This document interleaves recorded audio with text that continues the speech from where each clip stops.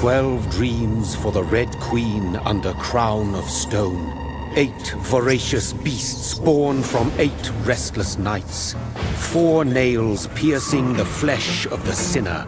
1 prayer for the summoned, called by this song. 'Tis perhaps the countdown to oblivion for the once proud city of London. 'Tis perchance her inhabitants' last dance alone to face death and pestilence. Confronted by the eerie and unknown, mortals became desperate for answers.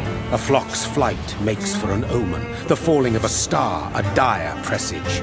Turning to priests for interpretation when there was no reason to be found. When religion failed, men turned to science. I saw them build such vain cities, crafting machines made for endless war. New questions flourished as old answers withered. What is darkness but lurking sun? What is wall but enslaved stone? What is glass but tortured sand? What is song but a call to arms? What is hate but jilted love? What is life but death pending?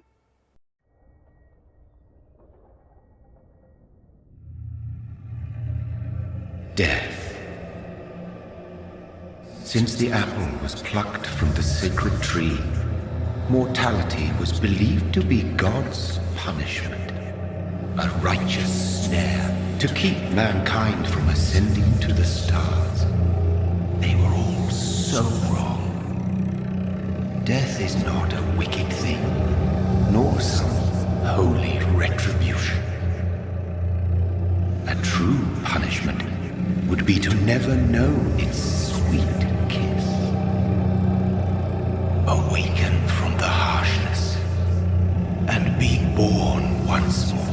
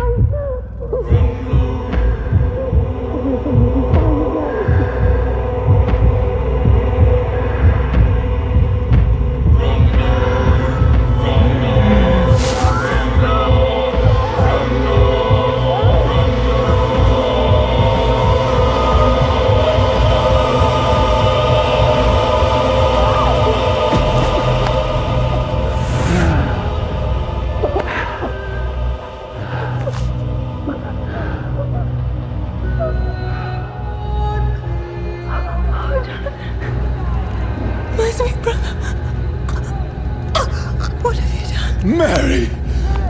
Oh, no! Mary!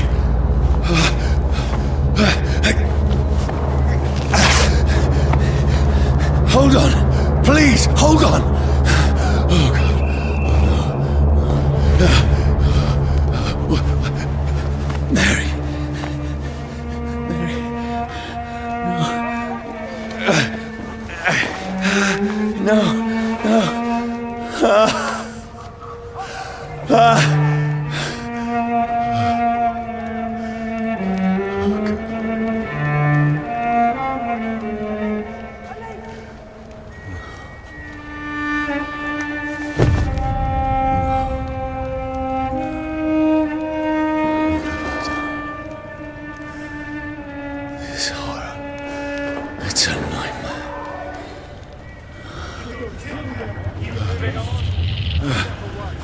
No!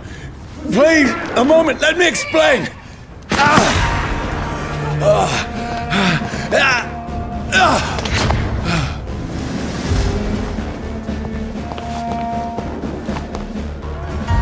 These patrols are after me. No! No! Don't shoot! This is a nightmare. I need to get out of here.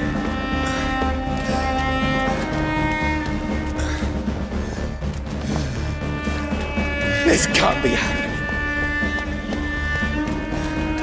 There's one of those vermin. No! Please! Stop!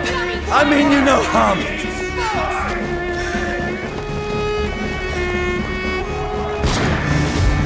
What's going on? Oh, Mary. What have I done? What's all this about? Shit, where'd it go? Now, I can defend myself. Kill that thing!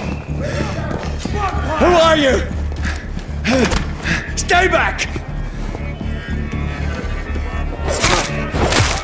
Sorry, but you left me no choice.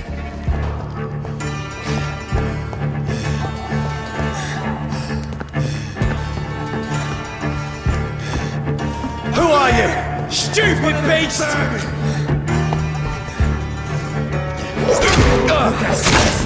Gone out like kindling. Sorry.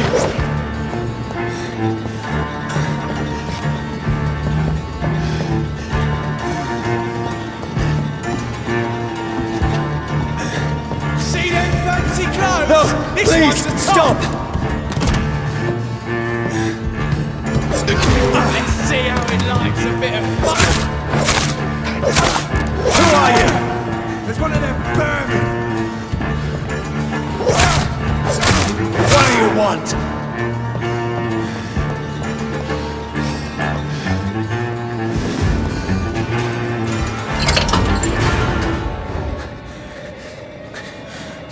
I mean you no harm. I need help. Die, you fucking leech! Please, listen to me. I can't make any sense of this. Shut up, beast! Who are you? What is this all about? What in God's name? That'll do the rest of the job. Just leave me.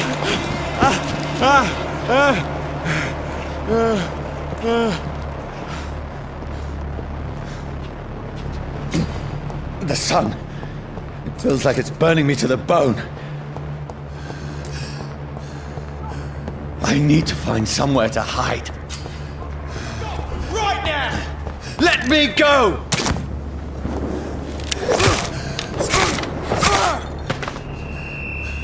I need to find shelter.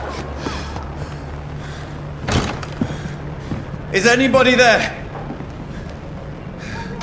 What is this place?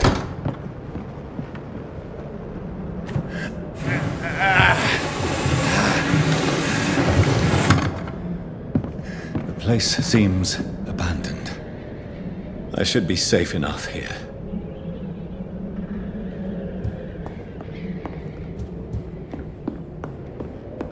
The sun is high. I cannot leave now.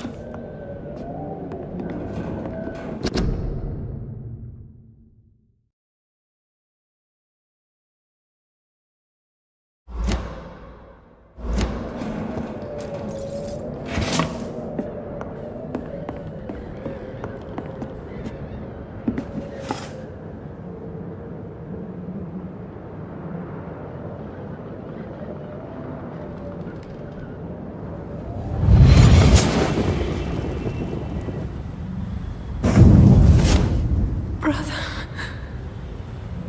what have you done? Mary!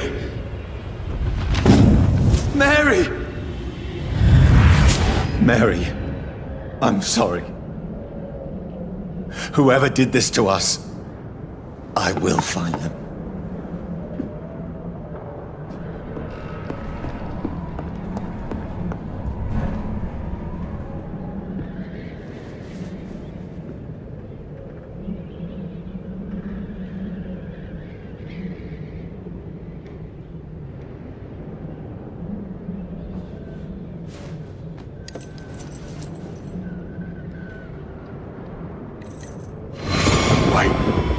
This one's dressed up fancy. Let's run through his pockets. Picking the dead's pockets? Are you serious? I've still a rent to pay. He's got no more responsibilities. What's this? Gold watch. Beautiful it is. We fancy it and share the takings. I suppose we are undertakers. Now, give him an Eve.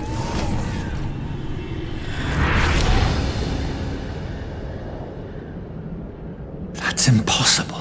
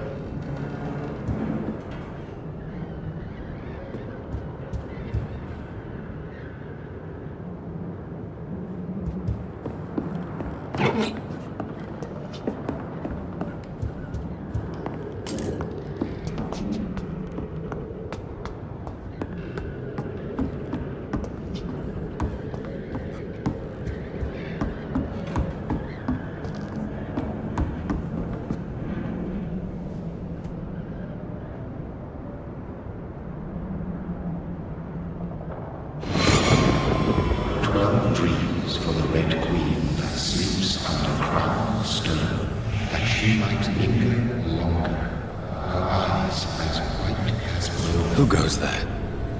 A prayer summoned by warring song. A child born from darkness must take scent of his power. Who's there? Are you referring to me?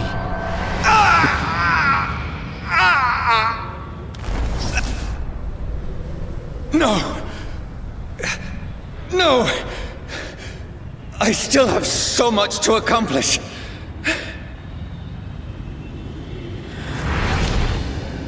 I still have so much left that needs doing.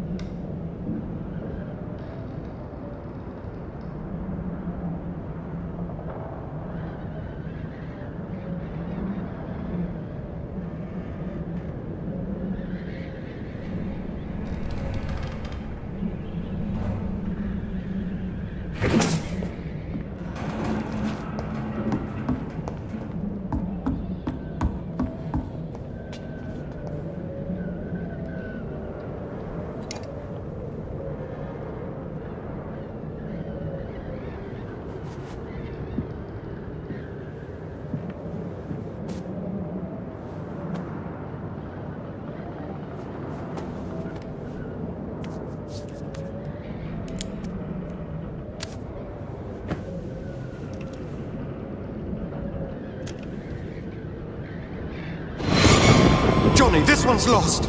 We need to leave. And now! No! There's time. I can save him. That's the enemy coming! The orders are to evacuate the hospital!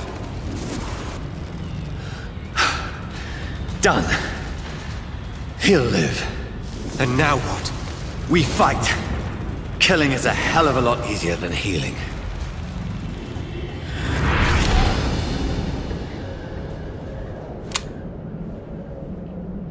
No, it never got easy.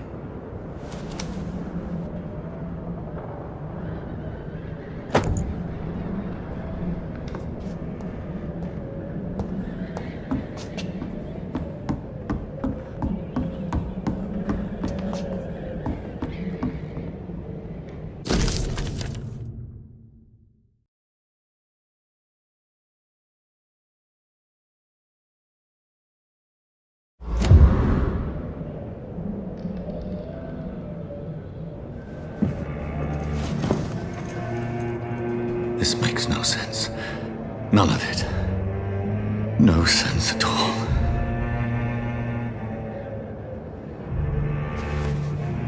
It's a nightmare. That's it.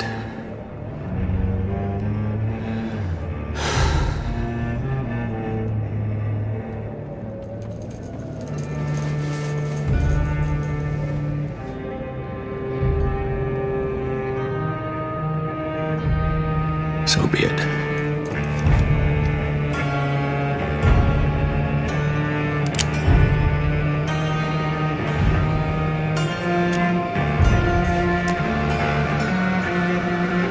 Rational thinking only.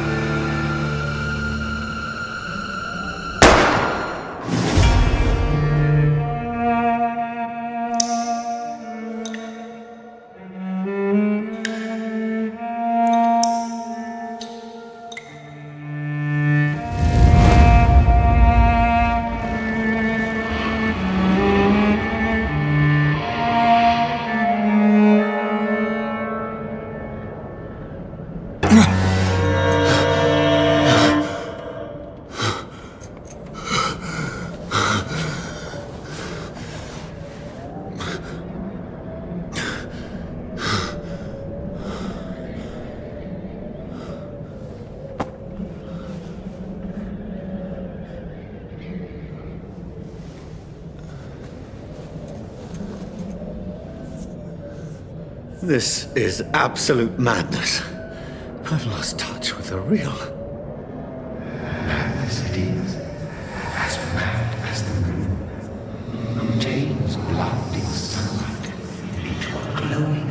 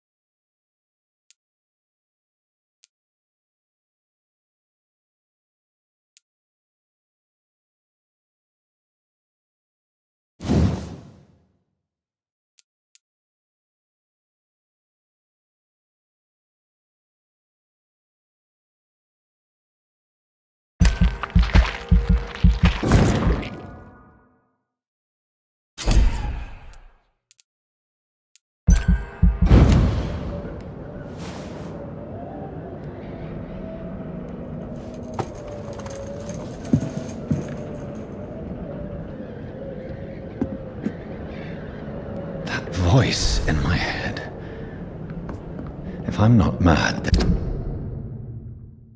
then it must belong to the one who made me what I am. I must find him to understand what I have become. Where is it? It's closed. These people want me dead. I need to leave now. Here's the leech. Here!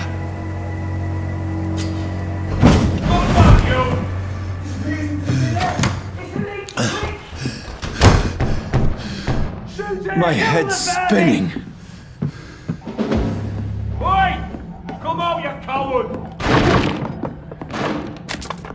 I cannot enter.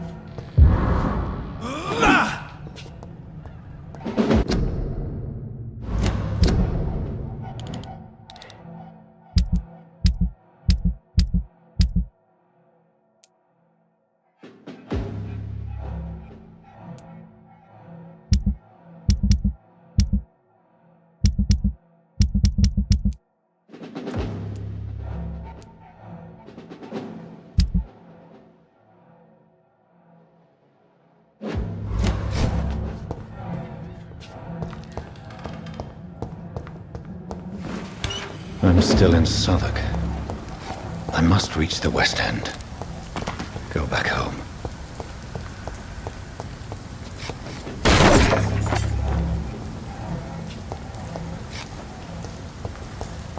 It's locked, all right.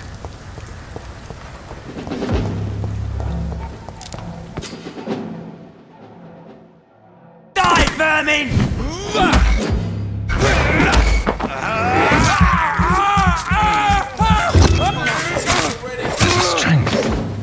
Strength I never knew I had.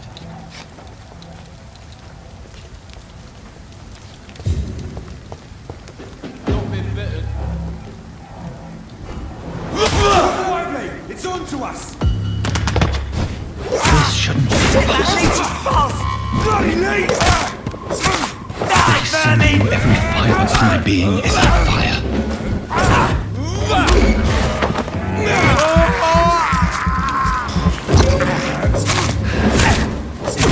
I feel like a child learning the limits of my body.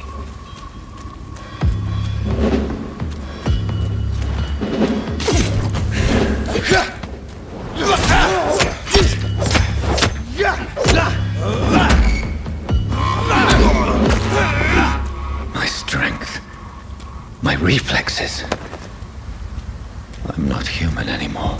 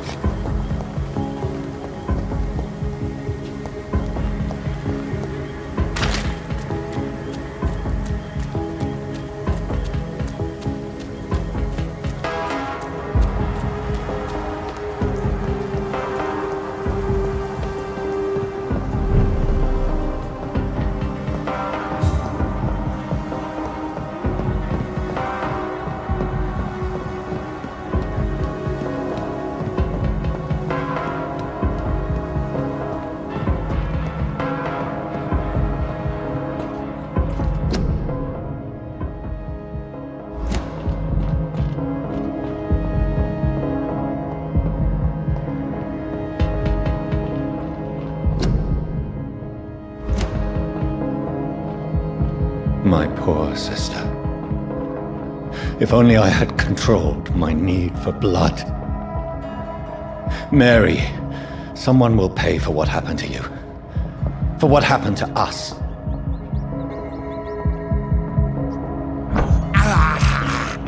This is despicable.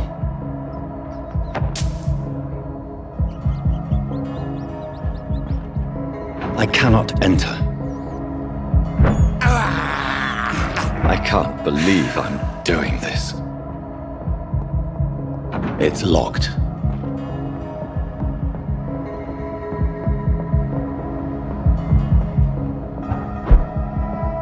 The dizziness from the jump. I can now control it. It's locked, all right.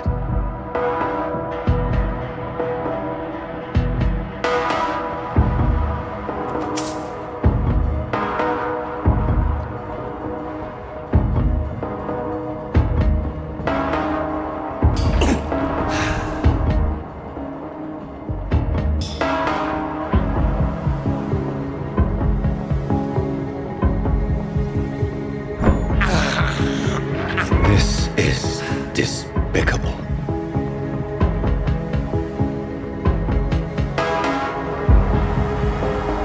What will London have to say to me? It's locked. I've so many questions unanswered.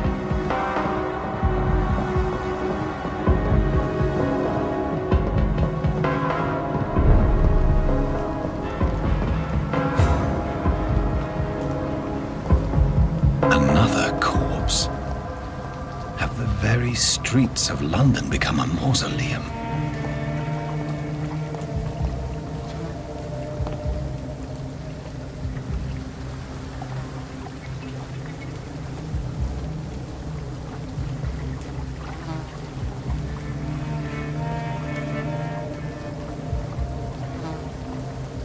The man has been drained of all blood, but I can still smell the scent of it.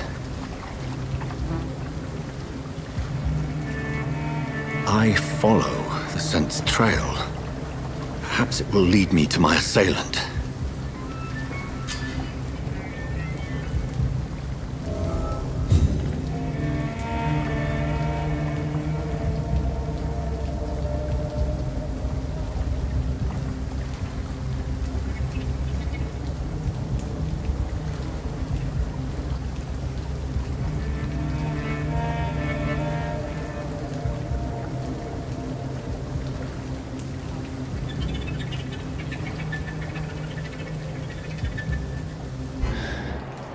Fresh blood.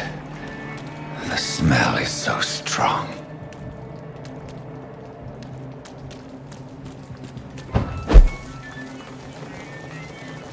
Something dire must have come about.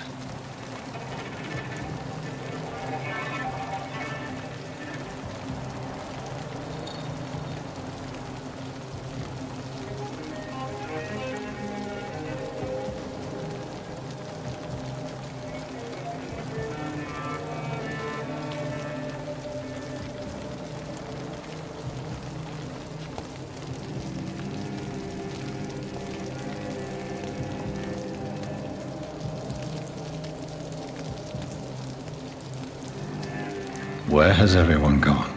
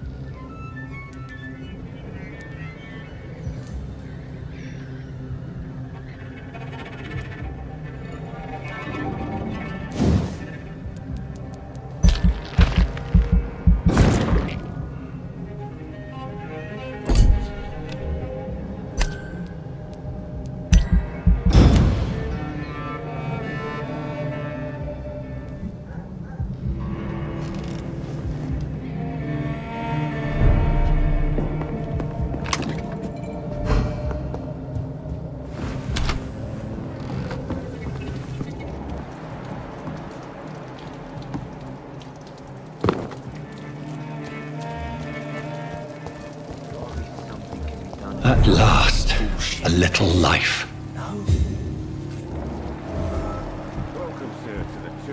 Whoever he may be, the killer recently entered this bar. Maybe some of the locals saw him. Not long ago, this sort of mess would have given me a laugh. My God, sir, you look like Jonah's whale just spat you out of hell. Can I get you a drink? No, thank you. I'm not thirsty. Well, grab a chair and get some rest. This is going to be another long night. Why is it going to be a long night? You must be new around here. Don't you know about the murders?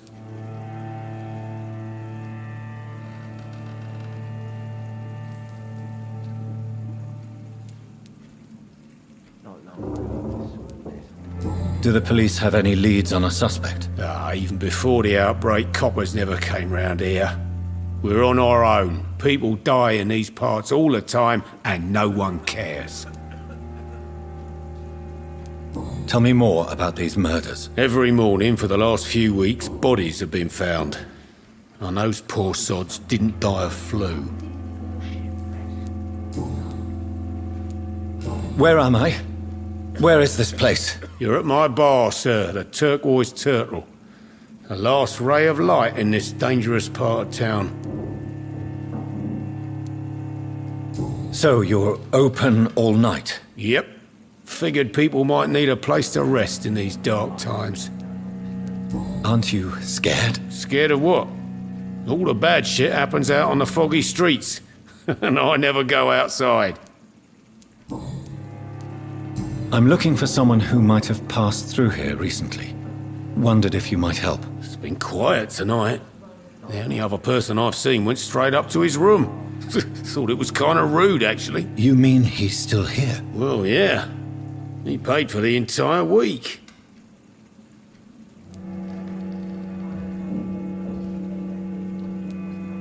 How long has he been here? He rented the room a few days ago and didn't say when he'd leave. Who is this man? What does he look like? Well, like a gentleman, I guess. Well-dressed, quite polite. A professor or something fancy like that. Always writing, reading notes.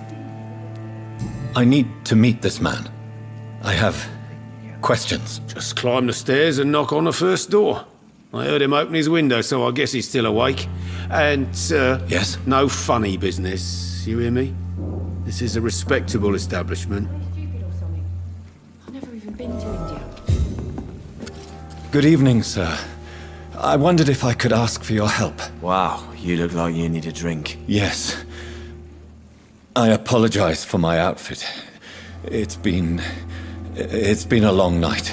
Been there, seen that. Don't worry, things can only get worse.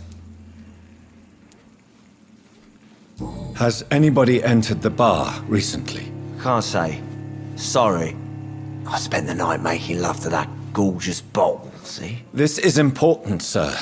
Are you sure no one has come in here in the last few hours? I don't know and I don't care. This is a free country. People still have the right to come and go, don't they? What's going on around here? It's like everybody is hiding. You must be new here. Have you not heard about the murders? Everybody fears the return of the sewer dog. Who is this sewer dog? It's the local bogeyman.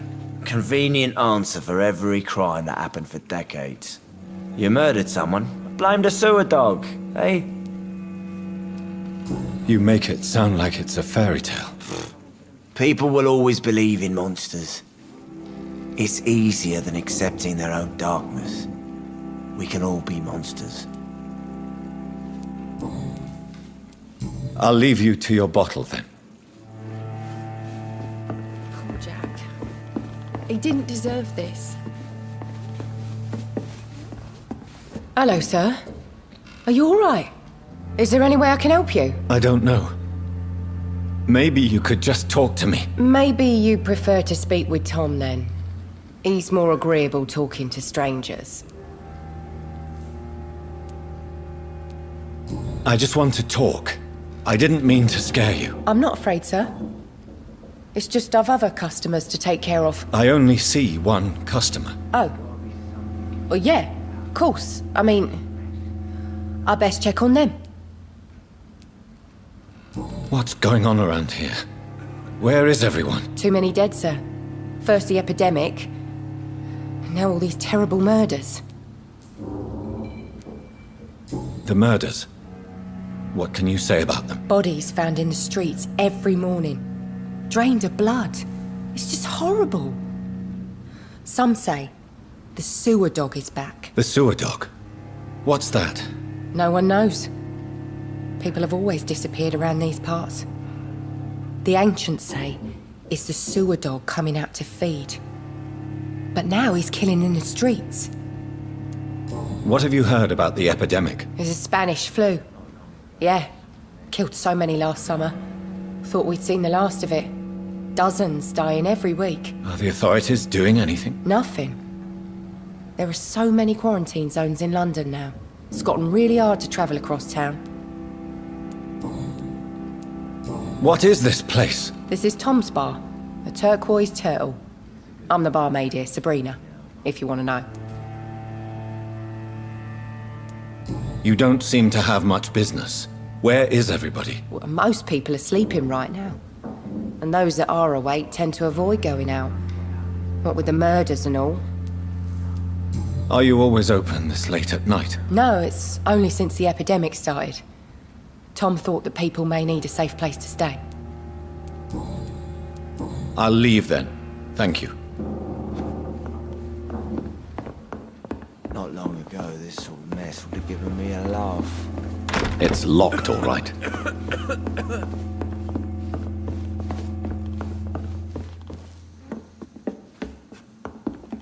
Are they stupid or something? I've never even been to India. It's a good thing you cannot see me now, Mum. This is no place for you. Prewen has several patrols roaming the area. They do not pursue me. But they're looking for vampires, and they're most efficient. They'll not relent until the killer has been identified. I have a common objective, but I require... I think someone is eavesdropping. Are you certain? You might as well come in, whoever you are. Slowly, vampire! Who are you? I mean you no harm. Saith the vampire. Present yourself! I need a word.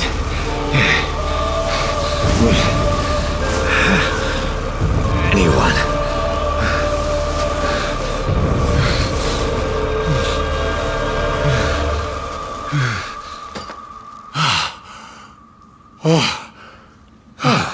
Well, that's something I can do for you.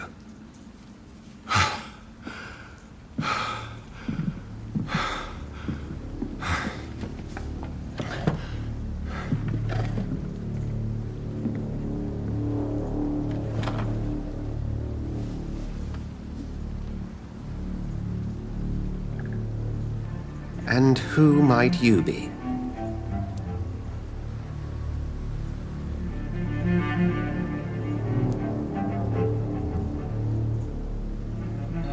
Tell me, who are you?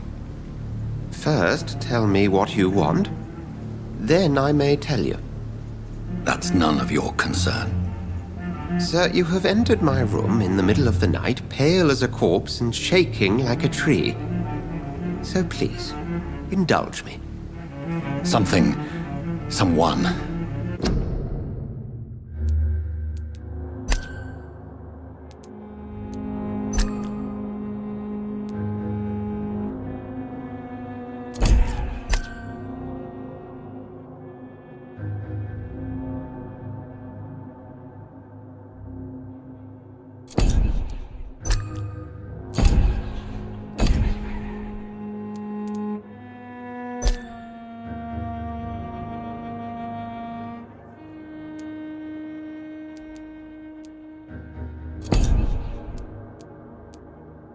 Is molesting people. In fact, killing them. Biting them. The calling card of a vampire. Like you.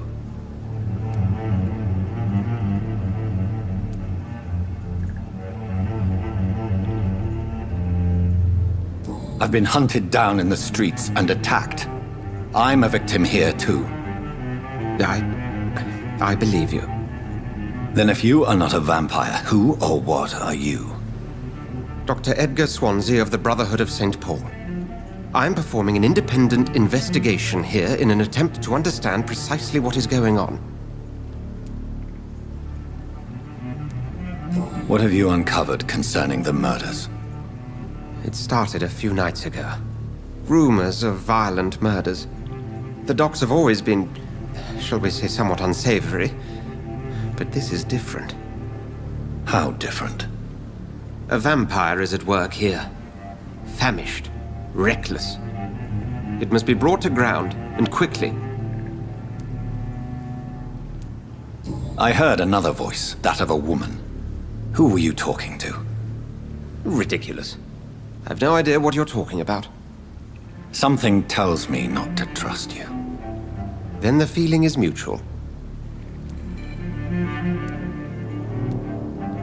And what exactly is this Brotherhood? Sir, if the name is not familiar to you, then we shall discuss it another time. Then help me find the culprit. I may. If you'll first tell me why you opened this door. I followed a trail. The scent of blood from a recent victim. It led me here. You thought I was your aggressor. That explains a great deal. We are both chasing the same shadow.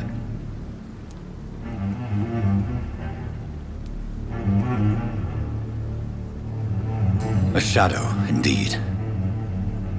Yet I heard his voice in my head. There was a moment I believed I was mad.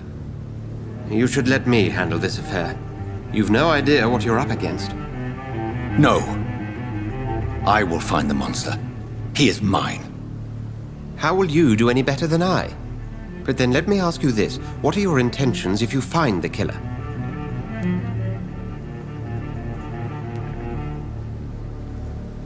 I'll end him. Then I can only wish you good hunting. And pray we shall meet again.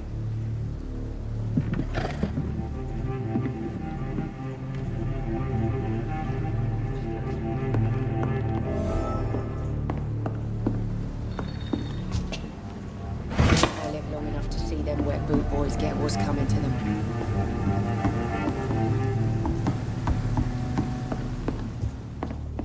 If Swansea is not my attacker, it means somebody else came here tonight. Someone must know something.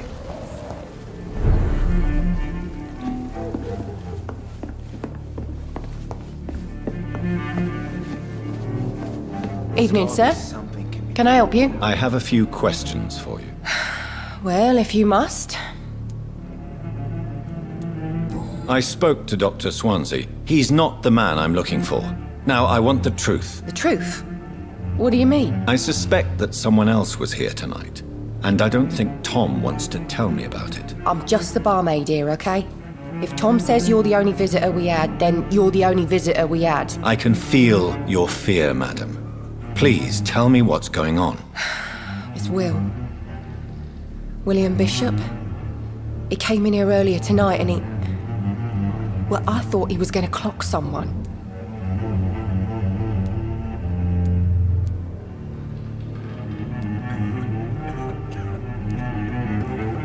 Why are you so afraid? I mean, his skin. His hands. I scrubbed every glass and every chair that he touched. God, I hope it's not contagious. What happened tonight? He was dead drunk, as usual. But my God, his eyes. His face. He must have caught something awful. He shouted and cried. It was terrible. Tell me about this William Bishop. Will was a sailor who worked at the canning factory before he lost that job. A nice bloke, really. He's never been violent. Until tonight. Why keep it a secret? Why not tell me about it? Tom's nothing if not loyal. After Will lost his job, he offered him one ear. They used to be good mates. But recently, well... Will started to get very aggressive. I see.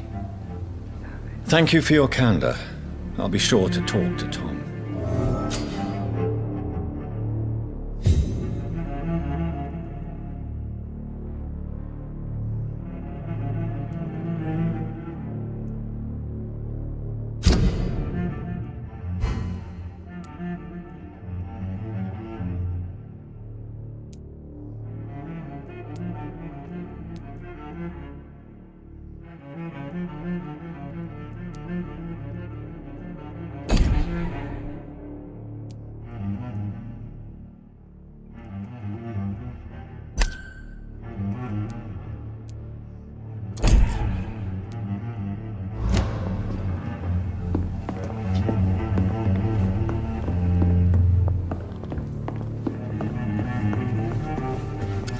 Hello, sir. May I disturb you again? You're still ugly as sin. I'll leave you to your bottle then. Welcome back. Did you find what you were after? I can't say I have. Are you sure no one else came into your bar before I arrived? Hey, I told you, you were the only other stranger I've had. Tom, talk to me about the visit from your old friend, William. Yes, Will came by tonight, but he's not my friend anymore. Who is he? William? Just an old sailor who loves his gin too much. He worked for years at the canning factory before it closed.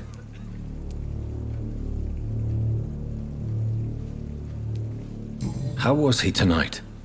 Was he different? Sicker than usual, perhaps.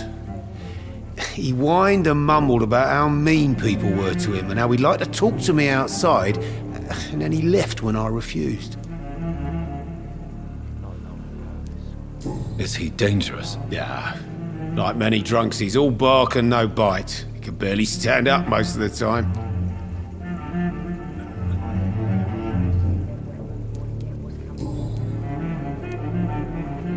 Why lie to me if he is not your friend? I didn't lie.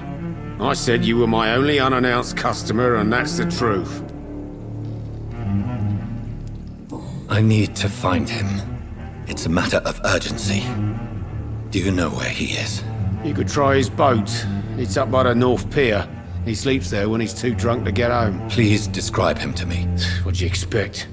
He's a tall, sick bastard with a bad rash and torn old clothes. William used to be strong. Now he's a mess. Thank you, Tom. If you see him, tell him I don't want him back here unless he cleans up his act, okay?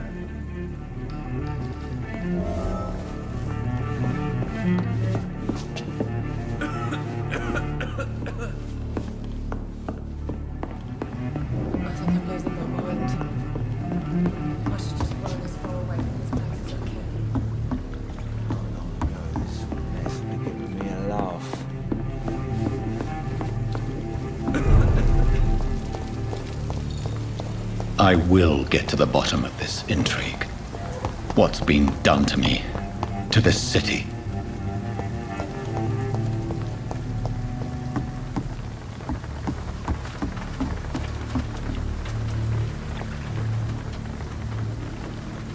The body is still warm. This man has just been drained of blood. This corpse has been dried of its blood, just like the previous victim. This man was armed. He tried to defend himself. What's this? Some sort of note. Blood and empty gin bottle. This bishop fellow is something of a heavy drinker. There are blood splats on the other side of the canal. I must reach that barge.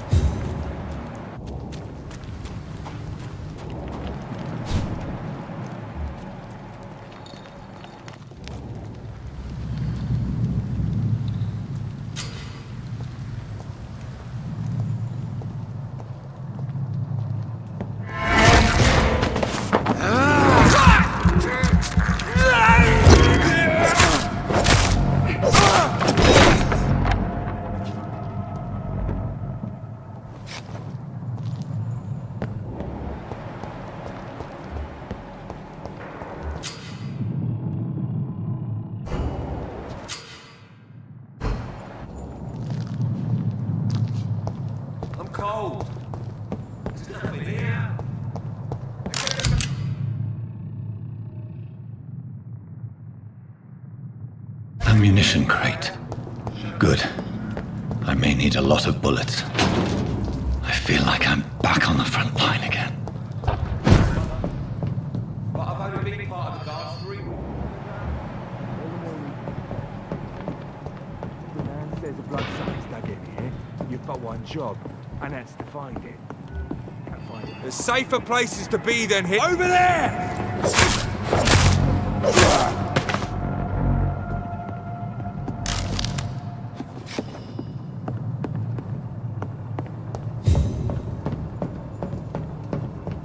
It's locked, all right.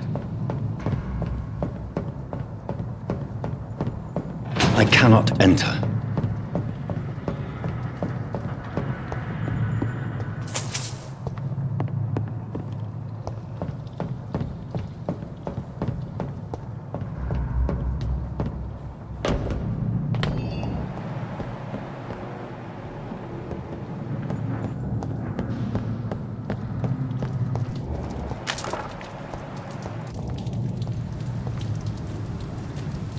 This one's mine!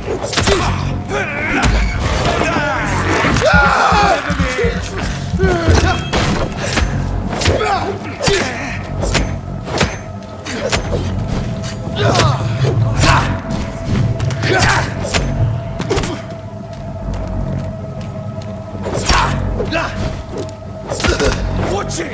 It's a killer!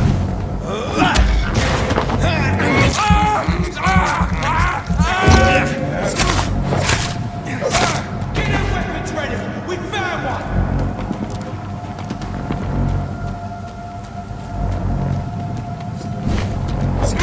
Murder! That's what you do with leeches! Spotted! Watch out, boys! Filthy piece of shit!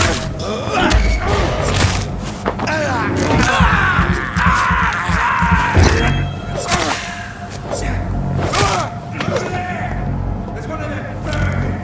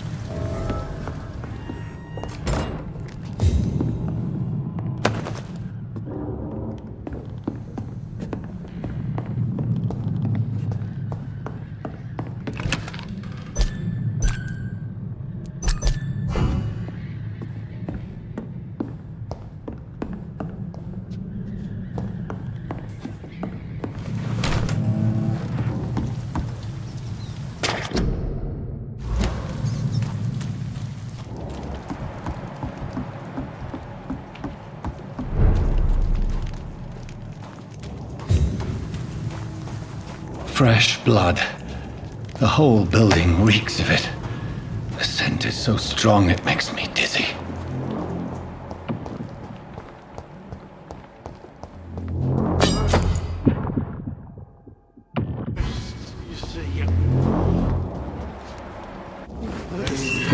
This place reeks of bloodshed. No. I had a drink outside tonight already. This creature is bedeviled. I must put it down.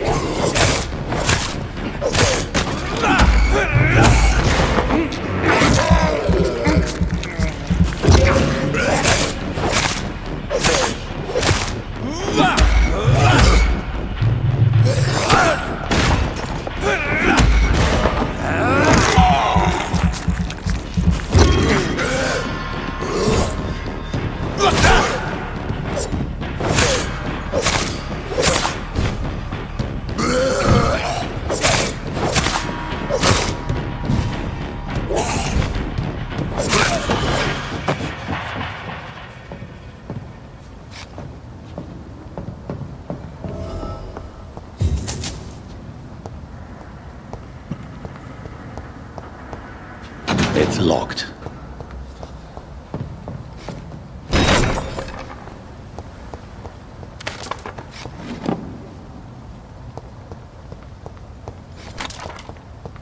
Let me go.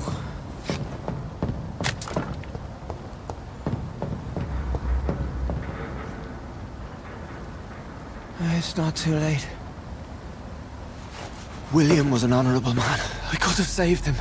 Mr. Hampton, are you in there? I knew him well, another lost soul, a kindred spirit. Sir, listen to the sound of my voice. I'm a doctor. You're suffering from shock. I must return to my flock. They'll stray without me.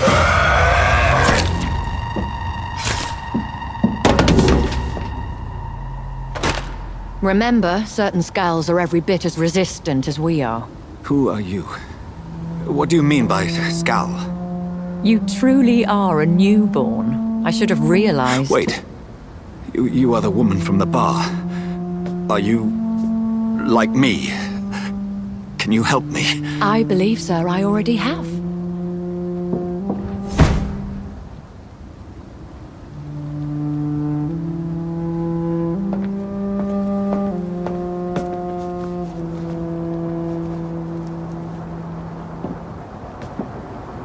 By George and the Saints, you've solved the mystery of these terrible murders.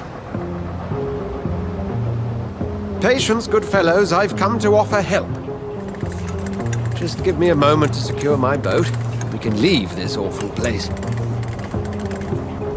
William was not the evil man they claimed. He was just taken by the thirst. He needed his drink. This man requires medical attention. We'll see he gets to the nearest hospital. No, please, I must tend to my fold. My flock needs me. There, sir. Go with the good Dr. Swansea. He's resourceful, and I'm sure he'll take good care of you. You'd best come as well. The sun is soon to rise, and you'll need a place to rest. I just need a moment. If I can learn something about what has happened to William, I'll be a step closer to understanding what happened to me.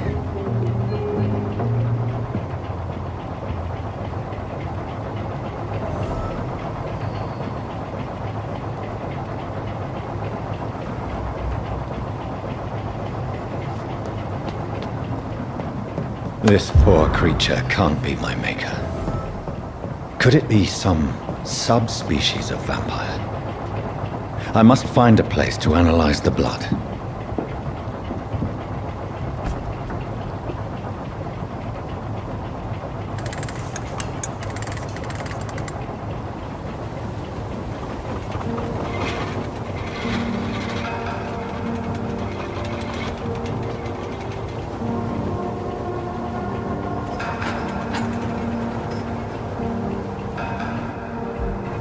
Where are we headed? We're on our way to the Pembroke Hospital. It's just across the canal. They'll have a bed for poor Mr. Hampton. William was... What manner of creature was he? Predator, prey, villain, and victim. Who can say? The important thing is that he's been stopped. Duly noted. And the woman? What... who is she? What woman? Oh, don't play me for a fool. You used me to locate that skull. You must know who she is. And I thought you a gentleman. You shouldn't talk about a lady behind her back, but I will tell you she values her privacy. Were London as peaceful as she appears from the middle of the canal? If only that were the reality of the situation. To be honest, I've always tried to avoid this part of town. Pembroke Hospital is the last bastion between the rest of London and the epidemic. The flu has decimated the East End and the war still rages.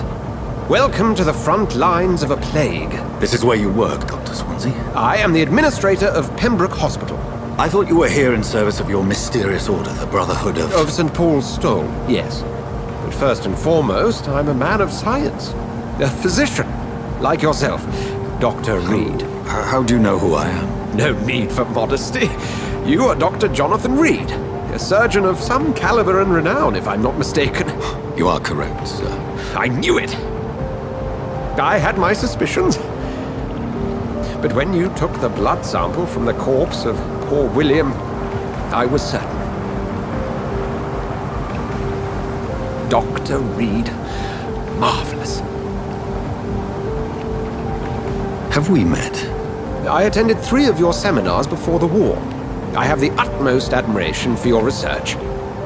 And what a turn of fate. England's most esteemed blood specialist returns to London a vampire. That word, again, from a so-called man of science. I understand. Traditionally, the role of science is to refute myth, but when myth walks among us, the Brotherhood of St. Paul has dedicated its purpose to their study. There's so much for you to learn. Of that, you are right. Well, then let me be blunt. Join my staff at Pembroke Hospital. As a physician. I suspect you'll not find a better post of employment to contemplate your predicament. This is sudden. I was returning home to see my sickly mother. But alas, that was before contracting this... affliction. Dr. Reed, take a moment to consider. The post would be for the night shift, providing a good explanation for your absence during daylight hours. You'll be adequately reimbursed, and have a place to hide. I even had the forethought to bring some clean clothes. So, what do you say? It seems I have little choice, but yours is a generous offer, so I thank you. Brilliant! Oh, Jonathan, this is one for the book, and the beginning of a beautiful friendship.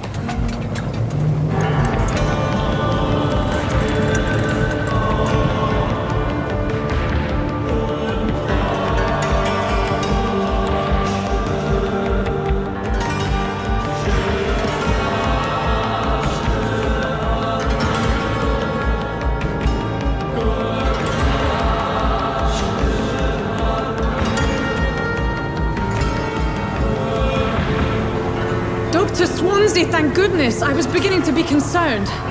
Worry no more, Nurse Crane, for I bring good news. Oh, Doctor, what a night. We lost 2 more patients. Nurse Scow said she couldn't take it anymore and resigned. Yes, well, I'll make a new rota in the morning. In the meantime, find a good bed for Mr. Hampton. Be sure to pay attention to his needs. Of course, Doctor. Oh, and Dorothy? Yes, Doctor? Dr. Reed here has just returned from the front. He served King and Country and will be joining us here at Pembroke. We're very lucky to have gained a surgeon of his talent, and one so experienced in blood transfusions. That is good news indeed, Doctor. Oh, yes.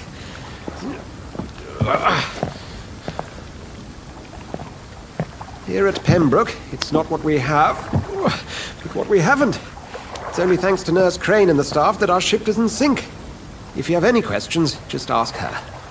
Duly noted. Thank you. Your assistance is required, Dr. Swansea, immediately. Welcome aboard, Jonathan. We'll catch up after my rounds. Coming, Nurse Crane! I'm coming!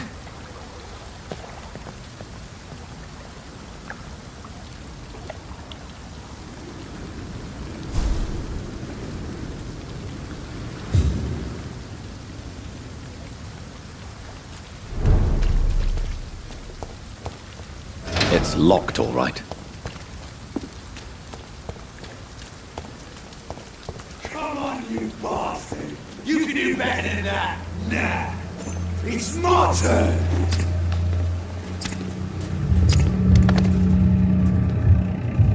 Rotten or pristine, each heart contains the seeds of life. Drink at this river, try it all.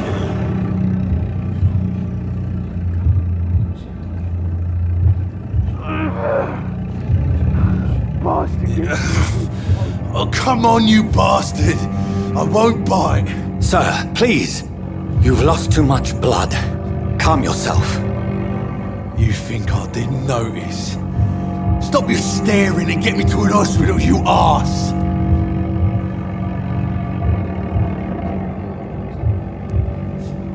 Insulting a good Samaritan. Not exactly the way to get rescued.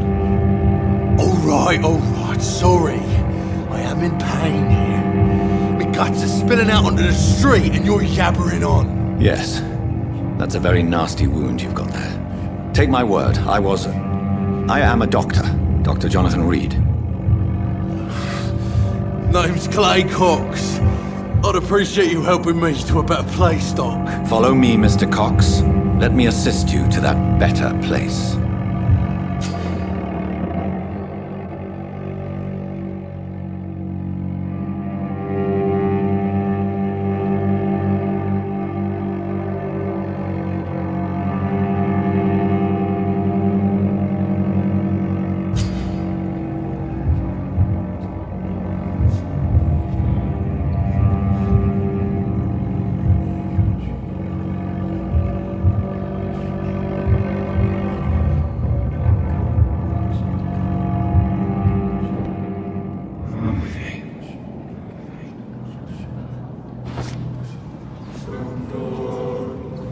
Bring this fading light into the shadows.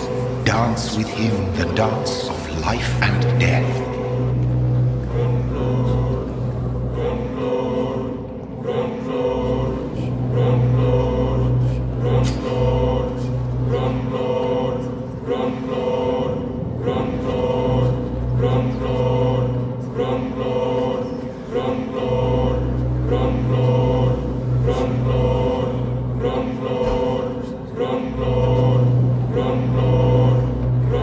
No more. Not tonight. Not like this. I will not take another life.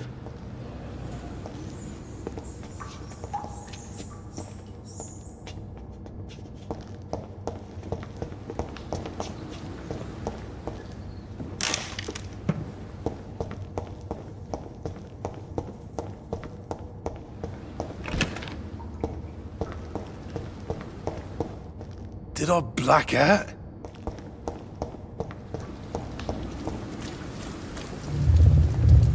It is wise for the huntsman to sometimes let his prey go, but no famished hunter can run for long.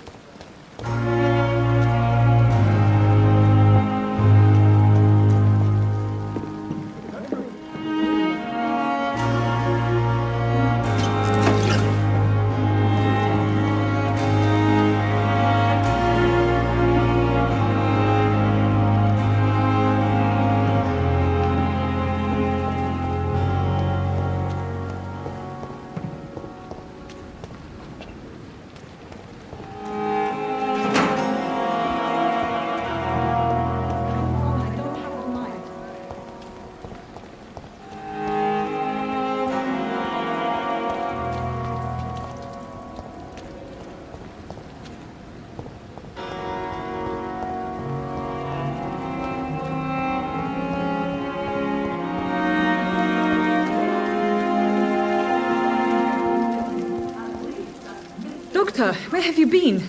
I've little time to play hide and seek with new staff members, no matter how illustrious they may be.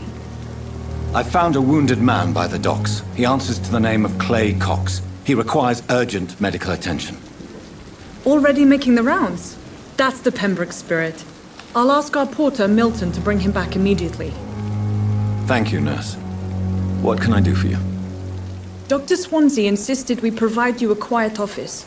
You'll find it on the second floor with your name on the door. Thank you. Nurse Crane, isn't it? Yes, Dorothy Crane. Welcome to Pembroke Hospital, Dr. Reed. Your office has been prepared. I would like to ask a few questions first. What kind of man is Dr. Swansea? Well, you accepted the job from him. I thought you would have known about your employer.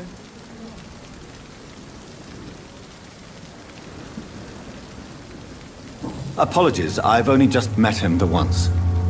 This is sudden. I've only just returned to England. Dr. Swansea is a brilliant surgeon and the most compassionate physician. It's right to assume Dr. Swansea knows far more about me than I do about him. You'll get to know him soon enough, and better than me. The administrator has better things to do than mix with us. And Mr. Hampton, the patient we brought in, how does he fare? I gave him a sedative to help him sleep. Poor thing was in quite a state of shock. If you could point me in the direction of my room again, nurse. Second floor of the hospital, left after the stairs. It's the last vacant office at the end of the corridor. Thank you, Nurse Crane.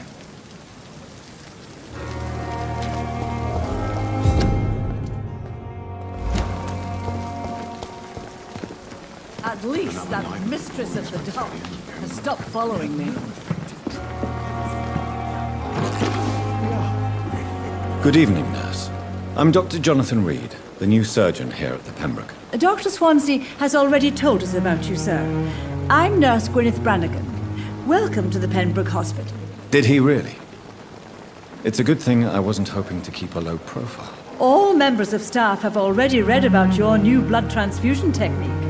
Dr. Swansea made sure of that. I see. Well, I'm a little surprised, but I suppose I'll just have to deal with this unexpected notoriety.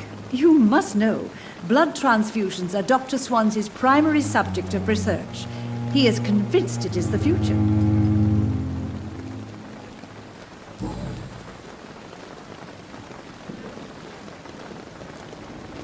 How are things here? Not good, to say the least. We're struggling against an invisible enemy, more lethal than any bullet from a gun. It's hard, Doctor.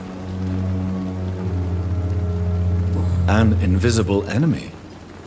Quite a poetic term for a disease, especially from a nurse. Sorry, Doctor. These last few weeks have been exhausting. We could all do with a good night's sleep. Do you think this hospital can survive the epidemic? We are all volunteers here, and we're trying to hold fast, but how do we beat an invisible killer? Some nurses have already resigned.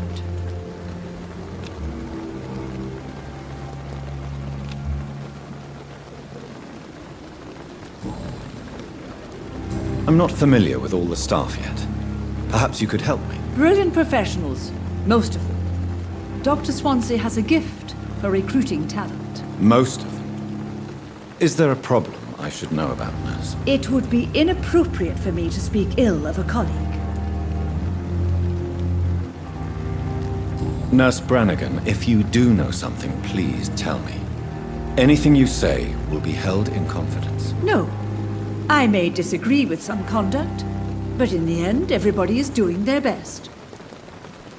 Is there anyone that stands out? Well, I have never met someone as dedicated as Dr. Tippett. He should be a standard for us all here. If only he were younger. Why should his age be a problem? I guess it's fair to say he's always pushing himself to the limits. He just doesn't know when to stop and get some rest.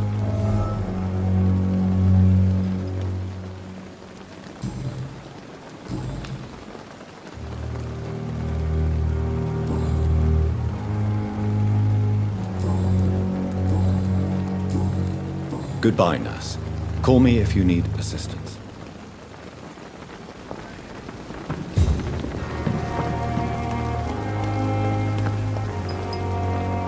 Good evening, sir. So it is true. The famous Dr. Reed has joined us. I can't think of any better news during these terrible times. Do we know each other? Actually, yes. We met once before, at the Rockefeller University in New York. Dr. Tippett, yes, I remember. I was assisting Professor Carell in his research about coronary bypasses. He had nothing but praise for you. He was also very confident about your future. And look at you now. Eminent surgeon and blood transfusion specialist.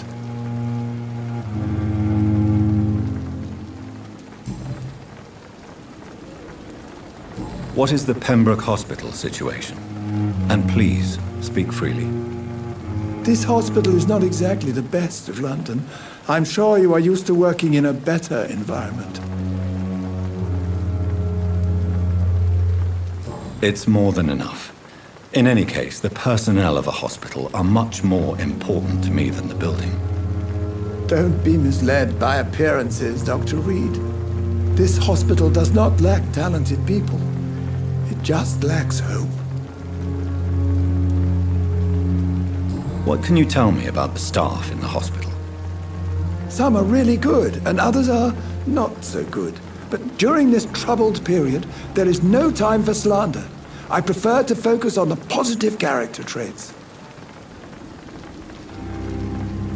Tell me more about cherished people, then. Nurse Brannigan is a pearl. She is the most helpful and dedicated nurse I've ever worked with. A clever and cheerful woman. You really seem to admire her skills. I'll go even further. If she was a man, she would be a damn fine practitioner. Any opinion about the management? I don't always agree with Dr. Swansea's reserve, but I must admit he does all he can to keep this facility running during this crisis. Ah, yes, the burden of command.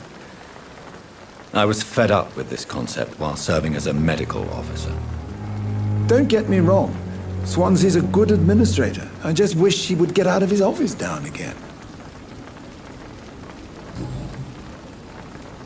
You're exhausting yourself, Corcoran. Maybe you should think about preserving your strength. No. We must keep on healing all those poor souls. We are the last rampart before chaos. Once more unto the breach.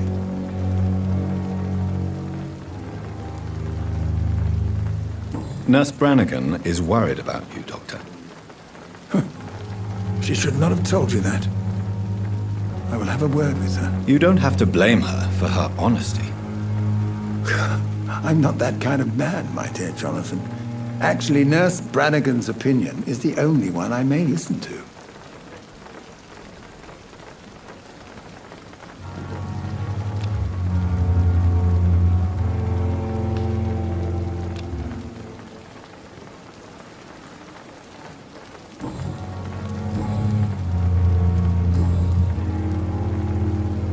Goodbye, Dr. Tippett. It's safer here than anywhere else in the East End. Good evening, sir. I'm Dr. Jonathan Reed. I'm new here. I've already heard about you, Dr. Reed. I'm Milton Hooks, the ambulance driver for this shithole of a hospital. That's quite a blunt introduction, Mr. Hooks. You can call me Milton.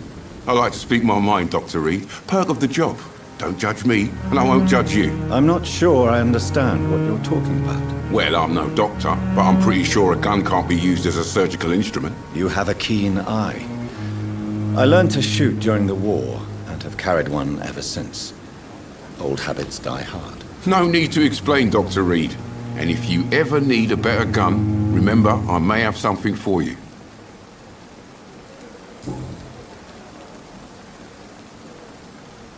So what do you do exactly in this hospital? Apart from smuggling guns, I mean. I've been an ambulance driver since... too long, I guess.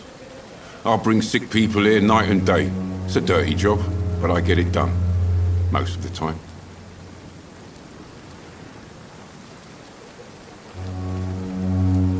It sounds like things have been a bit rough recently. What's happened? Yesterday I got attacked by the patient I was bringing here. I escaped through the hospital's garden, but I lost my wallet when I was running. You left an infected patient outside the hospital? That's incredibly dangerous. Go there yourself if you want, but be careful, Doctor. I'd rather not bring your dead body back. Since you're on the front line, how is the sanitary situation in this vicinity? It's a complete disaster. It's even getting dangerous to enter some streets or buildings. Even the locals attack you. How is the situation around here? You want to hear the situation is all right? It's fucking awful. We lack everything, and it's getting worse every day. Are you really smuggling weapons through the hospital? And why not? I've already been attacked by patients, you know. And by gang members willing to steal my money. But you're not defending yourself. You're selling guns to civilians. You keep people alive your own way, Doctor. I offer them another way to protect their health.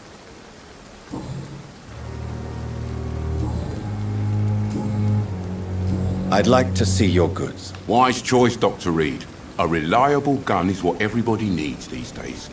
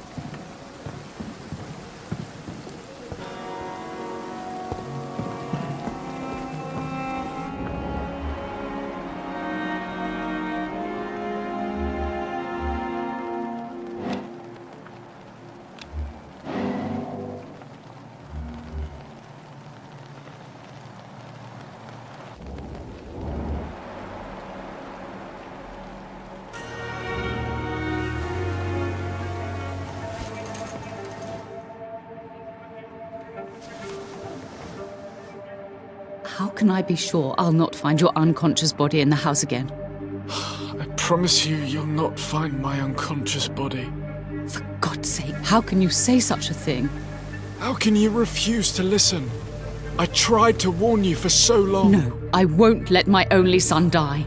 You promised me you'll stay alive. Your son lied to you, like the whole world lies to us.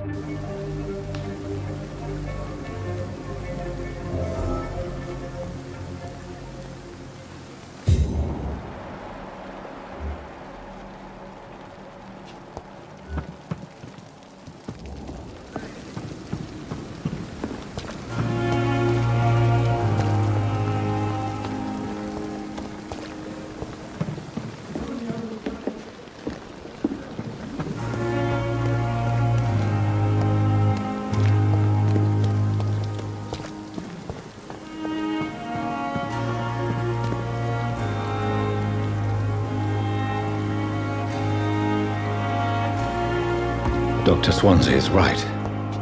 This place seems perfect to conduct my research. Good evening, miss. I'm Dr. Reed, the new surgeon at the Pembroke Hospital. And who are you? Your name has no meaning to me, mortal.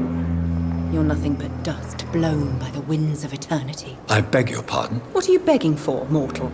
My clemency? Well, tonight maybe I'm inclined to mercy. You'll never forget the night you met Thelma Howcroft. You keep calling me mortal.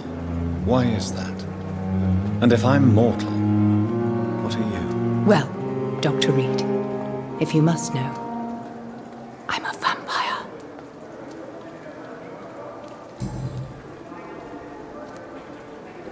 And why do you believe you're a vampire? I don't need to believe anything. It is what I am. It is what I feel within this hollow shell of flesh.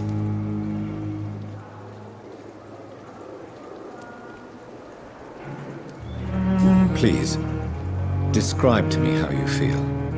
What is it like to be a vampire? I can hear my body crumble from the inside as my flesh cracks and fades.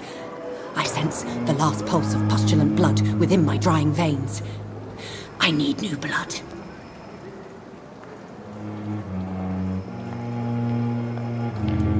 I see. Have you ever heard of Cotard syndrome, Miss Howcroft? Never. It's a mental illness discovered by a French neurologist named Jules Cotard. The affected patients are delusional. They believe that they are putrefying, that they are dead, a ghost or a ghoul. Or in your case, a vampire. Delusional, you say? Oh, sad and petty mortal. You can't even begin to understand the concept of immortality. And you think it is I who am delusional. I'm assuming you must be a patient here. Am I right, Miss Howcroft? It's only a cover.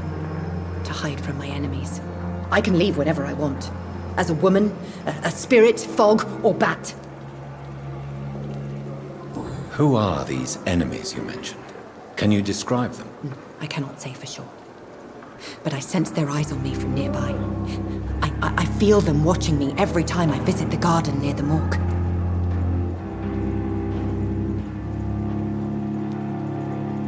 The staff here are not your enemy. They're here to help you, to care for you. I'm not speaking of the doctors in white. I'm speaking of the men and women who hunt me. For I am a vampire! I see. Don't worry. These people will not find you here. I'll personally make sure they leave you alone. Thank you, mortal. But do not interfere with them, for you are no match for those that hunt me.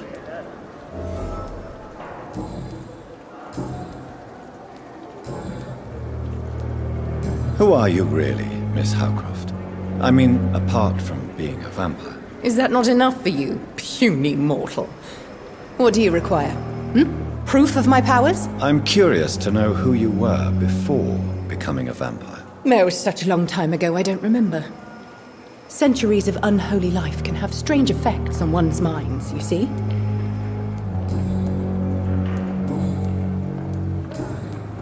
I'll leave you, Mistress of the Dark, to your nocturnal activities.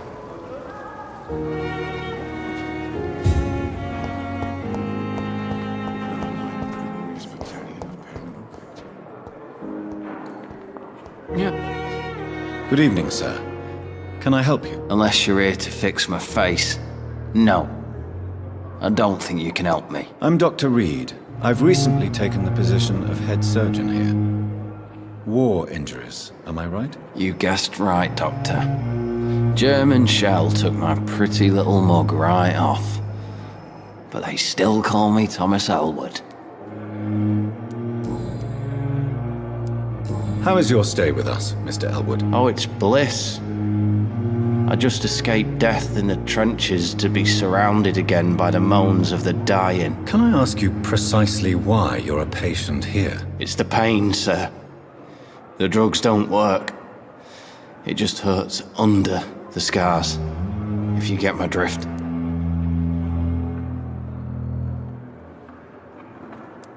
Can I do anything for your pain? Nurses gave me a bunch of pills. No effect. Told you. It's like the flames are under my skin, burning away. Who is treating you? Is someone in particular looking after your case? Nobody since the old and tired doctor spoke to me. Started to think I was forgotten about. Wouldn't blame you. You don't seem worried by that. My face hurts so much more when I smile or cry. I've learned it's easier not to speak. But be assured I'm smiling inside.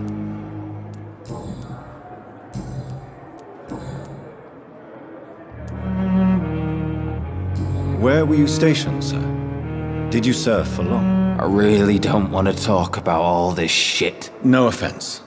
I was pushing too much. I served in France myself.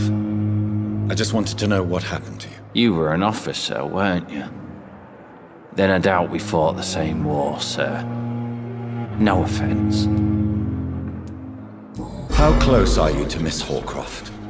Are you aware that she thinks she is a vampire? To wait for her next nibble is the best reason to stay here. Every time she approaches my bed, she treats me like something tasty. A normal person. Aren't you afraid? She may hurt you if the game goes too far. She's quite harmless, I can assure you.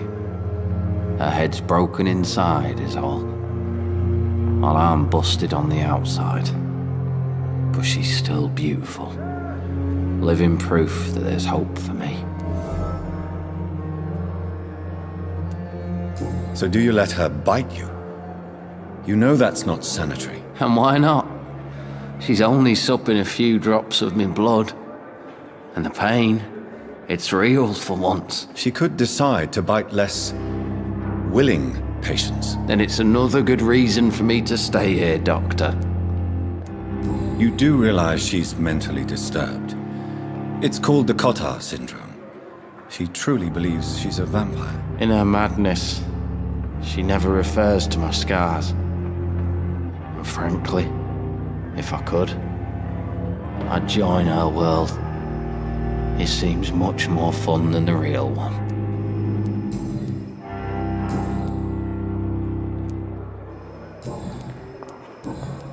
Goodbye for now, Mr. Elwood. Fear and disgust on every street corner. The daily routine. Good evening, Mr. Hampton. How do you feel? Dr. Reed, is it? Oh, sir, I must apologize for my behavior. What do you mean? I was not myself in the factory. Fear and exhaustion made me say awful things to you, I'm afraid. You remained perfectly nice and polite. A little delirious, perhaps. But who wouldn't be after enduring an abduction? Thank you, Doctor. That's a relief. Now all I need to do is rest and return to my flock. Do you know Tom Watts, the bartender from the Turtle? I met him before I found you in the canning factory. Tom? Yes, of course. Always the helping hand, good old Tom. Without men like him, corruption and despair would have wiped out the East End long ago. People are still in despair. How could it be otherwise? The authorities have left us all to rot in this contagious nightmare.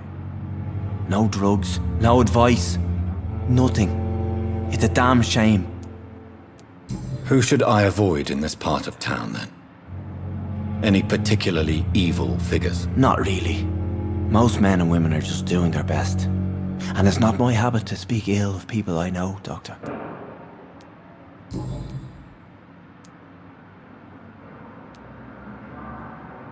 What is the general situation in the East End docks? The situation has always been tough, with a lot of tensions between the gangs and the dockers' trade union. The wet boot boys are very nervous since they lost their leader. Who leads the gang now? Since Clay Cox went missing, it's his wife Edwina who runs the show, with the assistance of her minion, Booth Digby. Has the gang been threatening you? Ah, no. I've had this nickname for so long, you know, the sad saint of the East End. No one dares to bug a saint, not even criminals. How did you end up in William Bishop's den? I had received alarming news about his recent behaviour. I went to his place and he refused to let me go.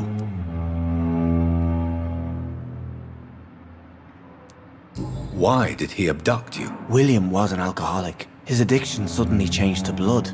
I don't know why. Just like a patient I met here. This Miss Hawcroft. You dared to enter this awful place alone. You're a hero, Mr. Hampton. Or a fool. I'm just a man trying to help his friends, Dr. Reed. William Bishop was a conflicted soul, searching for light.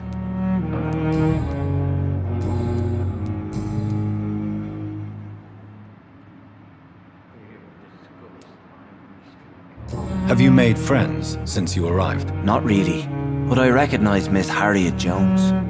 I knew her when she lived by the docks.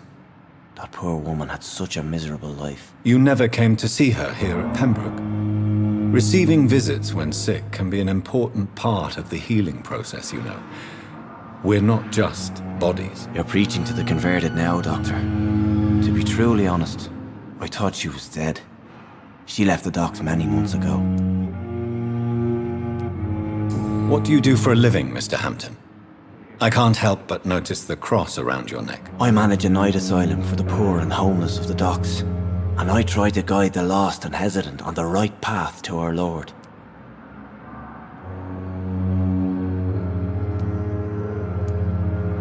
Are you a priest, Mr. Hampton? A deacon, maybe? Not at all, Doctor. I'm just a man of faith willing to preach the good word. Why didn't you use your cross against William Bishop? To repel him somehow? That's a very strange question, Doctor.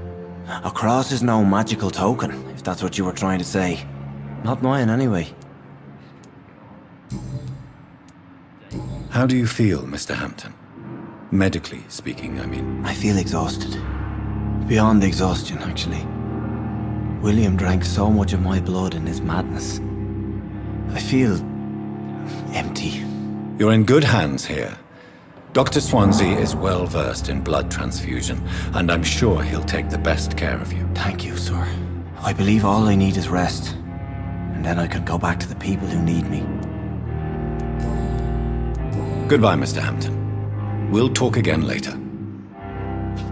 Fear and disgust on every street corner. It's locked. The daily routine.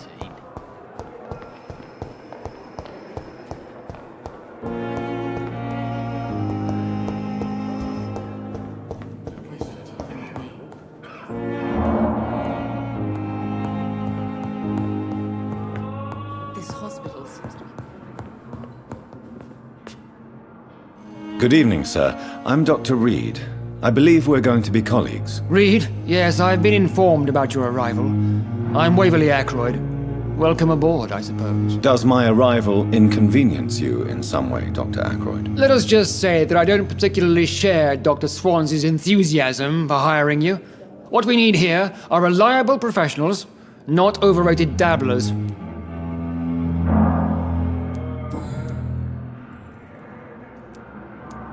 If you have a problem with me, Dr. Ackroyd, please feel free to tell me. Dr. Swansea has imposed your presence on this hospital without asking anyone's advice. The benefit of his position.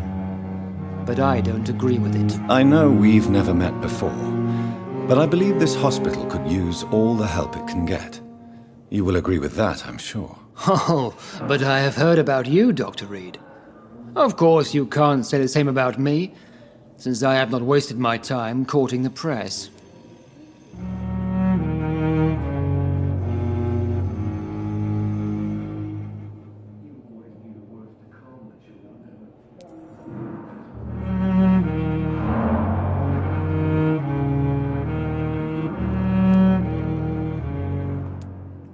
You are going to change your tone with me, my dear colleague, and very quickly. I don't think so. Perhaps you think yourself protected by Dr. Swansea, but I am still a free man, and I will speak to you the way I want.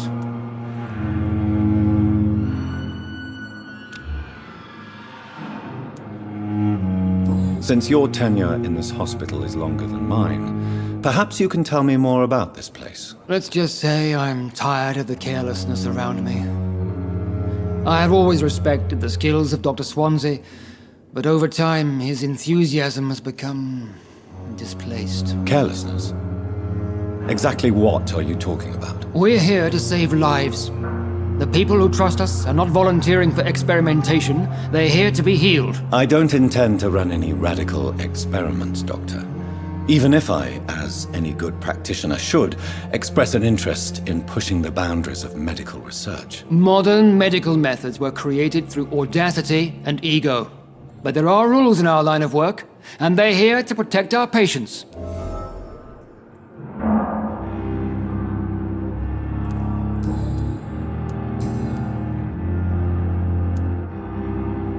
I don't know what you've heard about me, but I have already proved my value as a practitioner. I don't question your skills, Dr. Reed, but your motive.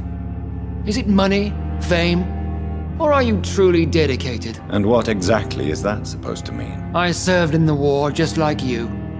But unlike you, I did not use the wounded to play the modern sorcerer. Be careful what you insinuate, Dr. Ackroyd. I only want you to admit you used those men to improve your theories.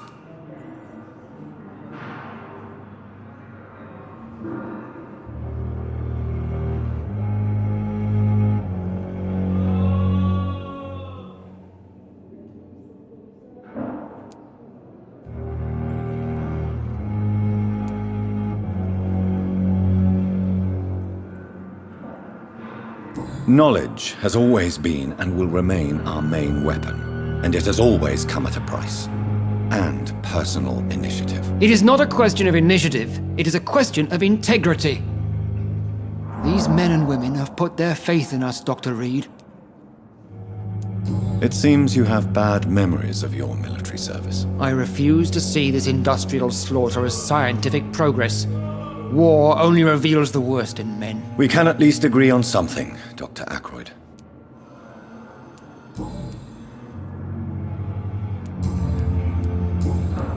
Thank you for your time. We'll talk later.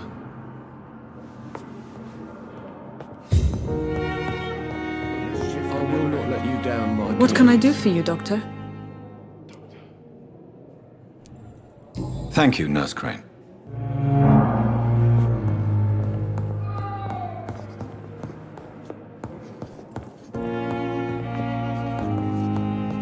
You always knew the Good evening, Doctor. I believe we're going to be working together. Dr. Reed. Dr. Swansea informed us of your arrival, but I could not dare to believe we'd have such good fortune. Such an honor, sir. Thank you. And you are? I am Thoreau Strickland, Dr. Thoreau Strickland. I'm a great admirer of your work, Dr. Reed.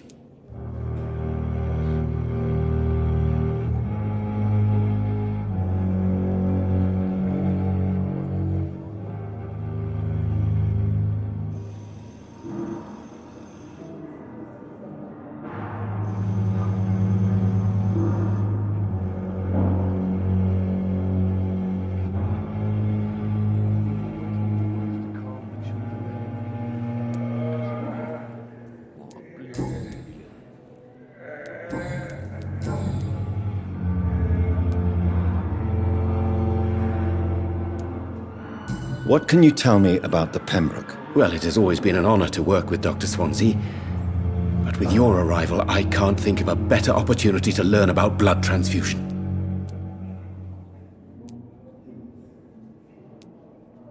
You seem quite optimistic.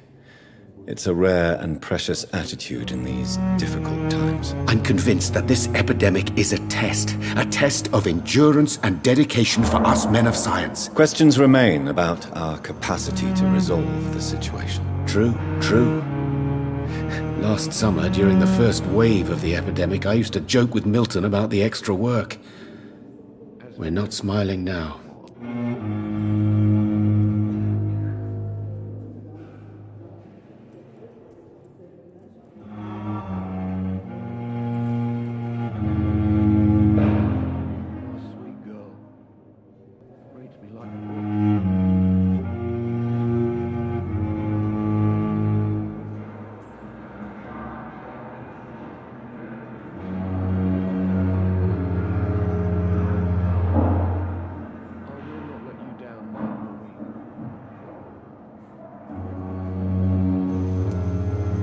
Do you need help with anything in particular? Well, yes, maybe.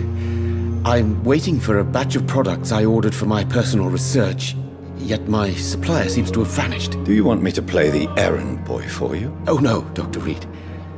But if you went personally to his shop, what with your reputation and all, he wouldn't dare to refuse the products I need. I see. Well, give me the address, for I may pass by if I have time. Please, could you tell me something about yourself? I'm a great admirer of your work concerning blood transfusion, Dr. Reed. I run my own experiments. I'm convinced it's the future.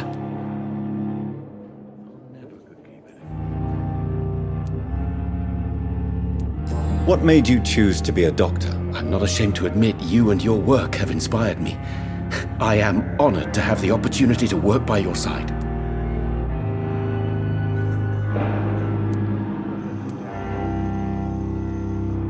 It's always a pleasure to share scientific and medical knowledge with someone eager to learn. I'll be glad to help you if I can.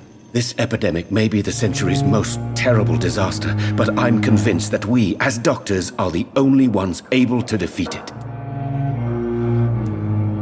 I based my technique on my mentor's research. He helped me perfect my method. What is yours? I'd rather not talk about it. For now, it's just theories and first approach. My process is purely experimental. and unsuccessful. As long as you're cautious and methodical, you may remain empty-handed, but you won't fail. You're not the first one to warn me, but I am convinced knowledge is the main weapon against the ravages of this epidemic. What do you think of Dr. Ackroyd's aversion to modern medical methods? It's a shame he's so narrow-minded. Dr. Swansea taught me that science is about exploring uncharted territory. I'm convinced that's true. With the influenza and all that's going on, you should put your differences aside, don't you think? Why is it so difficult to work together? I believe that if Dr. Ackroyd had been the one to discover the transfusion process, he would be the first to recommend its use. So you believe it's just a question of jealousy and pride? Dr. Ackroyd is as proud as he is blinded by his obsolete concept of medical science.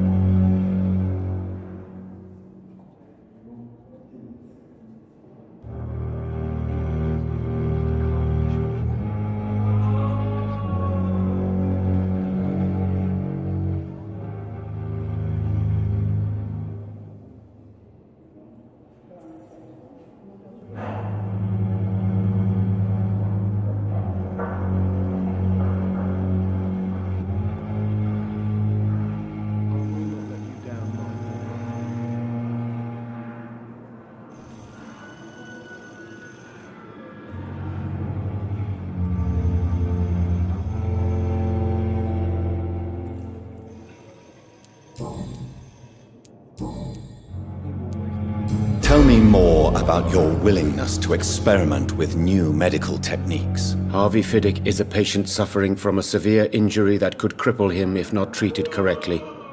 I'm convinced your blood transfusion technique could help him. What is it you really want? To save him, or to prove your point? Fair question. I want nothing but to save my patient, Dr. Reed. Especially since I know Mr. Fiddick's story. Tell me Mr. Fiddick's story. Our first diagnosis was compromised because Mr. Fiddick lied to us about the real origin of his injury. He first claimed it was an accident. But why would he hide such crucial information from us? Because he is a proud father, ashamed of putting his children at risk because of his own negligence.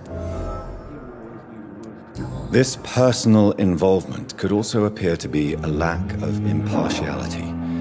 You must know that a good surgeon must remain neutral. I agree. But that does not excuse Dr. Ackroyd's behavior, a man who did not even take time to converse with his patient. Do you think keeping his distance was a mistake?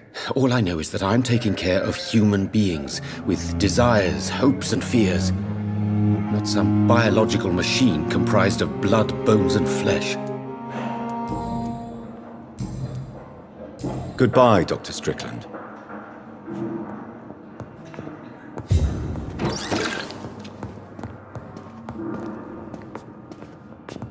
How long must I wait, damn it? Blaming me will not further your agenda, sir. How long's it going to take to fix me properly? A month? A year? You have the right to disapprove of our methods, and you will kindly apologize when... Good evening, madam. Good evening. Can I help you? It's my son who needs you, sir. I'm Dr. Jonathan Reed. How can I help your son? I'm Beatrice Goswick, mother of Mortimer Goswick. Could you check on him, please, Dr. Reed?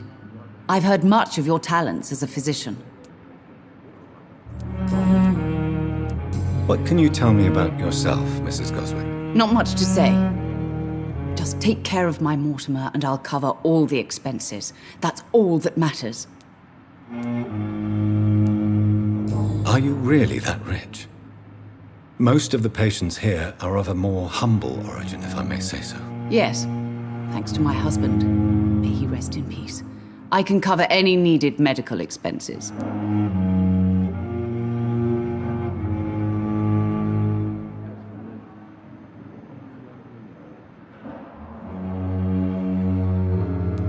May I ask if you have an occupation, Mrs. Goswick? I'm a teacher by profession. I teach young women who are more ambitious about their futures than their families.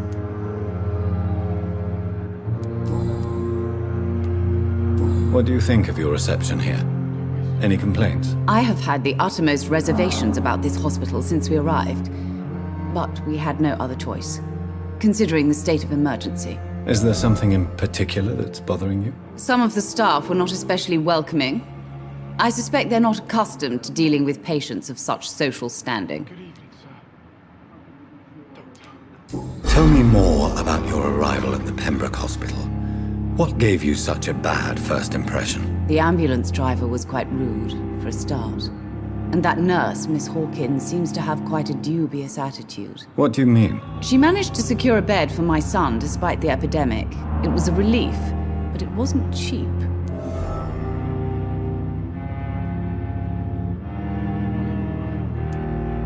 She charged you for a bed? Yes, and I paid without question, considering the urgency of the situation. I share your concern, Mrs. Goswick. Be sure that I'll talk to the people involved. I don't expect compensation, Dr. Reed. But I'm aware such behavior would not be tolerated in other hospitals.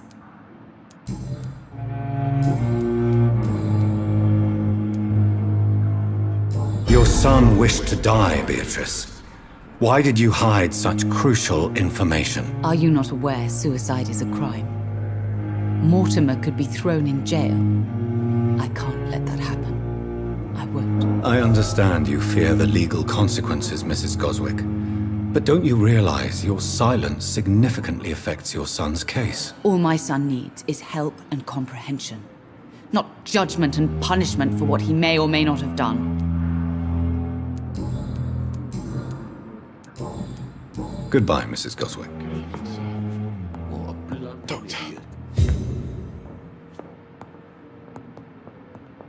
Good evening. I'm Dr. Reed. Can I help at all? No. Really? Why are you here, then? I don't want to talk. My throat hurts too much. I suppose that this pain is the reason you're here. Is someone taking care of you? Yes. And no. Could you at least tell me your name, sir? Mortimer. Mortimer Goswick. How painful is your throat, Mr. Goswick? So painful I'd rather not talk at all, Doctor. I'm sure you realize a doctor and his patient have to communicate, sir. Would it help if I gave you some paper and a pen? Not really. I see. Then maybe it's not just your throat that hurts, Mr. Goswick. Perhaps your sore throat is just the consequence of something more hurtful. Yes, maybe. But I don't want to talk or even write about it now. Why did your mother have you hospitalized here? She seems convinced this is a bad hospital. My mother just wants the best for me. She won't rest while I'm here. She'd go all the way to hell and back to help me. Pembroke Hospital may look unorthodox, but rest assured you're in good hands here. It's not me you have to convince, Dr. Reed. It's my mother. Is your mother bothering you? As your doctor, I can ask her to leave you alone if you would prefer. That's tempting, Doctor. But you have no idea what my mother is capable of. She would tie herself to my bed if you asked her to leave.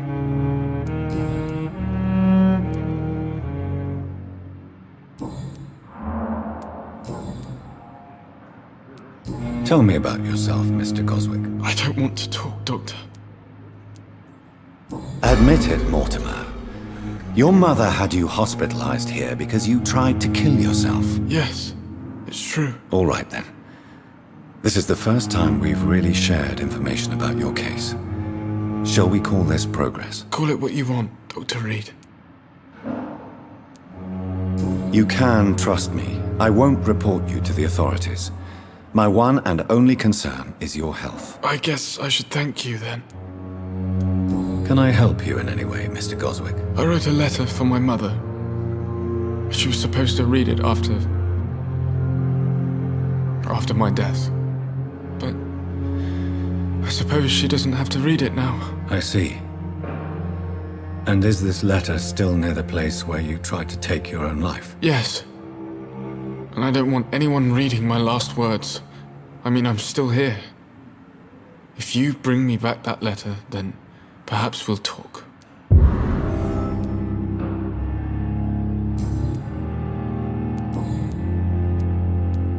I have to go now, sir. But don't hesitate to contact me if you need any help. Good evening, sir. Doctor. I'll let you down, Lon. I'm so tired. Will this shift never end?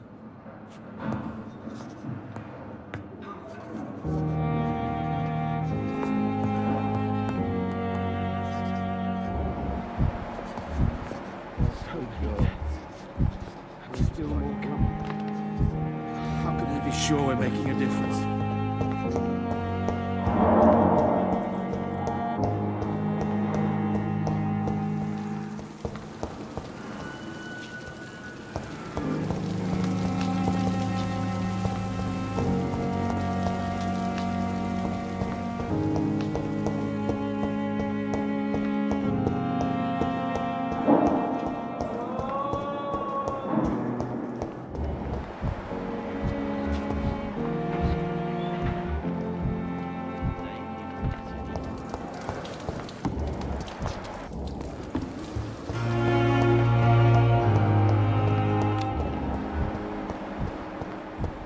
I cannot enter.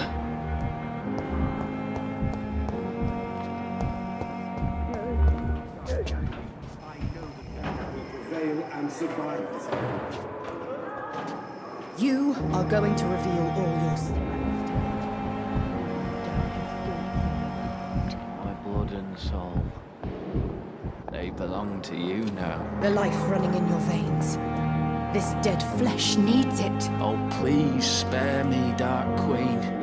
Spare your obedient slave.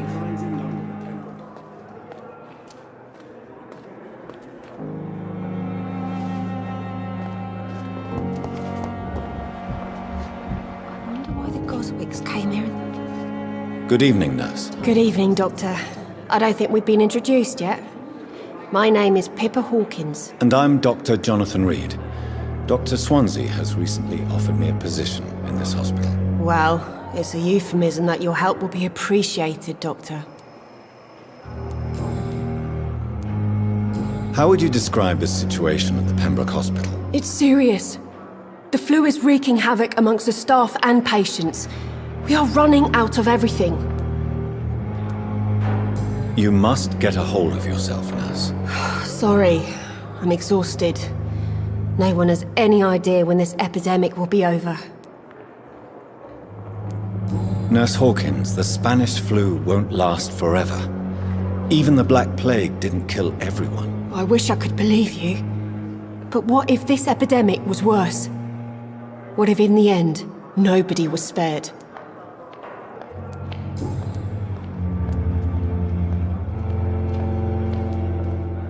How long have you been a nurse? Well, long enough to see that the epidemic is winning.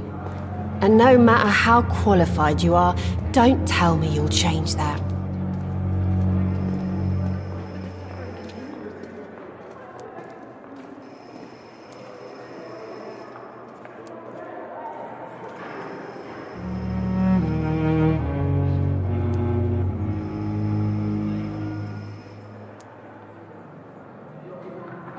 I don't like your attitude, Nurse Hawkins. Pessimism can be as lethal as the epidemic in times like these. Sorry, Doctor. I don't want to sound bitter, but I'm just too tired to give a pep talk like Nurse Brannigan. How is the Pembroke staff coping with the epidemic? Well, not well. Milton, the ambulance driver, is even more grumpy than usual, especially concerning doctors. Why is Milton grumpy on a daily basis? Is it just an act? Milton's not the kind of man who's bothered about a bad reputation, whether he deserved it or not. Why does Milton dislike doctors? I don't know. Just ask him. But be warned, Milton is not the chatty type.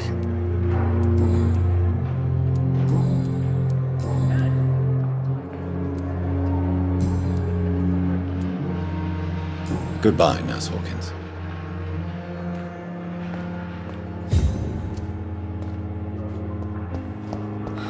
So many deaths. And what of my own life?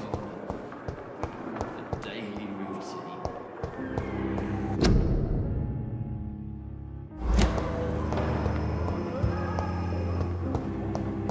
It's locked, all right.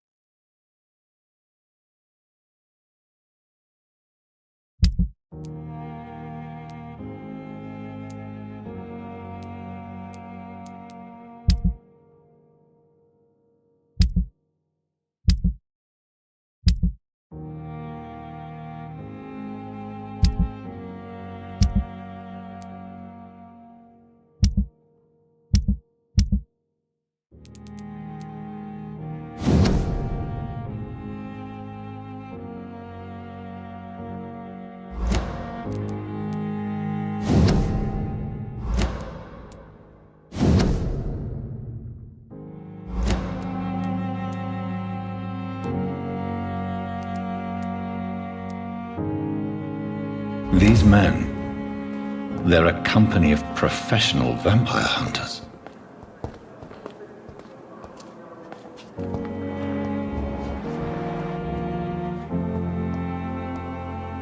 Good evening, Nurse Hawkins. Good evening, Dr. Reed.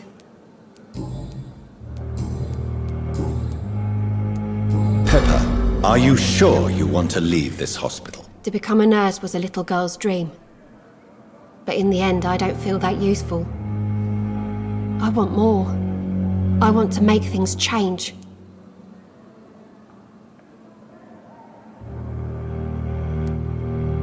You should be proud of what you've achieved. This hospital represents hope for many people in need of help. Maybe you're right. But at the moment, I feel like we're just a cemetery waiting room.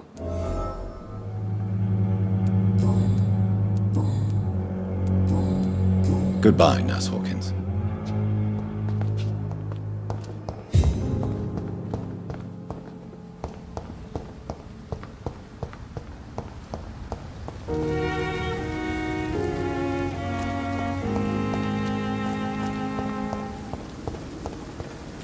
Thelma Howcroft said she was being watched by vampire hunters. Where are they hiding? I should investigate.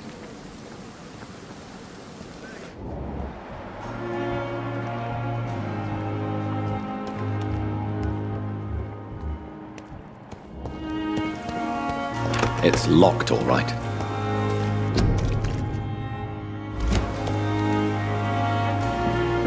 It's locked. Good evening. I'm Dr. Reed. Always a pleasure to meet a colleague, sir. Especially when he was supposedly dead. A colleague? Are you a doctor too? Not anymore, sir. I used to be Dr. Rakesh Chadana. Now, I'm just Mr. Chadana. Pawnbroker and humble guardian of this morgue. What do you mean, you used to be a doctor? Was your license revoked? No, sir. It is just that I like to be precise. I run a little pawn shop while taking care of the dead. But I used to be a real doctor.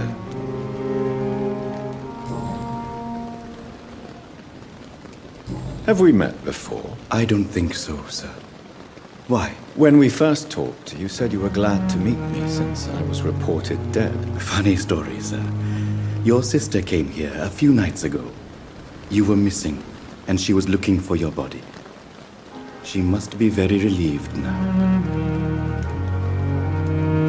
Are you afraid or uneasy being surrounded by so many corpses? Why should I? These bodies are empty vessels. Flesh left to decay. Poof! No soul anymore. All gone. An interesting point of view. And quite an exotic one, too. Most people fear, or at least have a respect, for dead flesh. Sir, as a medic during the war, I learned to face my death and the death of others. It's the pain we have to tame, not death itself. How did you get this job? After I left the army, I worked as an undertaker down by the docks. A dangerous place with many an unpleasant business there. Milton Hooks helped me get a job here. Do you work here alone? Yes, very easy work, sir. All I have to do is watch a few bodies. The situation was very different when the main morgue was still open. Why do you have to watch these bodies? Because these poor fellows have no names. We keep them in case someone comes looking for the missing. Sadly, very rarely happens. Why close the hospital's main morgue? It was for sanitary reasons after the beginning of the epidemic. Cadavers had to be moved to the nearest mass grave.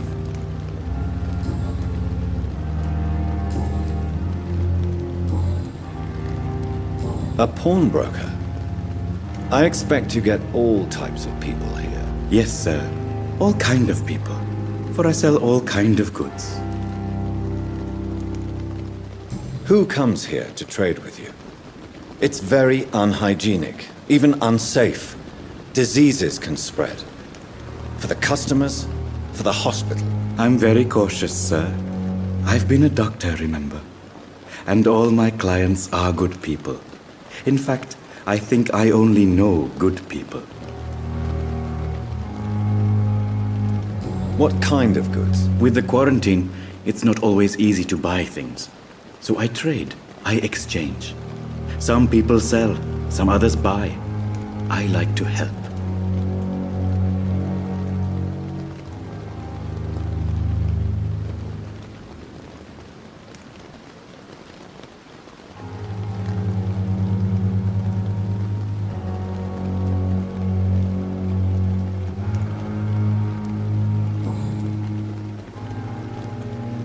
Since you're not afraid of dying, do you believe in life after death, Rakesh? No.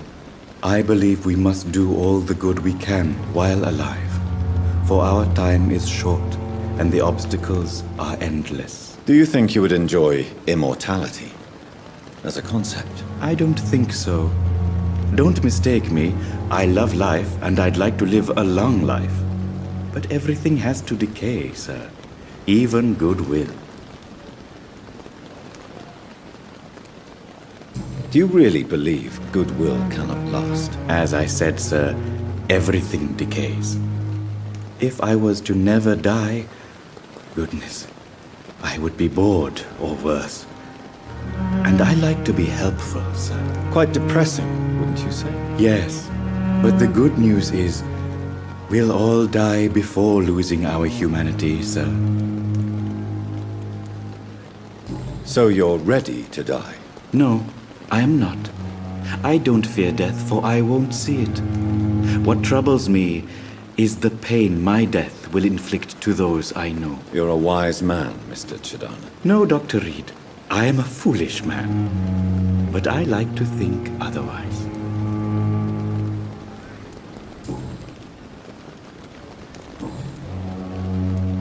Please show me what you have to sell. Of course. It's just trinkets and curios, really. But I'm sure they can be useful.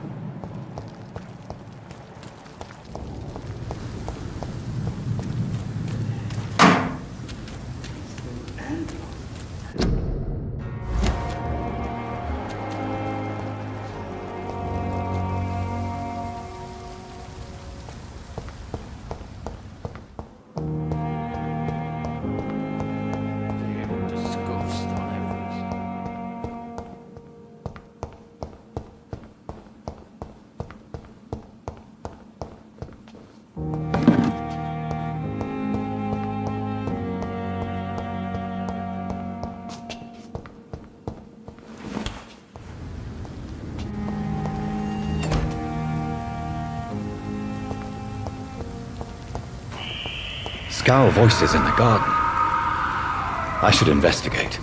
If they were to find somebody...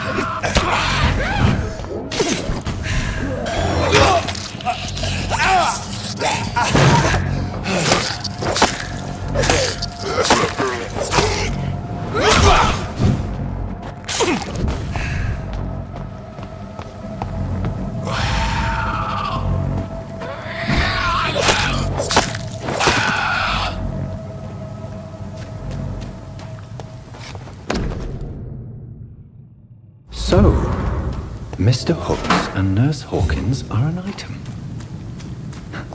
Those two have hidden their affections well.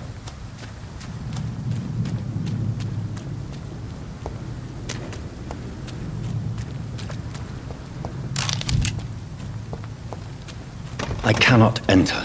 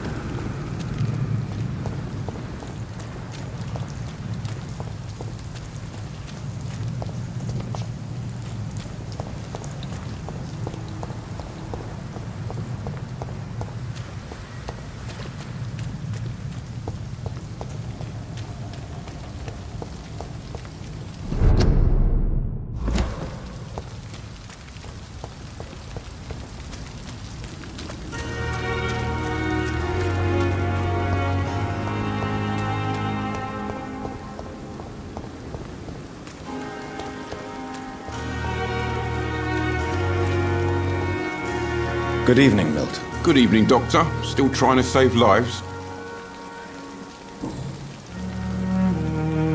Why do you have such a mediocre reputation among your colleagues, Milton? Fuck them. Nobody knows the horrors I've seen since working here. This city was sick long before the epidemic, Dr. Reed. I know it's a difficult task, but correct me if I'm wrong. Is this not the job you are paid to do? I've seen babies left to die while their brothers were properly fed. Underage girls and boys sold to all manner of perverts. I'm sorry, I don't know what to say. Yeah, exactly. We lack words. So excuse me if I don't look on the bright side of life.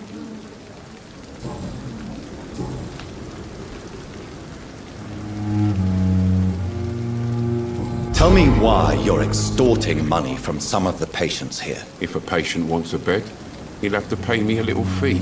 That's all. Where did you get the idea for such an immoral scam? Funny you should ask. The first time it was from a patient who bribed me to get a bed. It's only then I realized I could make a fortune. Do you know that Nurse Hawkins is thinking of leaving the hospital? That's not a surprise.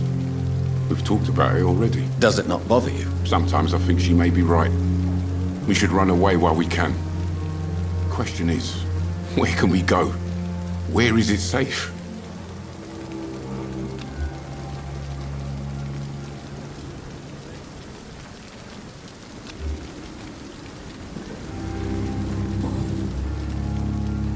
I have some good news, Milton. What? The epidemic's over? I retrieved your wallet, with all the money and a certain picture. Well, yeah, Pippa Hawkins is my girl. So what? Is it the difference of skin colour that bothers you? Not at all, Milton. Good. Please, take this money anyway. To remind you to keep your mouth shut. Not everybody is as broad-minded as you, Dr. Reed.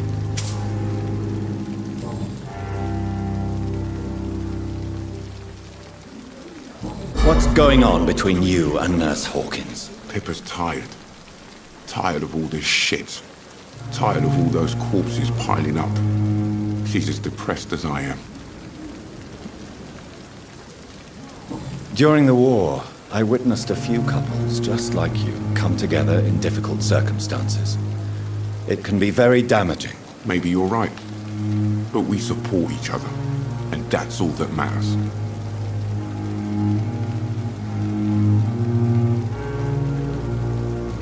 You do realize you could both get fired. Hospital staff are not meant to have intimate relationships with one another. Come on, Dr. Reed. Do you know how many rules are broken in this hospital every day just to keep it running? There's nothing wrong with what we're doing. Admit it. Nurse Hawkins is more than your lover. She's also your partner in crime. Of course she is. How else could I tell which bed is free? I need to know that. Have you no shame? Don't you see this city is crumbling down? Today people are ready to pay to get a hospital bed. Tomorrow we may be fighting for food.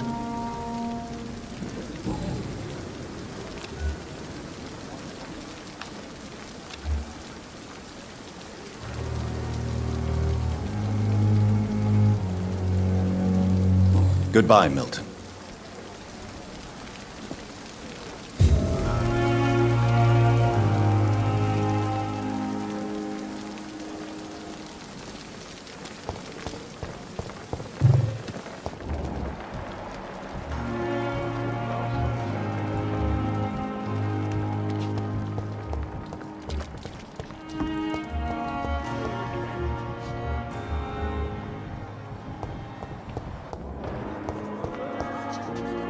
Good evening, Nurse Hawkins. Good evening, Dr. Reed. Pippa, I know you're very close to Milton Hooks. Yes? Milton Hooks is my man. If you want to report me for that, just feel free, Doctor. I have no intention of reporting you, Nurse Hawkins. But are you aware of the risks? The rules say I won't be allowed to work as a nurse anymore. But here at the Pembroke, we break rules all the time. Is he worth the risk? Hey, I'm no perfect woman, and Milton is not the finest bloke. But we do our best to get by. That's all any of us can hope for nowadays.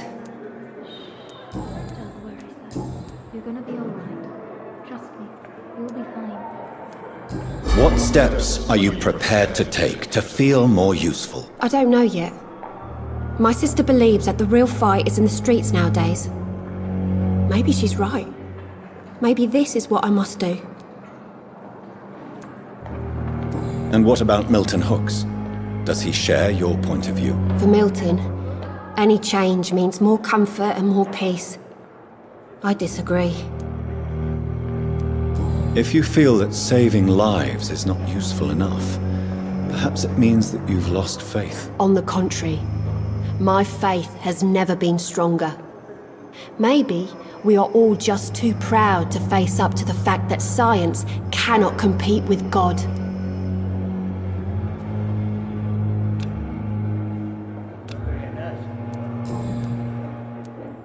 Milton cheats patients out of their money at this hospital, Pippa. Are you his accomplice? Yes, I am. Is this your definition of being useful? By abusing the sick and poor? No. It is my definition of getting out of this useless life once and for all. Why do you do it? Why not? Most of the sick who paid for a bed are already dead, or will be soon. Don't you see the futility of all this?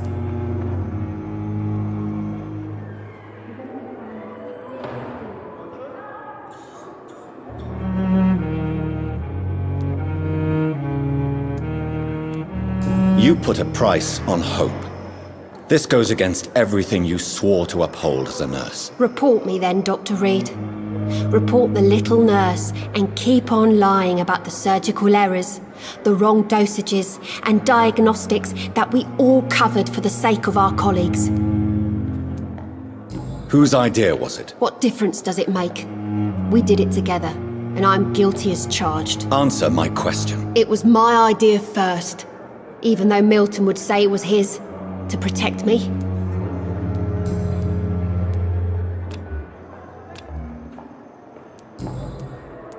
Goodbye, Nurse Hawkins.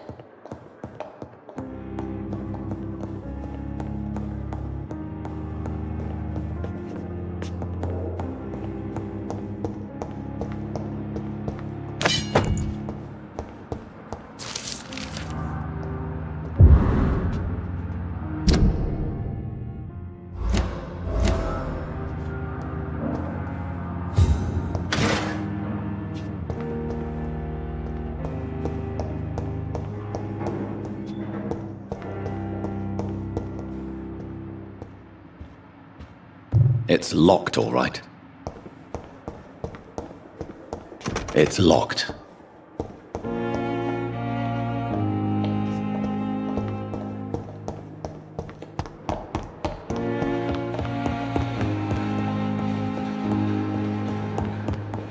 Not now.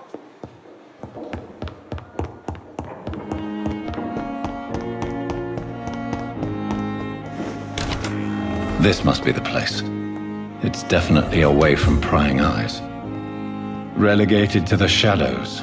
A kingdom of my own. At least I won't be sleeping in a coffin.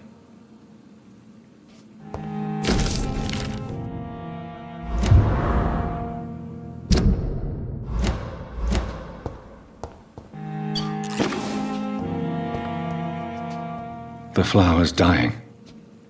It needs water.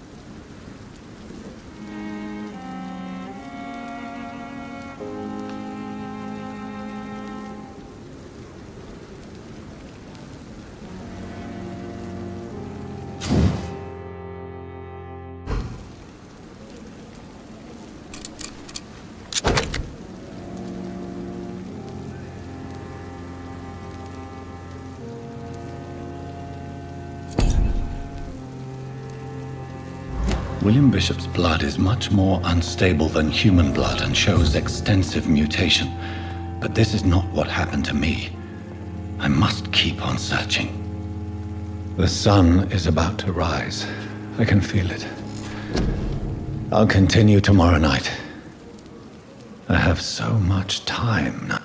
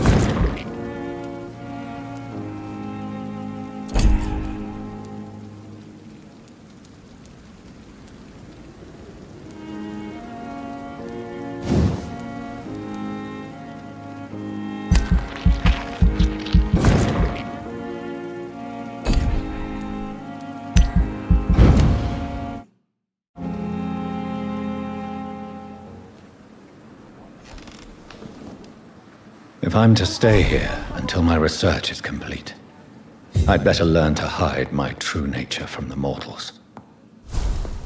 But what about my thirst for blood?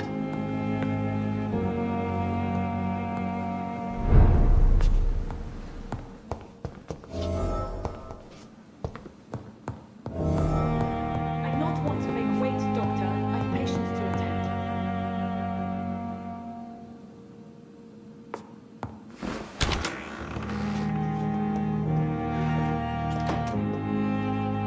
Yes, Nurse Crane? How can I help you? I'm so sorry. I know Dr. Swansea wanted you to rest, but we have somewhat of a crisis. A crisis, you say? Our supply of antiseptics is nearly depleted. I was hoping there was another box up here, but...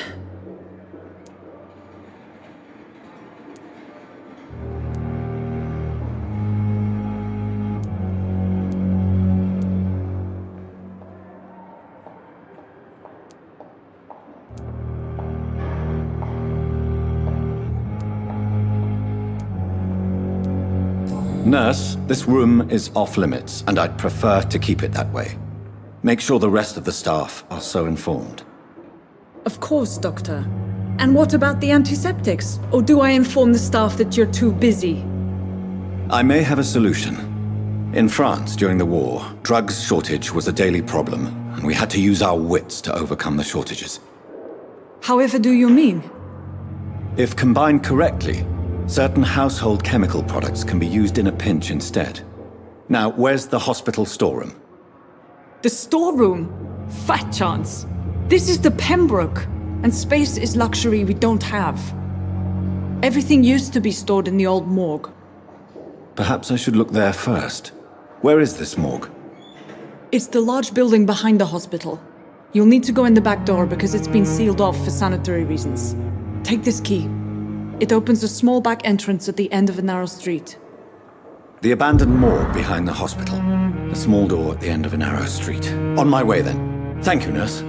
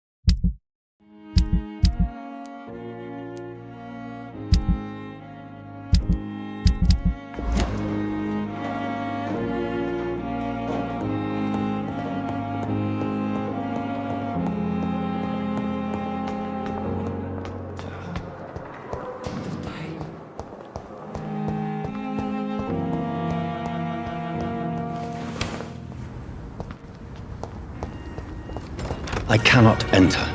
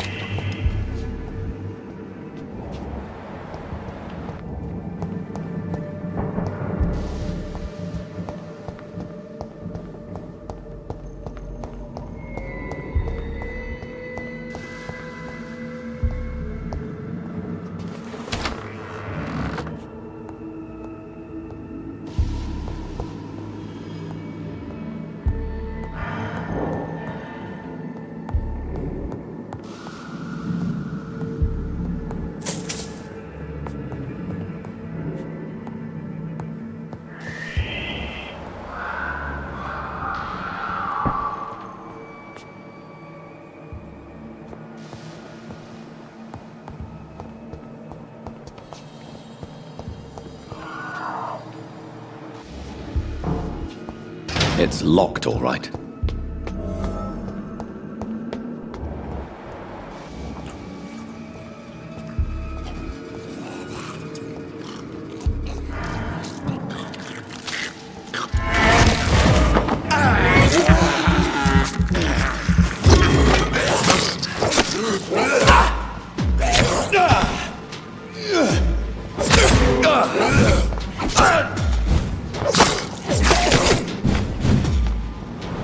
Behavior is similar to the infected William Bishop. Must be the same strain. This sickness moves faster than influenza.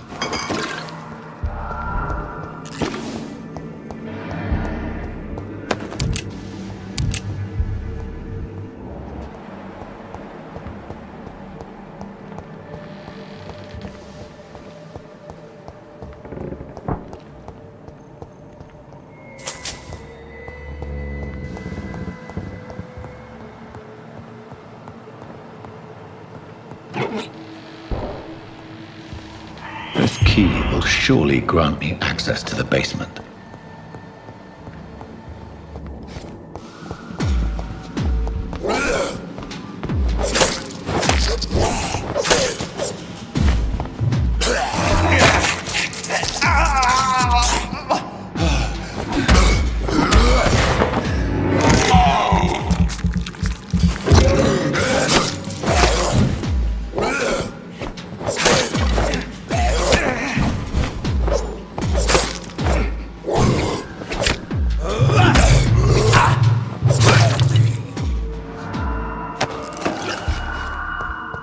I cannot enter.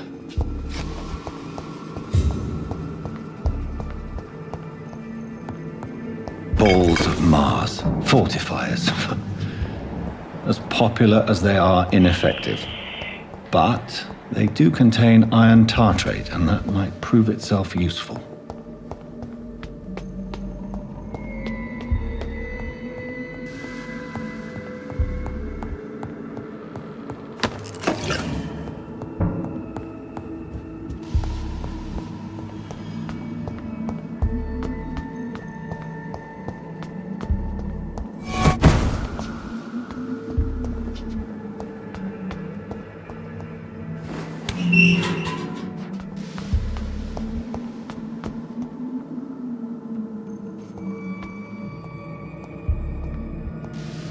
These scowls feed from corpses and the husks of animals.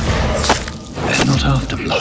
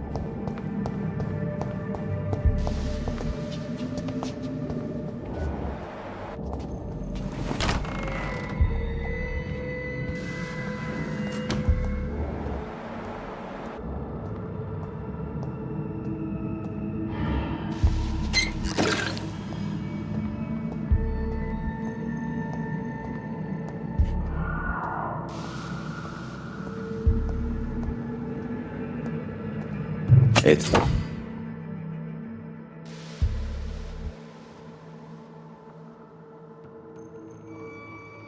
locked.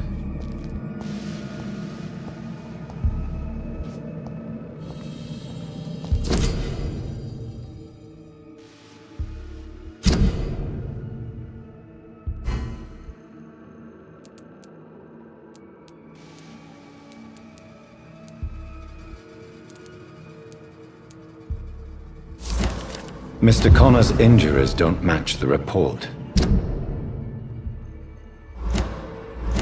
I'd better look into this. It's locked, all right.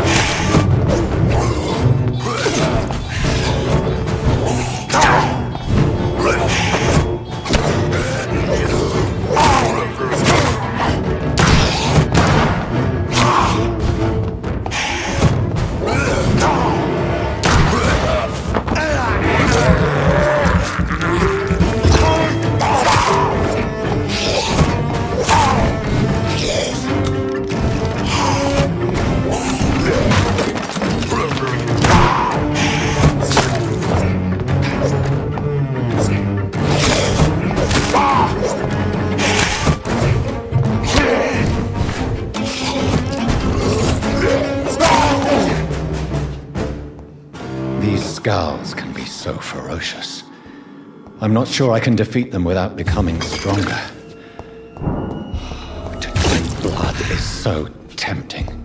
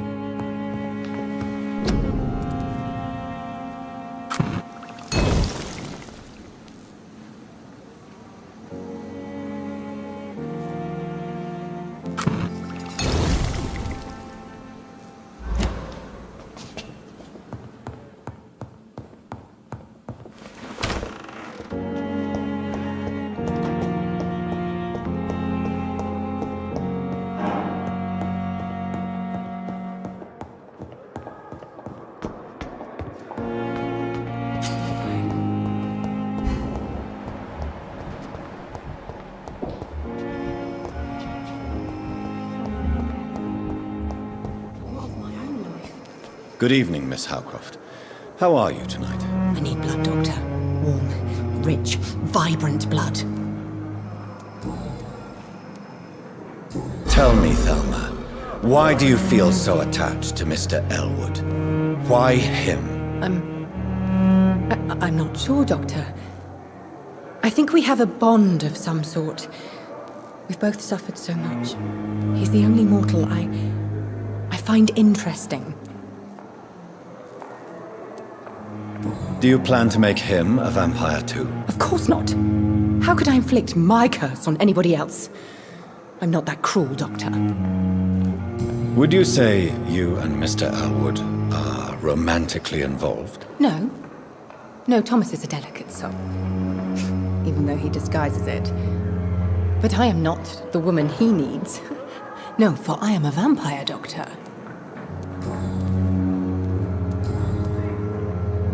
I'll leave you, Mistress of the Dark, to your nocturnal activities.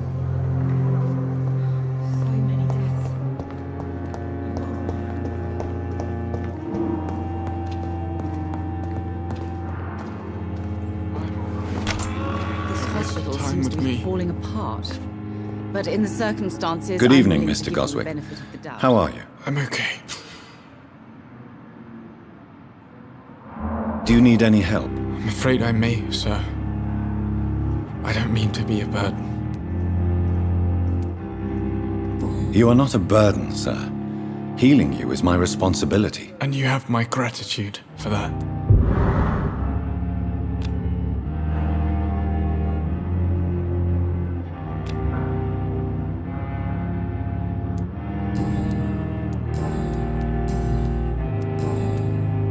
I have to go now, sir. But don't hesitate to contact me if you need any help. I'm all right. Don't waste your time with me. Finally, you've returned, Doctor. Did you find anything of value? Yes, nurse. You've worked your first miracle, Doctor. Now, this patient here needs immediate treatment. Duty calls. When the storm has passed, I'll show you how to mix the remedy yourself with the same basic ingredients. Many thanks, Doctor. When you've finished, you ought to report to Dr. Swansea in his office. He's been looking for you. Seemed pressing.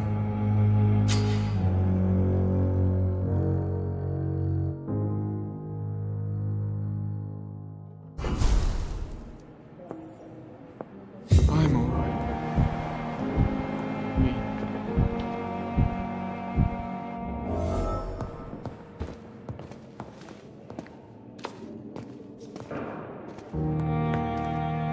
Good evening, Dr. Strickland. And good evening to you, Dr. Reed. Can I be of any help? Goodbye, Dr. Strickland. Never could keep anything from her. Good evening, sir. I'm Dr. Reed.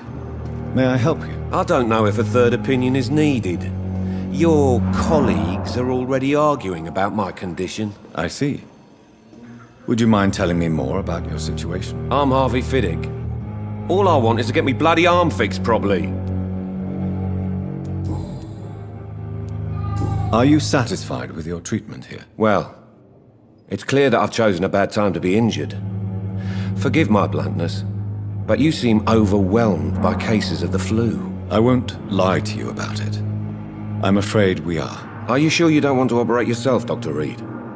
I have the feeling you're very capable.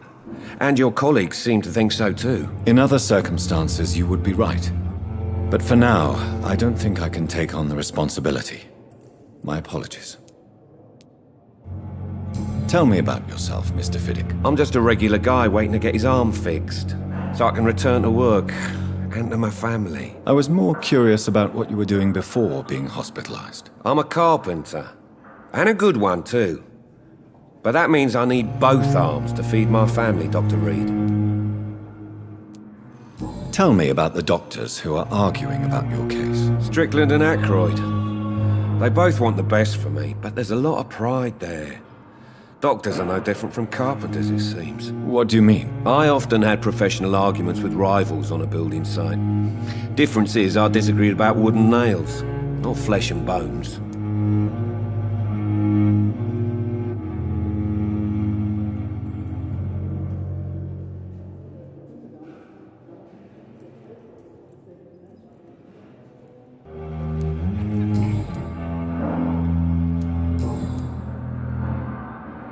Tell me about your injury, Harvey. Why do you feel so guilty about it? My wife died because of me. And now I may lose everything because I've been careless enough to hurt myself. What an arsehole.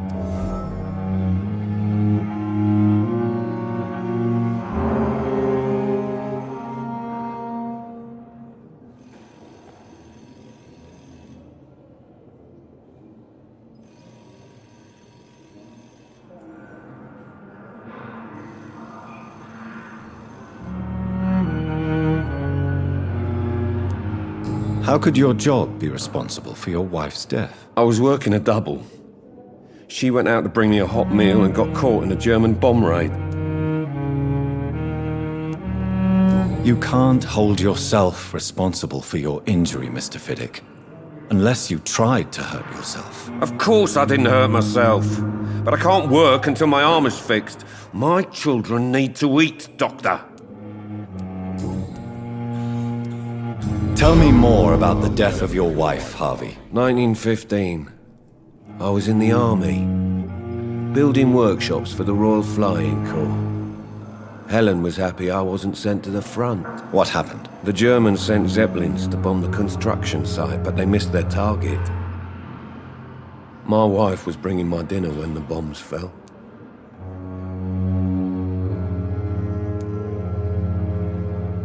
I'm sorry for your loss. So many died during the bombings.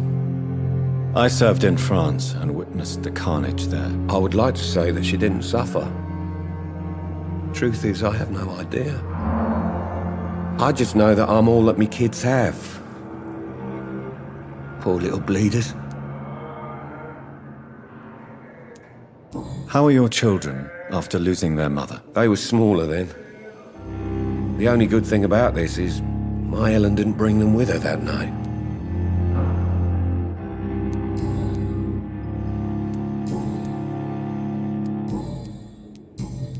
Goodbye for now, Mr. Fiddick. I'll see you later. My sweet girl. Reads me like a book. I never could keep anything from her.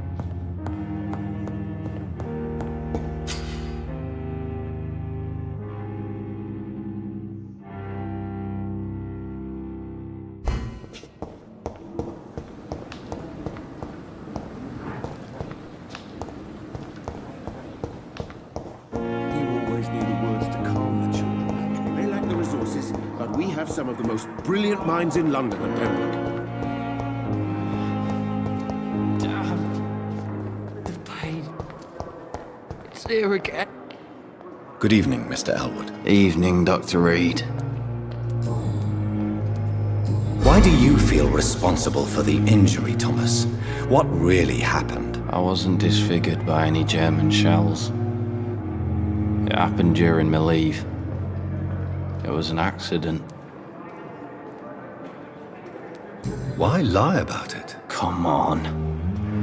It's one thing to come back disfigured by the Germans, and it's another to get injured in an accident that could have happened to anybody.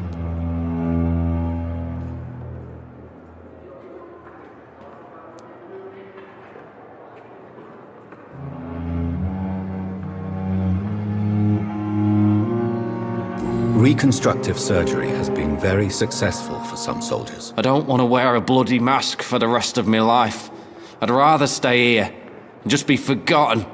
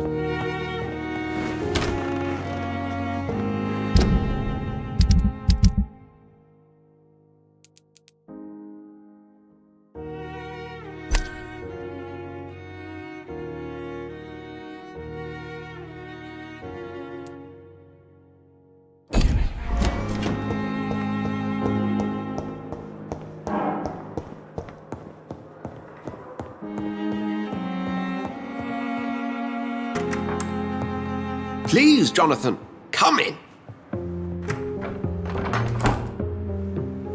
Fascinating, is it not? In the last decade, so many mysteries have been brought to light with our microscopes. The human body, biology's penultimate frontier. The more we explore its boundaries, the less we're able to trace a clear line between life and death. You, my friend, have a foot in both countries. The view must be vertiginous. It's at least as vertiginous as chatting about vampires with you, I would say. This must be all so new to you.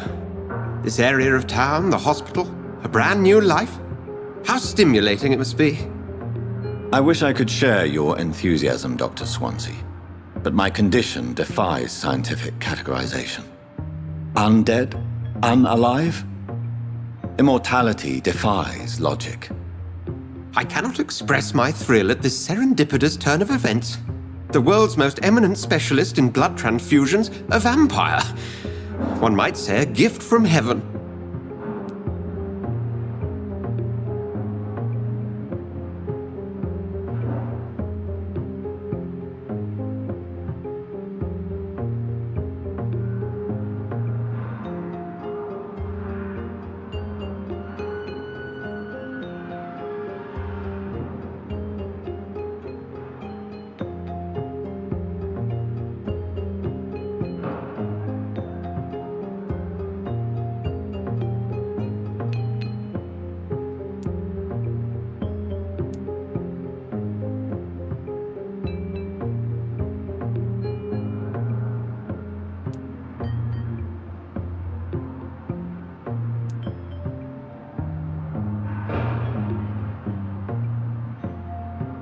It may seem strange, but your words have brought me some comfort here. Forgive me. I've been an admirer of your work for a long time, and now you are so much more than a brilliant physician. And please, call me Edgar.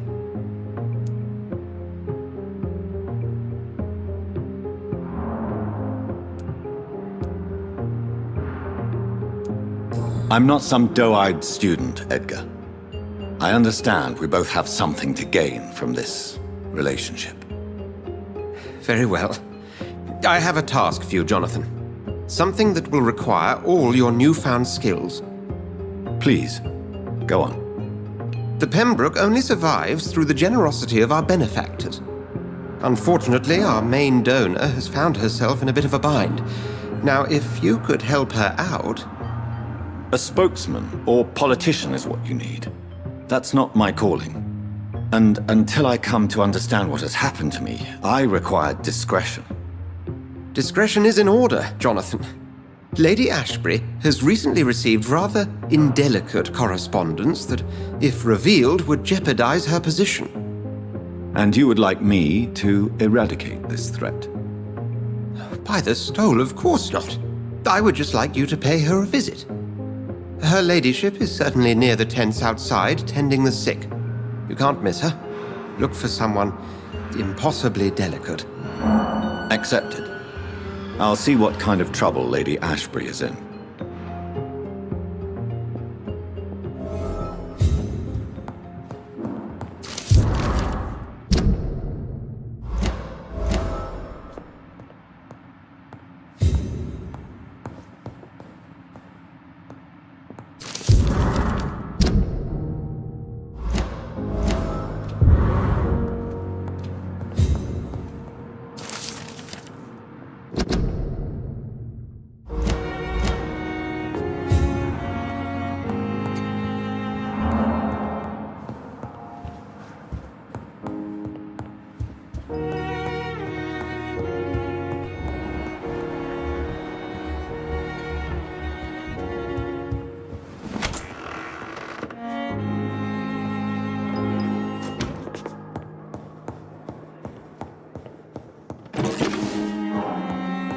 It's locked.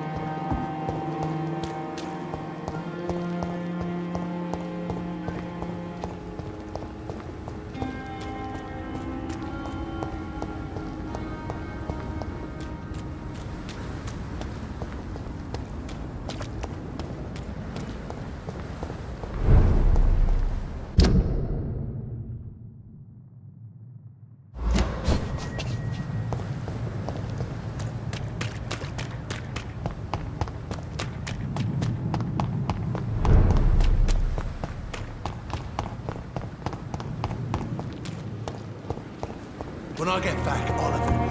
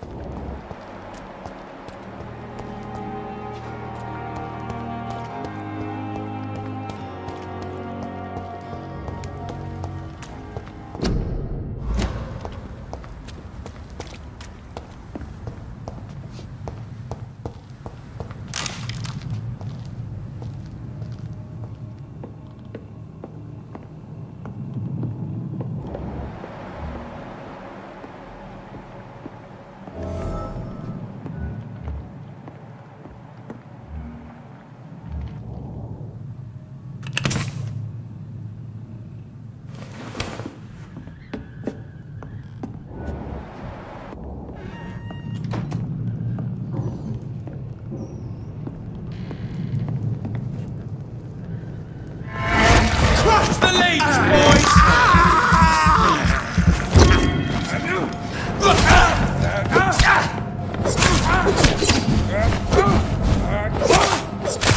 Die, Bernie!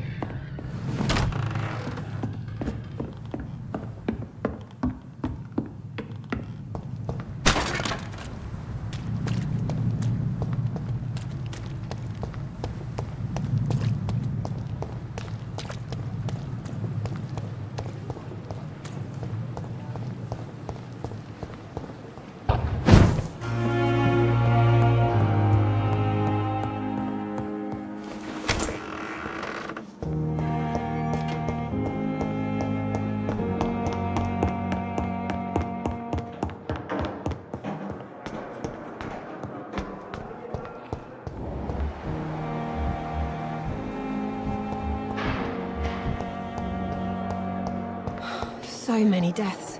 Good evening, Miss Howcroft. How are you tonight? I need blood, Doctor.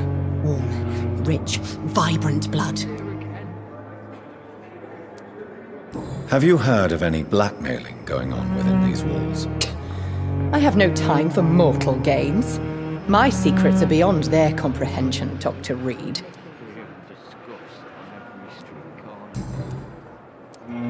Tell me, Thelma, what do you really know about vampires? I saw one and he saw me. I watched him hunt and kill. I saw his terrible wounds heal as his victim died. And then I knew I was saved. You mean you actually saw a vampire? Here in London? Yes. And it has been the answer to my pain. I must drink and kill to regenerate my decaying body. I am a vampire too.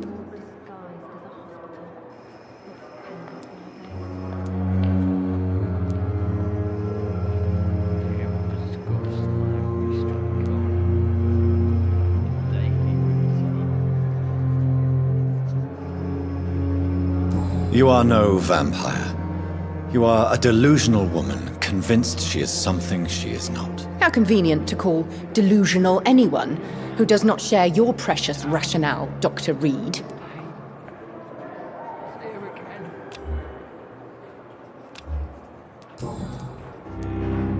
I'll leave you, Mistress of the Dark, to your nocturnal activities. I wish I could be sick again. Feel my blood boil with disgust on fever. every street corner. Good evening, Miss Howcroft. How are you tonight? I need blood, Doctor. Warm, rich, vibrant blood. I'll leave you, Mistress of the Dark, to your nocturnal activities. I wish I could be sick again. Feel my blood boil with the fever.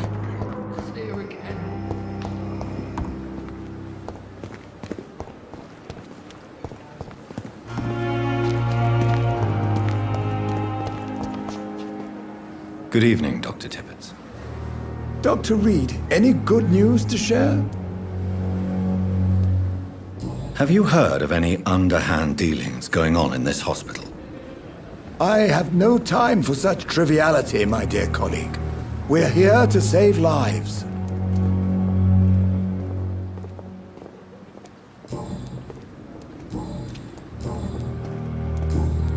Goodbye, Dr. Tippett.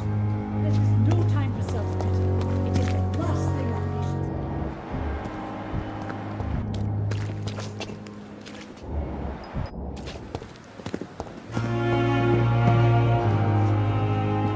Good evening, Nurse Brannigan. Good evening, Doctor.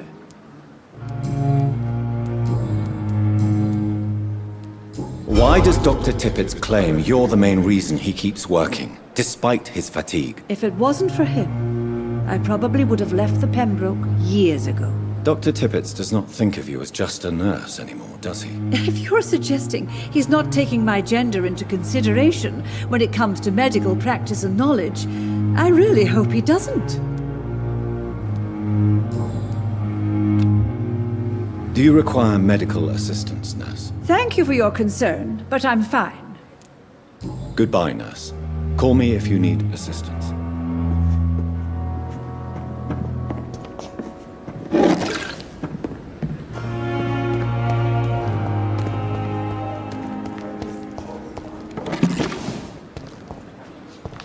Another night with the glorious battalion of Pembroke.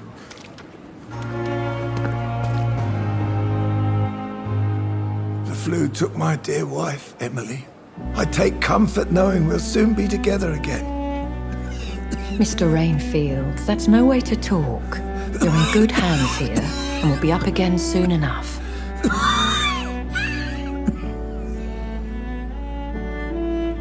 Now do me a kindness and get some sleep.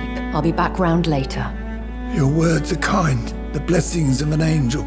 You're the sweet, sweet Lady of Mercy.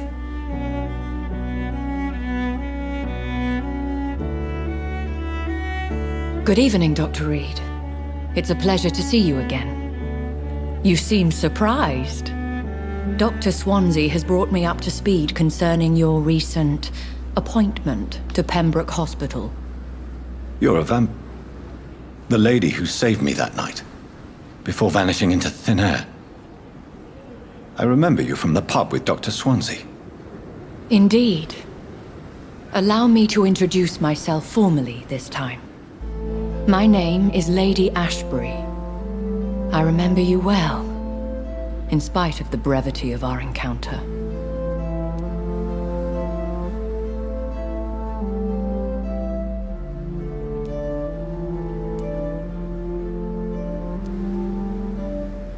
Apologies.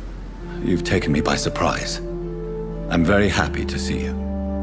The pleasure is mine, Doctor. I hope you're more disposed to answer my questions now. You must have countless questions, but our rather urgent matter first. Swansea has explained. My cover, if you prefer, has been compromised.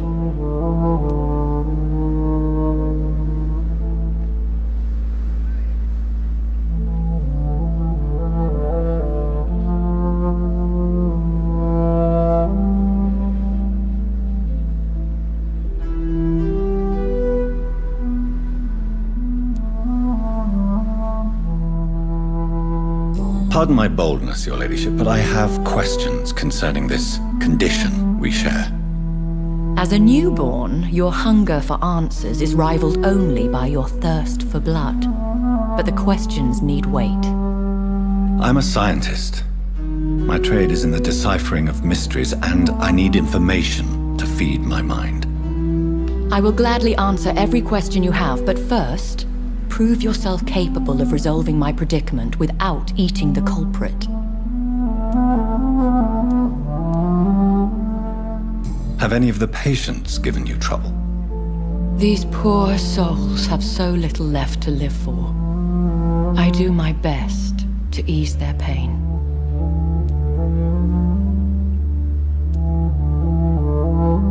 The world would be a better place if it were cared for by women like you. You make me blush.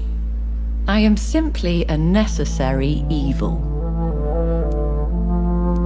Dr. Swansea has commissioned me to be your agent in this matter. You could start by explaining what's amiss. These past insufferable weeks, I've been the victim of extortion. I've made a first payment, but the blackmailer grows greedy. I must refuse his most recent demands.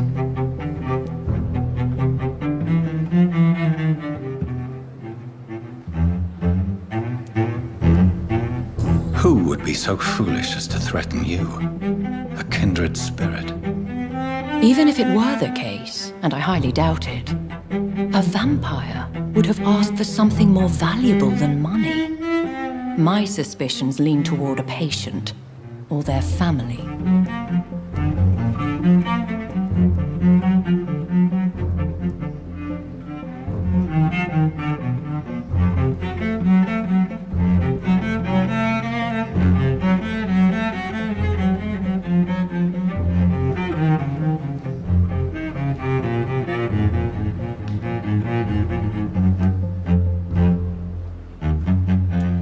If we're dealing with an ordinary criminal, surely you've the means to deal with it yourself, if I may. As immortal tradition doth dictate, all fangs and hypnotic eyes ablaze, the blood would run like a river. That's what I hope to avoid. Violence has a tendency to spiral out of control. What are your expectations? Please be precise. As the newly appointed surgeon of this hospital, you are in an excellent position to ask innocent questions and deftly learn the identity of my blackmailer. Please continue. Every detail is essential. I'm your man. My embarrassment in this matter is eclipsed only by my shame at having put the hospital at risk. The threat from our anonymous scoundrel is clear. A list of dates. My visits coinciding with the dates of suspicious patient deaths due to massive blood loss.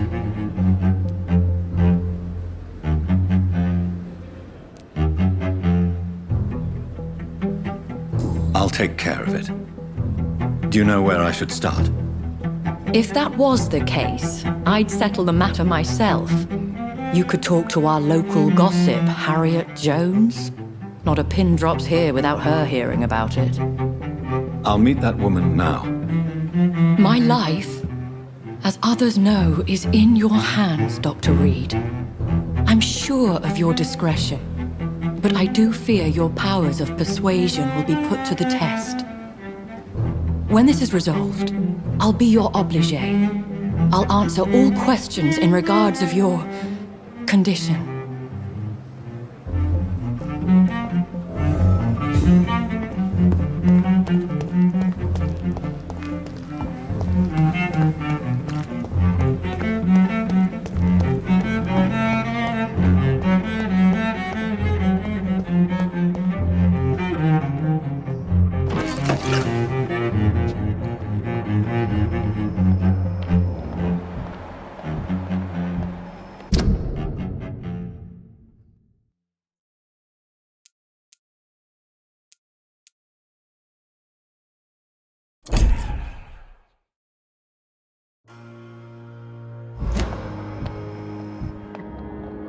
Good evening, Mr. Elwood. Evening, Dr. Reed.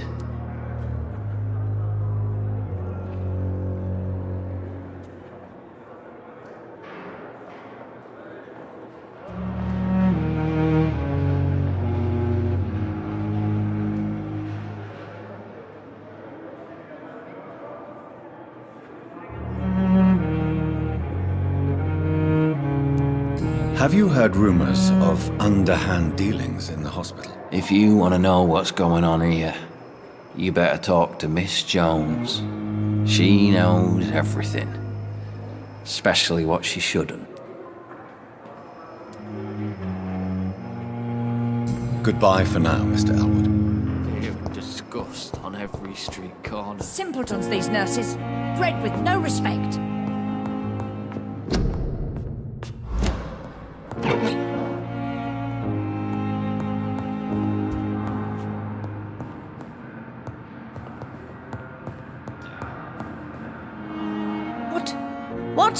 What is this? Who are you? Get out of my room. There's no need for alarm, madam. I'm Dr. Reed, the new surgeon. Preposterous. Dr. Reed, you say? I don't want some bumbling intern. Where's Dr. Swansea?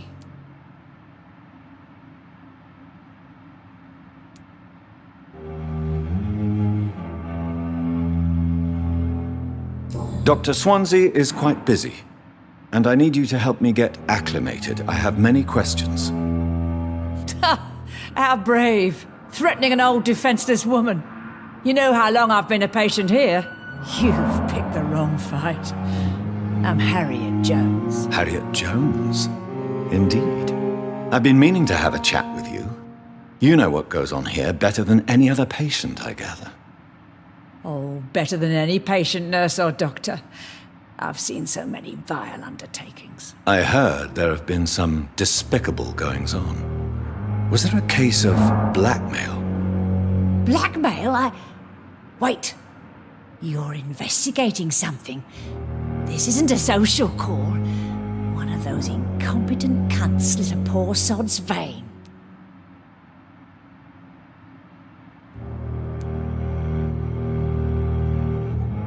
If I didn't know better, Miss Jones, I'd be inclined to say you enjoy this type of idle gossip.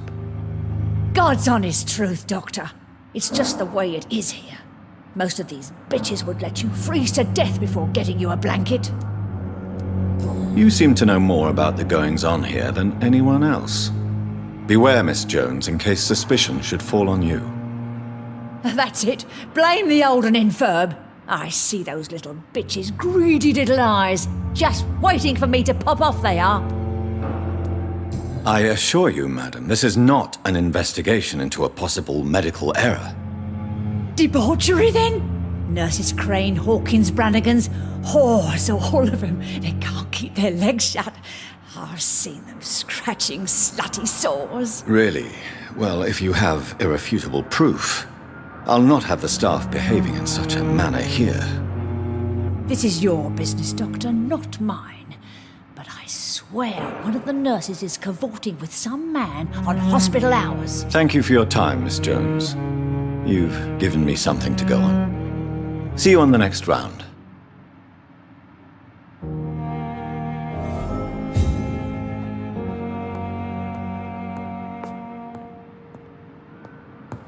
The patients and staff might know something.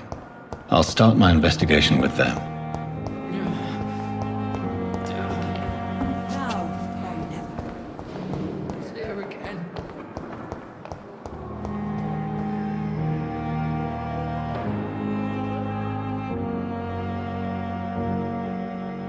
Good evening, Mr. Elwood. Evening, Dr. Reed.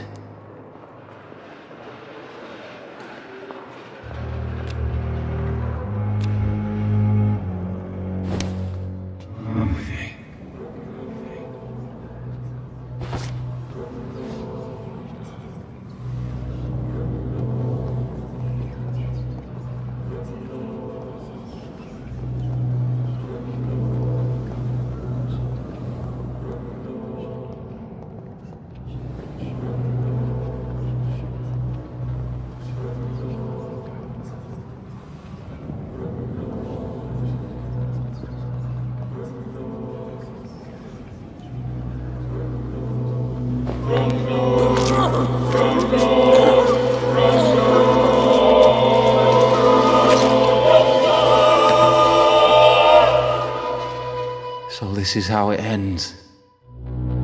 Farewell, my life, you betrayed me, good.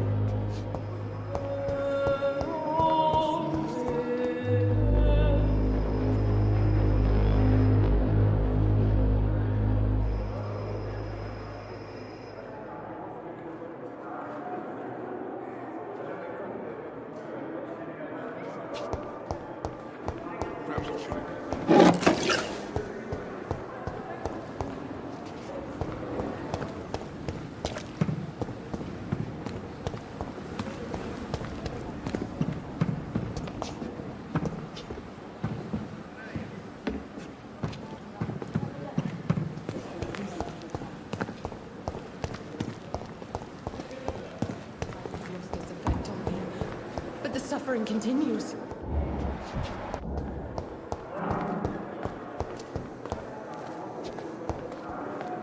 Good evening, Nurse Hawkins. Good evening, Dr. Reed. What can you tell me about the strange man visiting one of the nurses during her shift? Let me guess. You spoke with that old shrew, Harriet Jones. Do not pay attention to her, Doctor.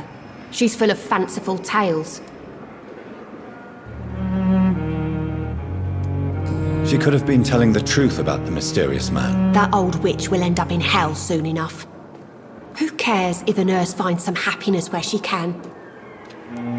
No matter how you feel about her, Miss Jones deserves our help. Who says I don't care for her? Hate is what keeps that old crone alive. What can you tell me about the strange man visiting one of the nurses during her shift? Let me guess. You spoke with that old shrew, Harriet Jones. Do not pay attention to her, Doctor. She's full of fanciful tales. Goodbye, Nurse Hawkins.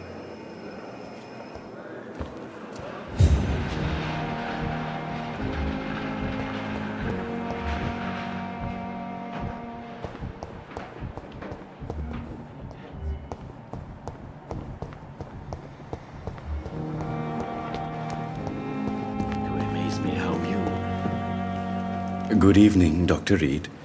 Such a pleasure to see you again. Have you heard of someone blackmailing people in the hospital? Pardon me, sir, but I have no idea what you're talking about. Tell me the truth about your appointment as a medic during the war, Rakesh. The regiment administration appointed me by mistake. I had to learn the job on the spot, sir. Very hard, sir, but I rose to the challenge.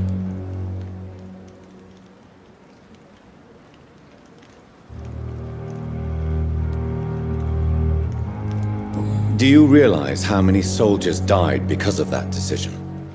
You should have refused. Yes, sir. I swear I did, sir. But no one listened. When the first wounded arrived, I had to do what I could. It is an unbelievable story, Mr. Chidana. It was a time beyond belief, Dr. Reed. But I'm happy not to deal with the wounded. I prefer caring for the dead now.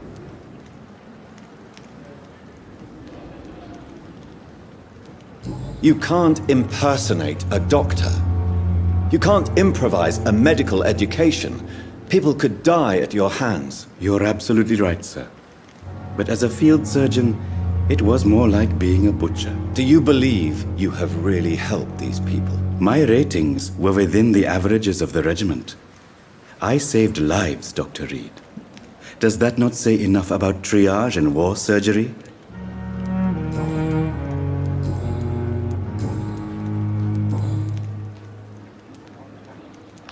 Goodbye, Mr. Chidana.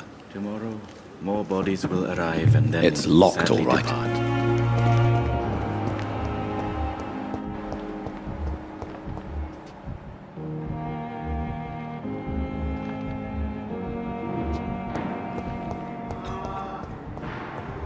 My sweet girl. Reads me like a book. Never could keep anything from her.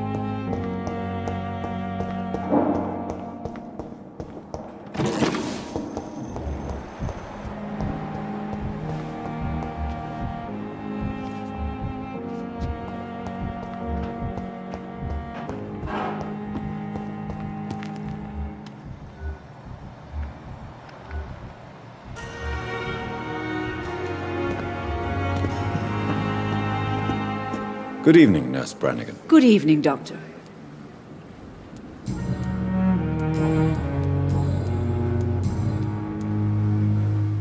Do you know if any of the hospital staff have criminal backgrounds? The people who work here all come from very different backgrounds, Doctor.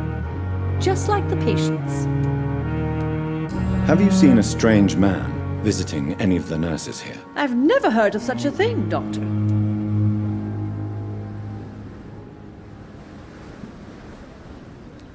Goodbye, nurse. Call me if you need assistance.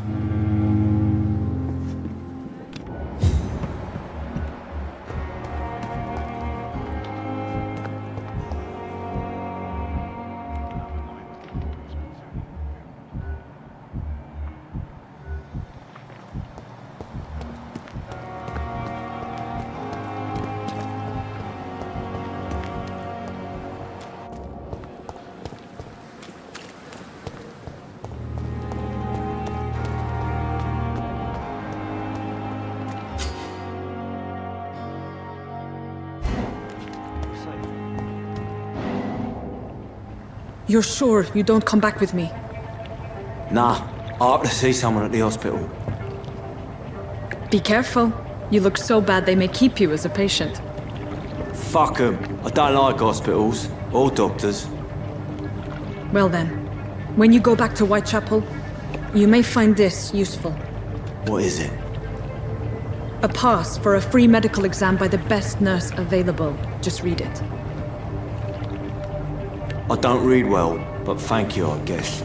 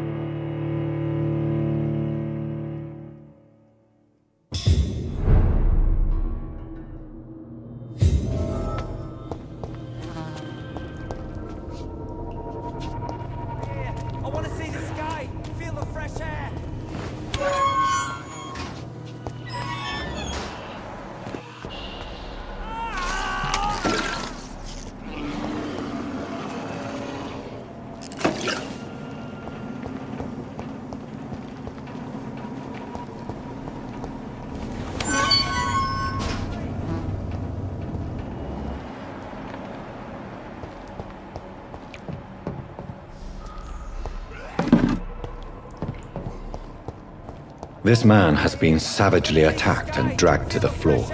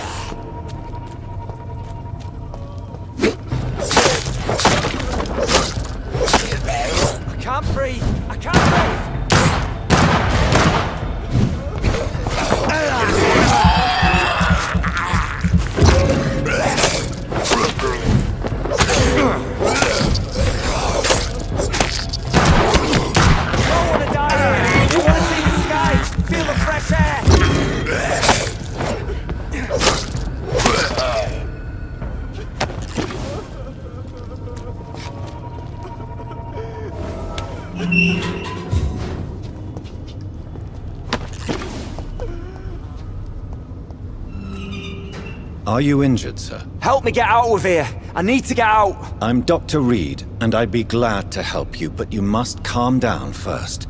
Please, take a deep breath and tell me your name.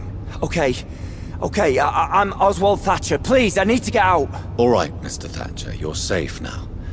Do you think you can reach the street by yourself? Yes, I do. Good. Now leave this place and enjoy the cool night air. It's quite invigorating. I'm sure you'll feel better if you do.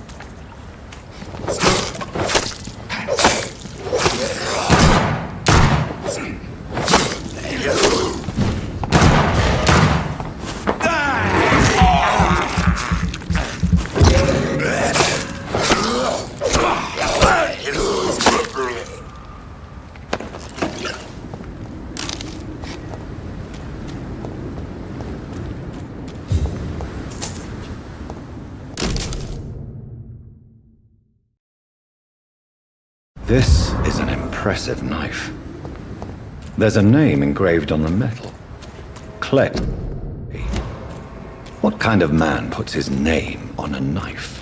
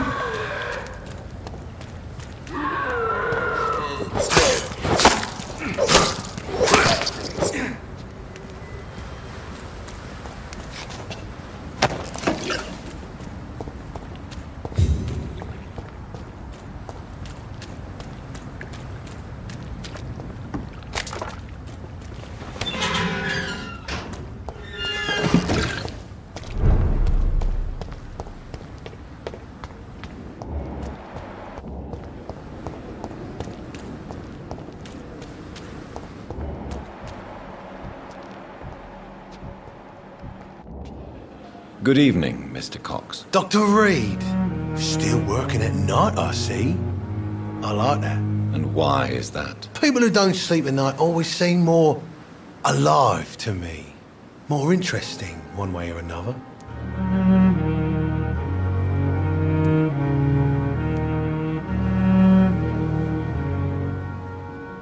You're lucky to be alive, Mr. Cox.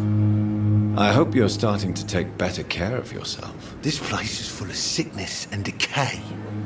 How could I get better in such a dump? Consider yourself lucky that I'm treating all of my patients equally. But don't push your luck. Don't play the innocent with me. I'm sure you have good reasons to act this way. And also weaknesses that can be exploited. I have found a gift from your wife. In that case, you'll be properly rewarded, Doc. Clay Cox is a man of his word. I hope that won't make me an accomplice to your future crimes. Who knows what I might do now I feel invincible again?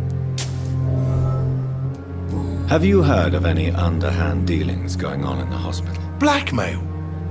That's not my style. Too risky. A black market, though. Now that's where the money is. Do you ever think about that poor fellow I saw you push in the water? The wound he gave me will make sure I don't forget him. Still fucking hurts.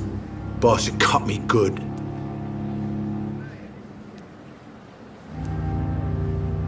What did he want? Revenge? I recently had to kill his brother. Poor arsehole thought it would be easy to return the favour.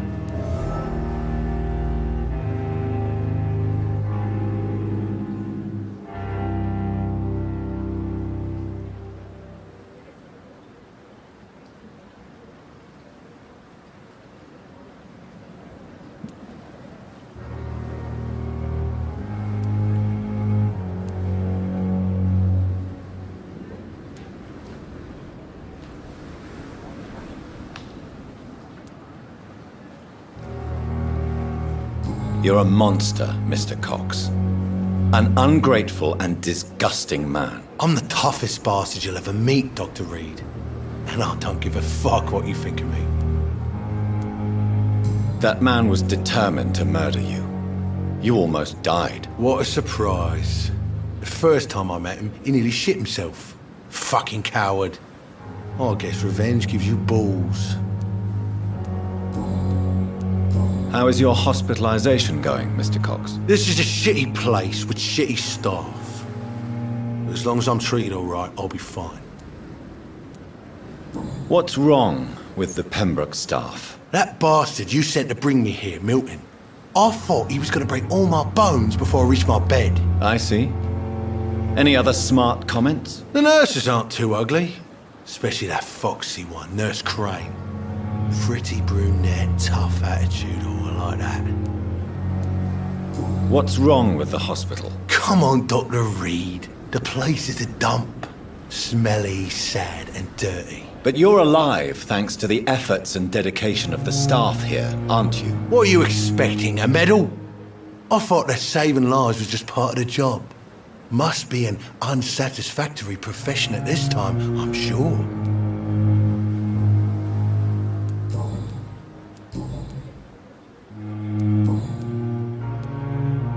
How long do you think you can escape the law, Clay? I know this city like the back of my hand, Doc. I know its streets, who to pay, who to avoid, and who to bully. I won't get caught.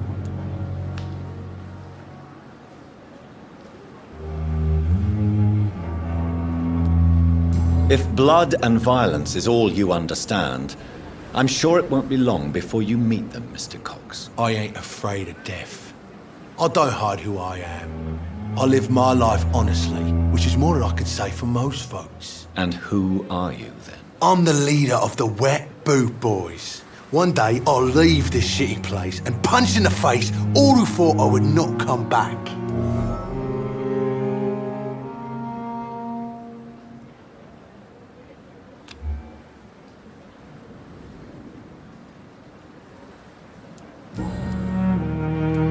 I'll leave you for now, Mr. Cox.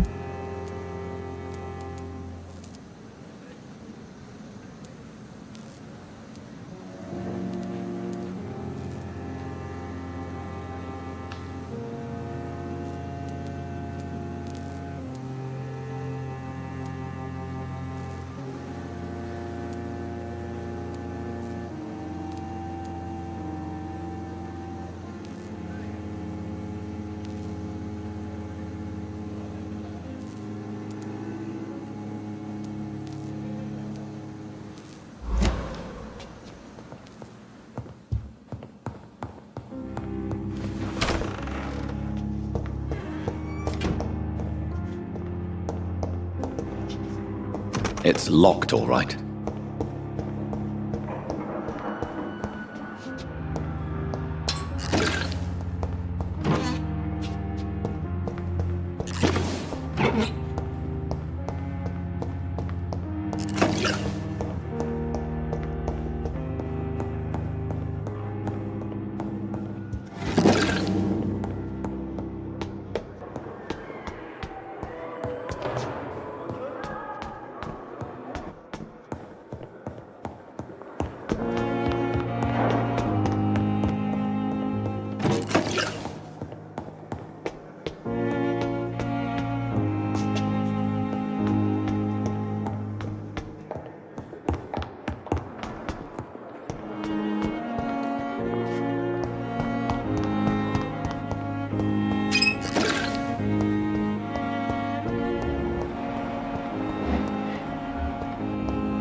It's locked.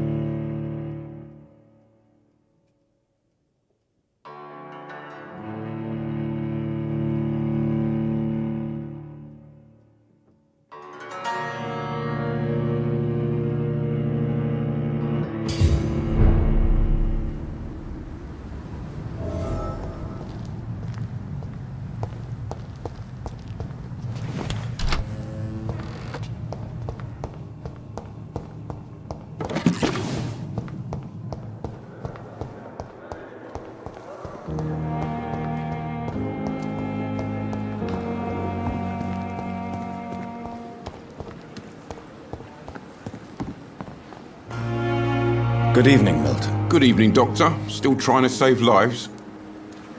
I'd like to see your goods. Wise choice, Dr. Reed. A reliable gun is what everybody needs these days.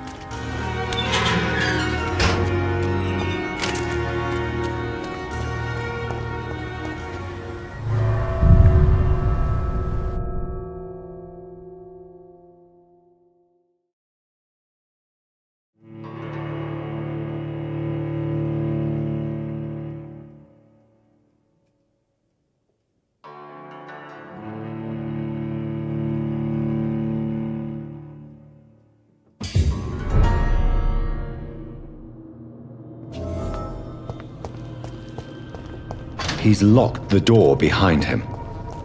I need to find another way to follow him.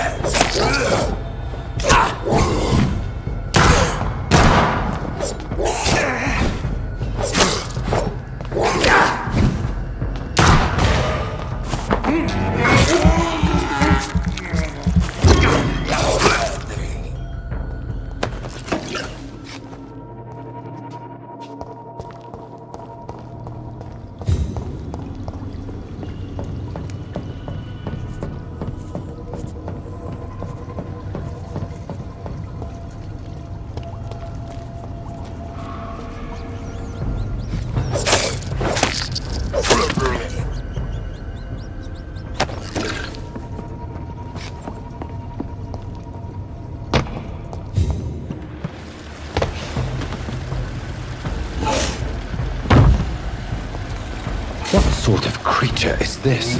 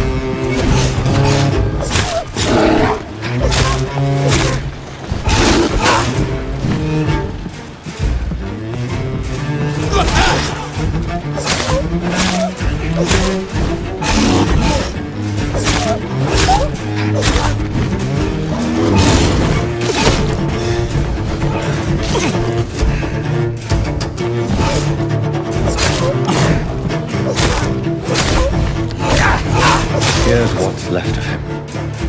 Not a lot to check, but I should anyway.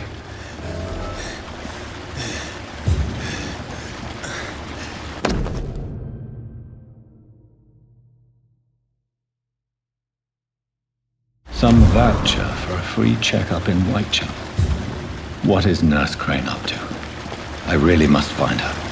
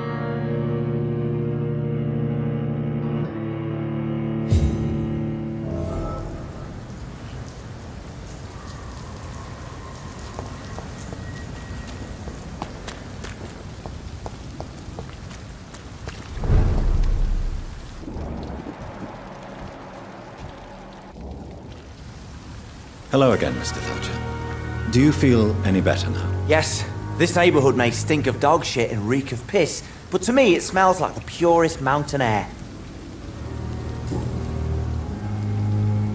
Mr. Thatcher, do you have a job? No.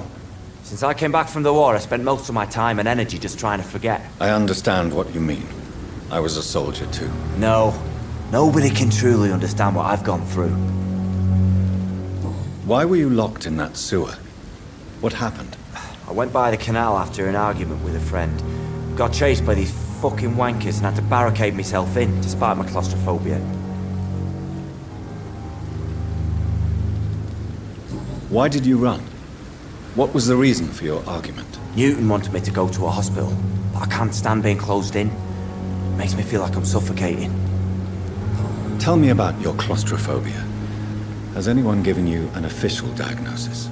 That's what the bloody doctor said. But I don't want to go to a hospital to get checked again. I'll deal with it my own way. Oswald, why did you not go to the Pembroke Hospital to seek medical help? I don't trust doctors. All they care about was their careers and processes. I won't be locked in any room again by anyone. Your fear of being trapped is not going to go away by itself. You need professional help. I've seen enough butchers in white coats to last a lifetime. Hospitals reek of chemicals and death. What I need is fresh air.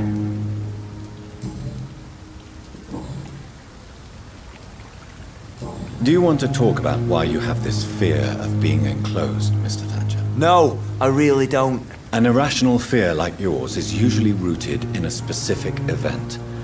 Perhaps it would help to talk about it. Well, Doctor, take a guess then, if you're so interested in my case.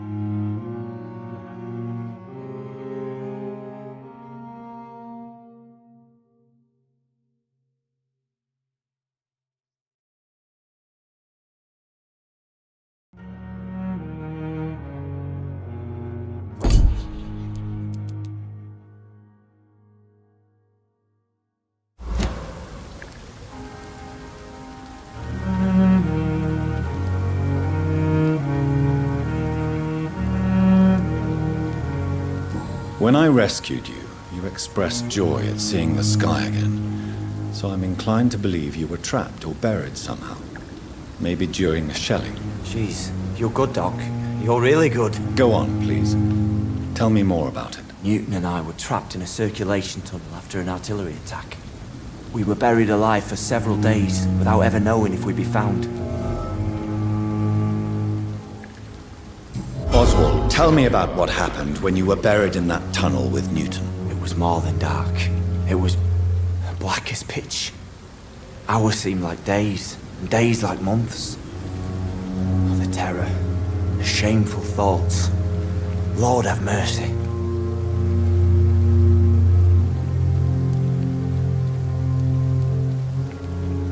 Shameful thoughts. Tell me about them. At some point, I don't remember which day, but when I thought we'd never be rescued, that this would be our end, I thought about... Say it, Mr. Thatcher. If you ever want to heal, you have to say it. I thought about what I could do to survive, just for a few more days. I thought about killing Newton. Killing and eating him. The man I fucking love. What you endured was terrifying. It would have completely destroyed weaker men. It did not destroy Newton.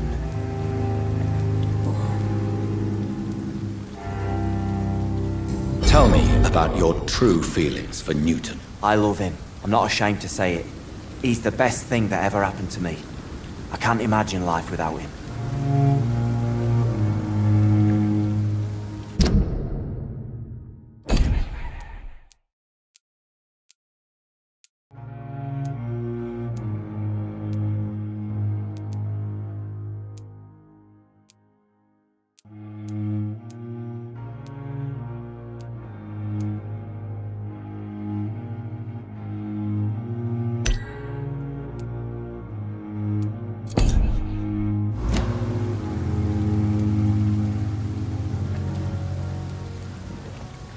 Why should you be ashamed? I'm not, I said. But Newton sees it differently.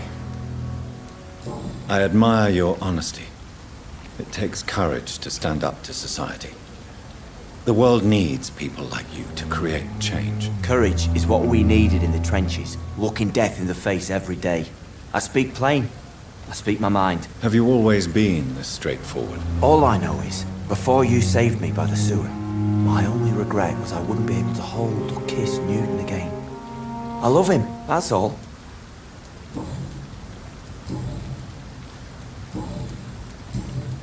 Goodbye, Mr. Thatcher. Try to take care of yourself.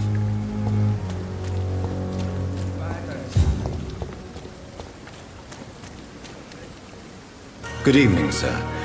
I'm Dr. Jonathan Reed of the Pembroke Hospital. May I be of assistance? Dr. Reed. So it's you who saved my friend Oswald. It's a pleasure to meet you, sir. And you are? Newton Blight. Oswald and I recently returned from the war.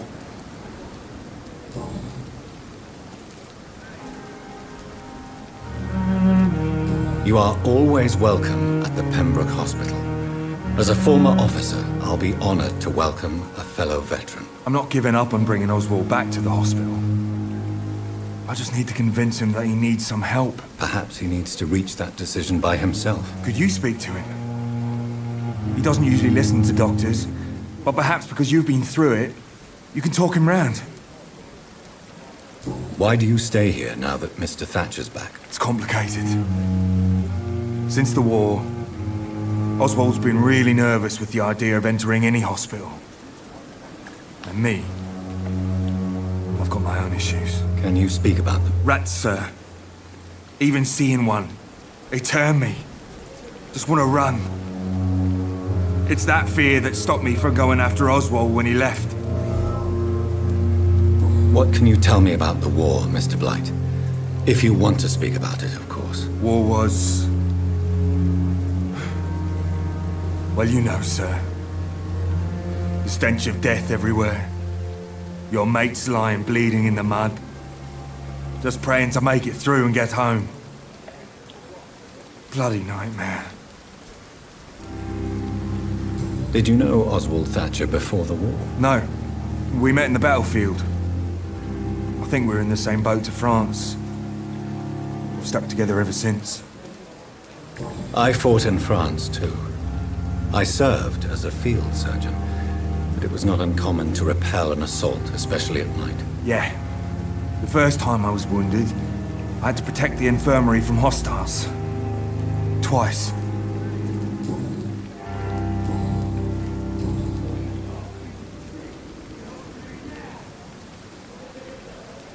How do you feel about Oswald Thatcher?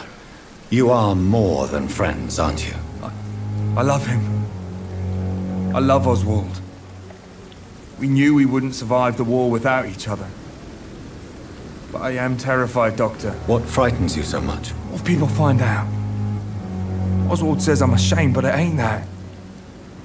It's more, well, you know, I never thought I'd love a man.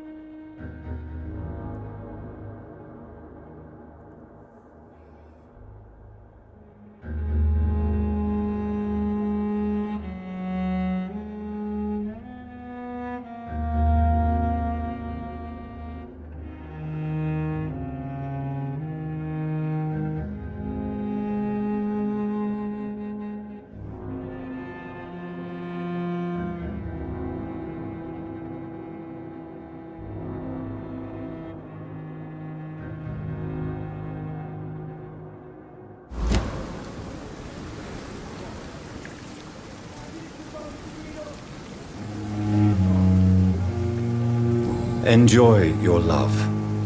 And enjoy life as long as you can, Mr. Blight. Don't let anyone tell you who you should love or how you should love them. I appreciate your kind words, sir. But it ain't that easy. It's all so new to me. You and Oswald were buried alive during the war. Tell me about it. Yeah. It was last summer. A shell hit our trench and we were buried for a week. Oswald seemed far more traumatized than you by the event. It wasn't the first time it happened to me. Surviving it again gave me strength. You believe that? How did you survive for a week? Luckily for us, there were rations and water in the tunnel. It was an outpost, see? Since then, Oswald's not keen on being inside for too long. What caused your phobia of rats, Newton? It happened last year following an artillery attack. I was trapped for 2 days in a hole under 2 dead soldiers. And there were rats. Go on. They started eating me as soon as I dozed. Gnawing at my ears, my fingers, lips. I couldn't move. Couldn't call for help. I see. No, you don't. You have no idea what it is to wake up buried under bodies. Fucking vermin eating your flesh. Oswald. He found me and saved me. Goodbye, Mr. Blight. Take care of yourself.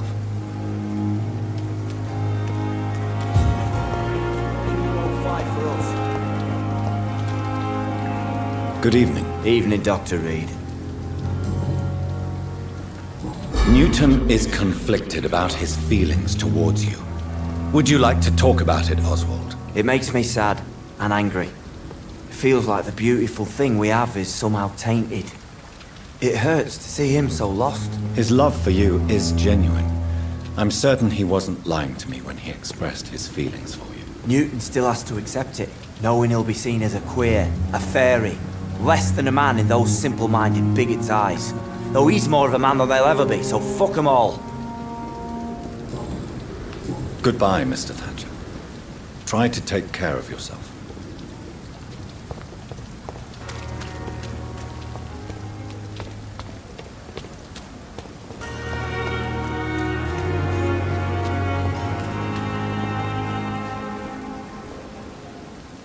Hey, Doc.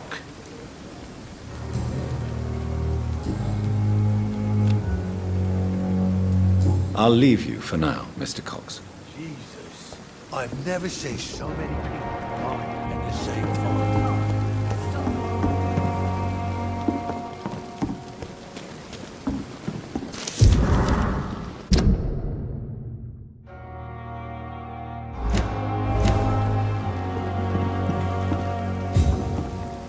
Hey, Doc.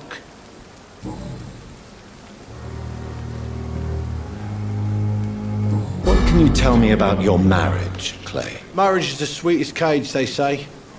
Well, I found myself locked in one with a wild animal. You mean your wife keeps you on your toes? No, I mean, we both have claws and we both love to bite. Am I right to assume your wife's letter pissed you off, Clay?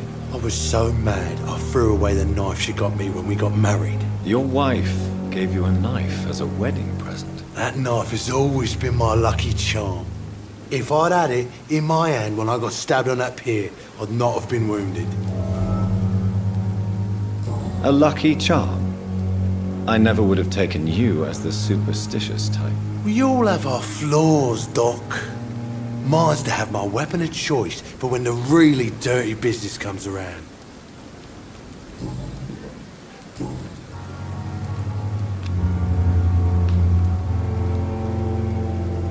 I'll leave you for now, Mr. Cox. Miss, please, I feel sick. Get over here now.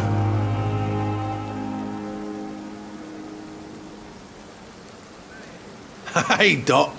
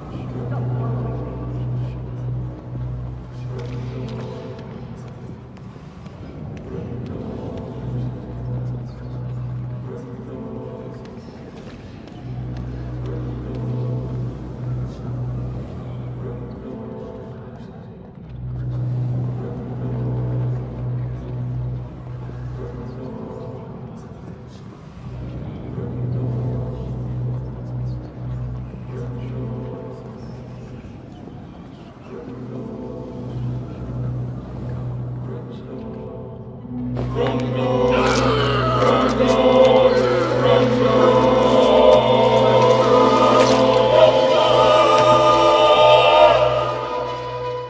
killed, extorted, stole. Now I die. Fuck it. I lived the way I wanted.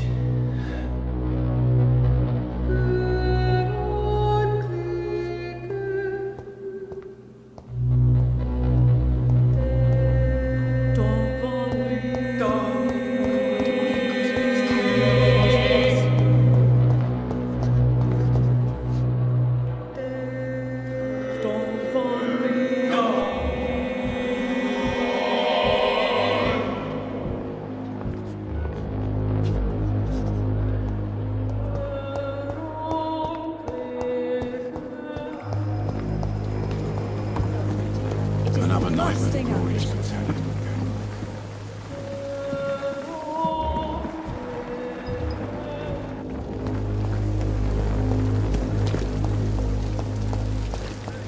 If only I were young again.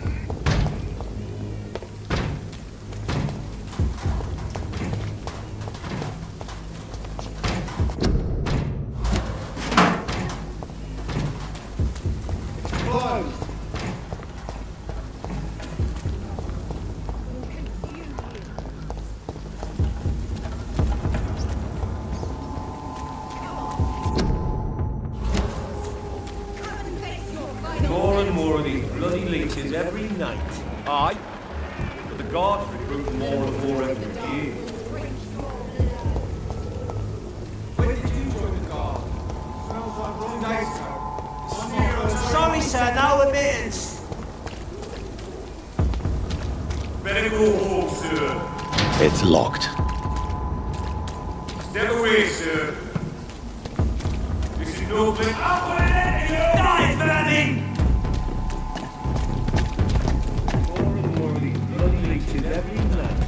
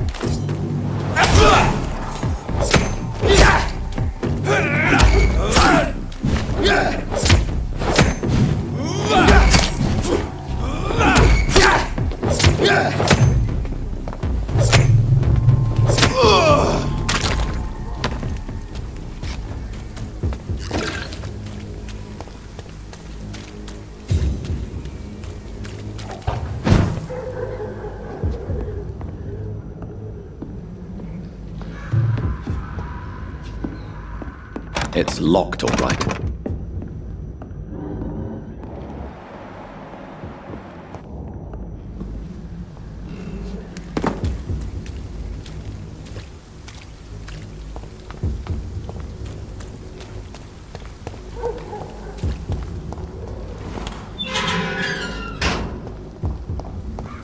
Whitechapel. This neighborhood is linked somehow to the kind Lady Ashbury's blackmail.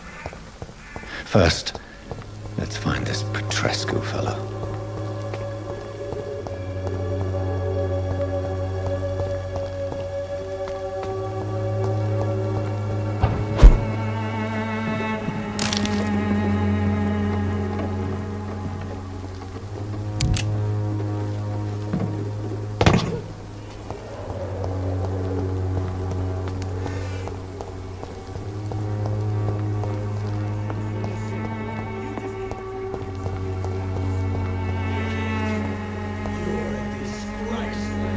Fuck you all!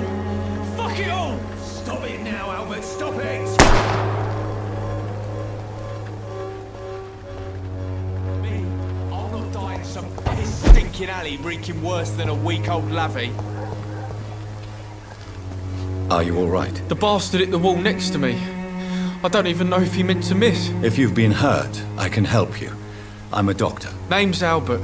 Remember it. Now bugger off. Do you know Nurse Dorothy Crane from the Pembroke Hospital? If you know anything about her, I'd appreciate it. Never heard of her. She's pretty, I'll keep an eye out.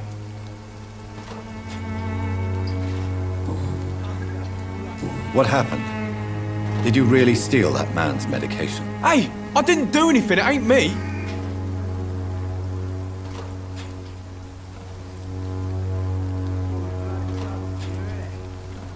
Medication and drugs are a rare commodity in East London. So you picked an easy target, didn't you? Sod off, mister. You ain't got no clue what's going on here. Bastard was a soldier in the war, so now he's got the right to shoot me. It's true. I'm not familiar with this part of town. Perhaps you could help me. I said sod off. Go find yourself another guide.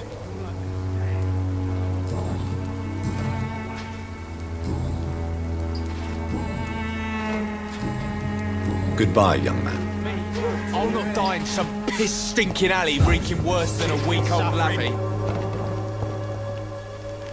What? Shooting a boy in the middle of the street. Not the best thing to do, wouldn't you say? What? You saw what happened? Who are you? I'm Dr. Reed, and I'd like to ask you a few questions, if you promise me to set your gun aside. No. Look, I'm not a violent man. I'm Benjamin Palmer, doctor. And no one can help me. Not even you.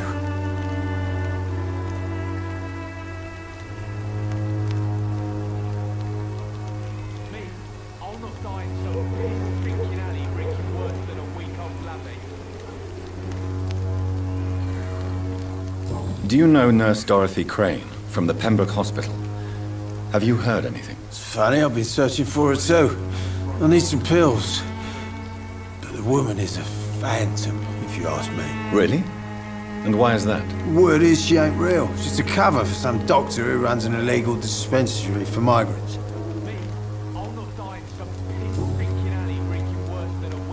What can you tell me about this place? Nothing to say, really. This is where I used to live, and this is where I live now.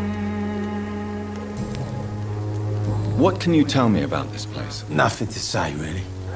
This is where I used to live, and this is where I live now. You don't have anywhere to go? No family that would welcome you? Not since the death of my wife, Albert's mother. She was sick, you see. Long before the flu and all this shit. You mean you used to have a better life? Yeah, I had a wife, a home, and a job. I even used to have a name. But now I'm just Ben. Ben the Tramp. Perhaps you could focus for a moment and tell me your troubles. I'm sick, broke, and my son just stole my pills. Everything's coming up roses.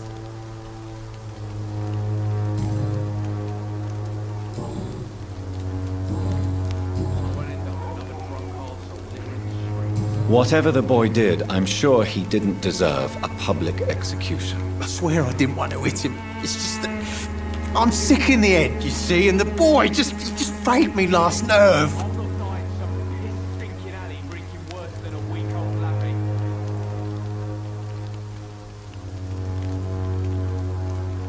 What is it, Benjamin? It was the war, wasn't it? Your nerves are shot, aren't they? I need some answers, Private. From one soldier to another. The doctors called me a liar, a coward. Put me in a straitjacket, locked me up. Finally, they sent me back to the front lines with a handful of tablets.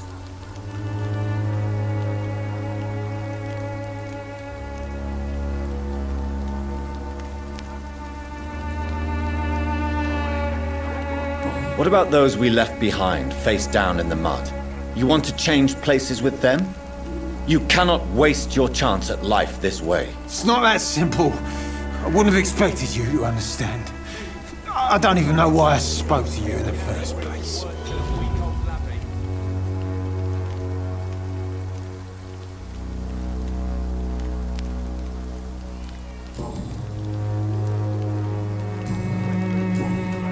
A gun, alcohol, and a bad temper make a terrible cocktail, sir. Goodbye for now. I won't end up another drunk arsehole littering the streets. Not me.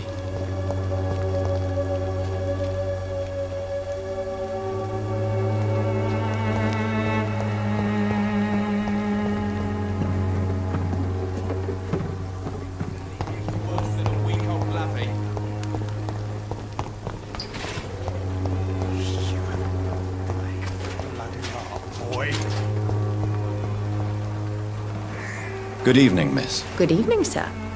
Are you interested in a miraculous cure for this unknown and deadly epidemic? Actually, I am. Then you have come to the right place. The famous Swanborough cordial is all you need to help keep you in perfect health. Oh, really? Why didn't I hear about it during my studies? I'm Jonathan Reed, by the way. Dr. Jonathan Reed. Ah, my brother has spoken of your research, sir. I'm Loretta Swanborough, and it's always a pleasure to meet a fellow healer.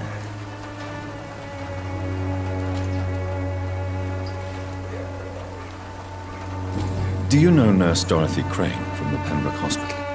I'd like to know more about her. I don't like to talk about competition. Competition, you say? Never met her, but it seems she provides some sort of medical care to the poor. The whole thing has to be some sort of scam, if you ask me.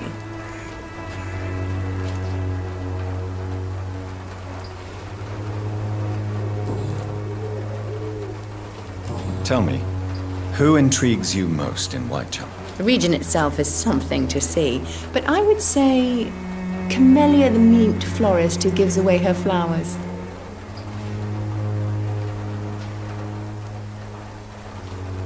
What do you think of the locals? Most of them are afraid or desperate.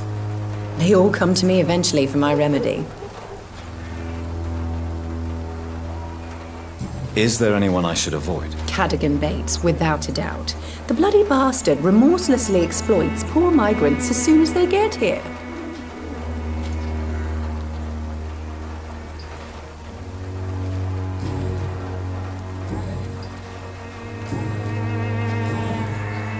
I'd like to see what kind of medicine you're selling.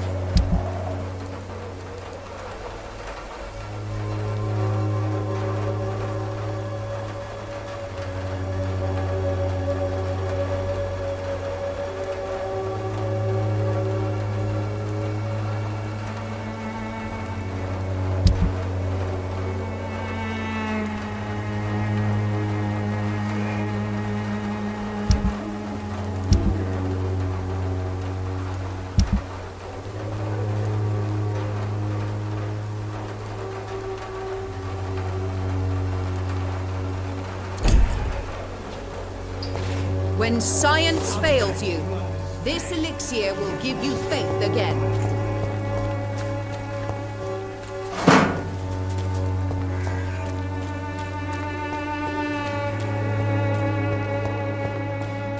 I cannot enter.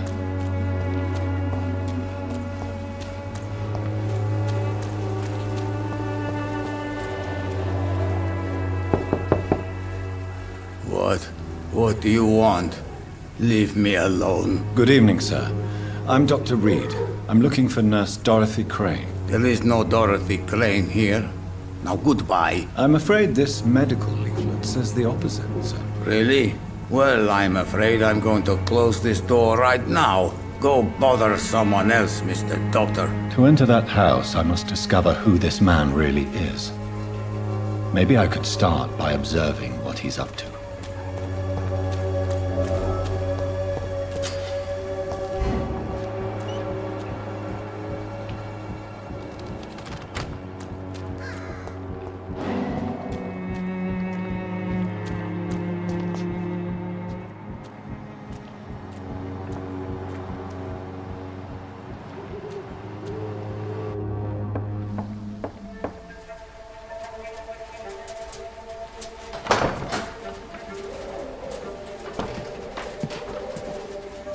A strange man was at the door with a pass for our medical facility. I refused him entry.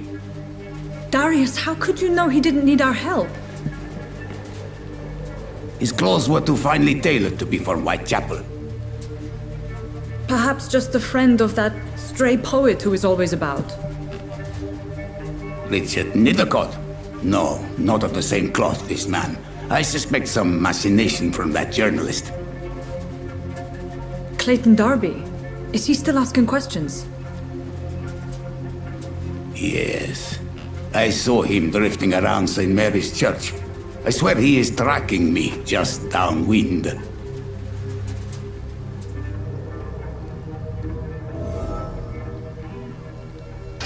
I must talk to that journalist or the poet. They must know about Darius. Nearby the church they just mentioned.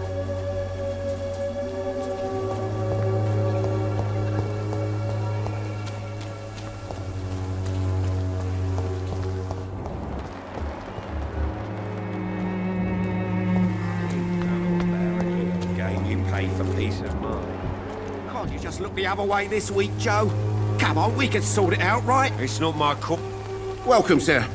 Please, take a browse of my wares. I am Dr. Reed.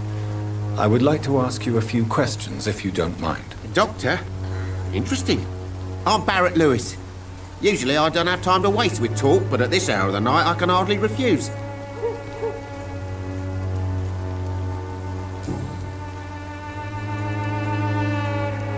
As a merchant, you see Whitechapel every day. Have you noticed anything out of the ordinary recently? Well, you mean besides the epidemic, the war, and all the usual crap? As long as I can remember, this part of town has been a bottomless pit, and no sign of the bottom yet.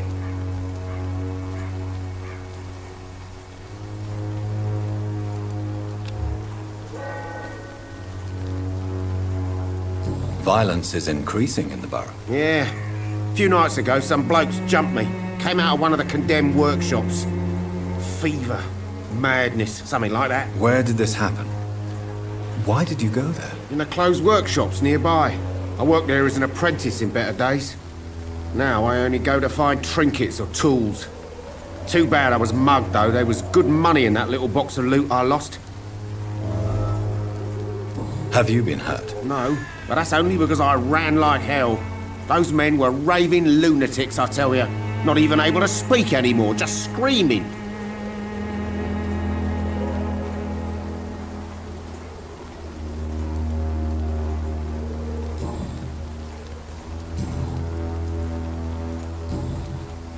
How is business around here? Business? I have no business. Between this racket, theft, and customers getting scared, I'm losing money every day. I see. Sounds like you blame someone in particular for your situation. It's no secret Joe Peterson spends his time harassing merchants. But with me, he's trying to put me out of business once and for all.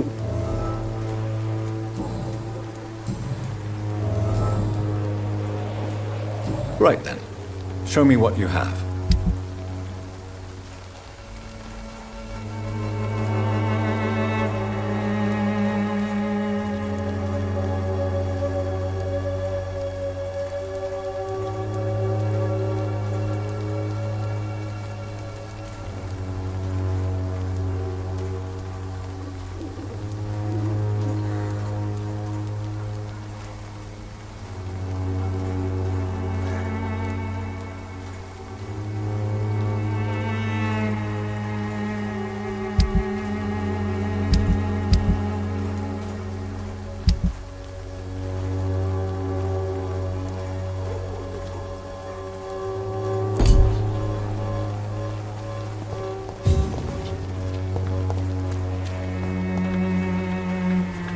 Excuse me, sir. I have a few questions for you. Another journalist? I didn't answer the first one, so piss off! I'm not a journalist, I'm a doctor. A doctor, you say? It's quite a rare breed in this part of town. Really?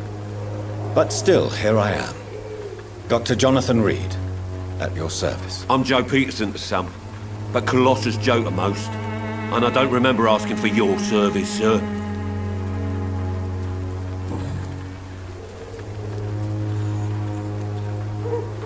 How did you become the local bully everyone is afraid of, Joe? There's no pride in roughing up poor bastards. But this is the only job I've found. And it pays well, too. A job? So you're racketeering for someone else? I got enlisted by the Wet Boot Boys, a gang from the docks. I'm their muscle for their dirty work.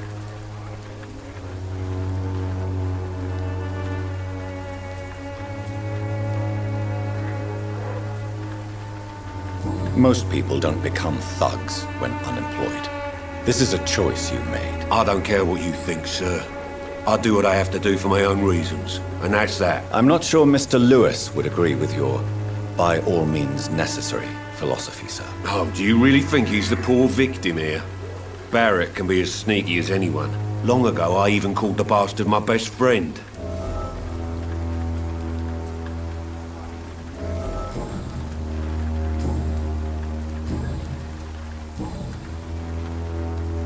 May I ask what you do around here? I do whatever I want, and sometimes even more. Now sod off. According to you, physicians are scarce in this part of town. Why is that? Not familiar with this neighborhood, are you? I guess your fancy colleagues are too afraid of being stabbed in the back. This part of town does have quite a reputation. Would you say it's justified? Totally. Look at me, for instance. I always look my opponent in the eye before knocking him out. Goodbye, Mr. Peterson.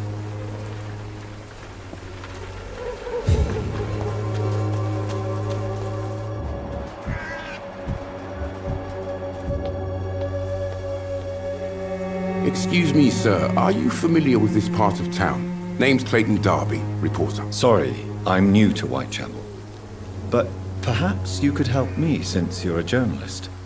My name is Jonathan Reed. Dr. Reed, the famous surgeon. I'll gladly help if I'm able, sir.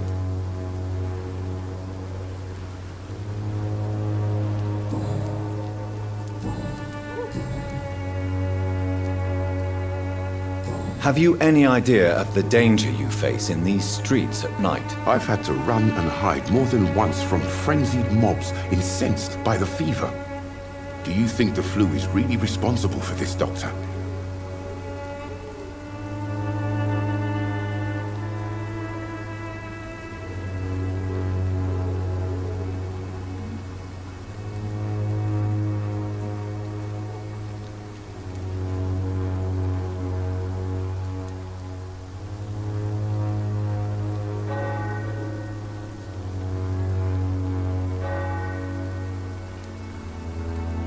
I'm convinced there is more at work here than a simple epidemic. Really? To be honest, I could say the same. Some of the sick I saw or heard of. My God, what happened to them?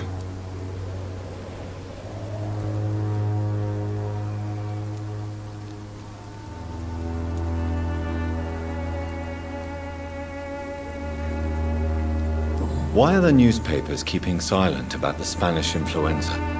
It's as though none of you care. There's a war going on. People shouldn't be demoralized by news of deadly diseases.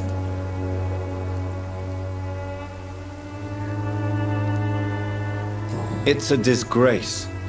People are left to die alone. No one is properly informed of the risks. These are bad times indeed. So much for the glorious British Empire. What is a journalist doing in this borough after sunset? He goes where none of his colleagues would dare to go, to inform the country. So you risk your life to reveal the truth. I saw many reporters do the same during the war. Whitechapel is the crucible of so many untold stories and tragedies. I want people to know them. That's quite honorable of you. But is the public interested? Not at all, sir. And that's why I'm an independent journalist, hoping to sell some stories.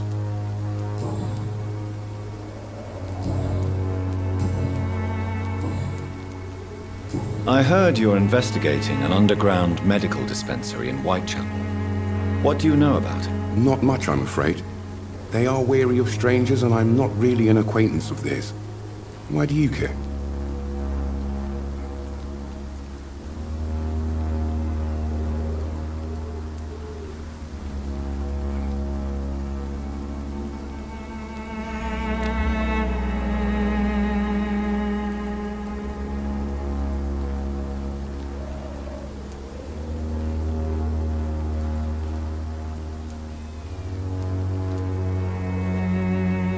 I'm afraid one of the nurses from the Pembroke Hospital may be involved with unsavory activities. Ah, could it be Dorothy Crane? Without a doubt, you are a damn fine journalist, Mr. Darby.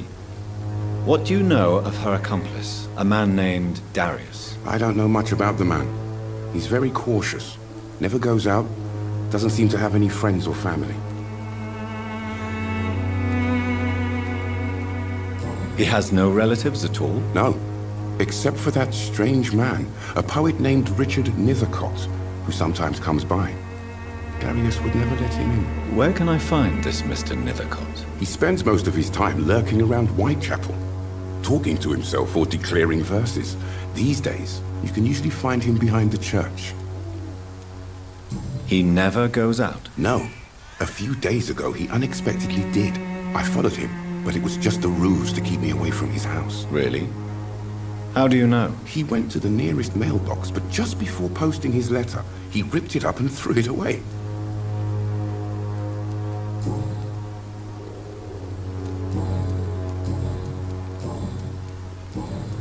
Goodbye, Mr. Darby. Farewell.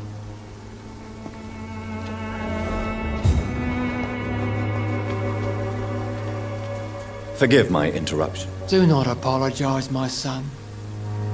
Father Tobias Whitaker is always happy to teach mortals about the incoming Armageddon. I am Dr. Jonathan Reed, and I just have a few questions. A scientist?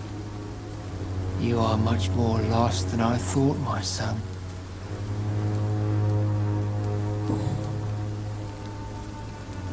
Have you any friends? Any family left in these terrible times? No. But I have a disciple I see as my son. He is so devoted. I send him to preach the good word in the heart of this corrupted city.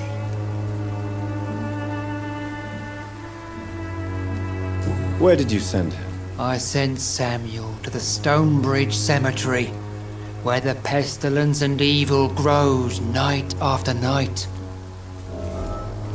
You sent him on some preaching crusade during the epidemic. As a true believer, Samuel will fear no evil while he walks through the valley of the shadow of death.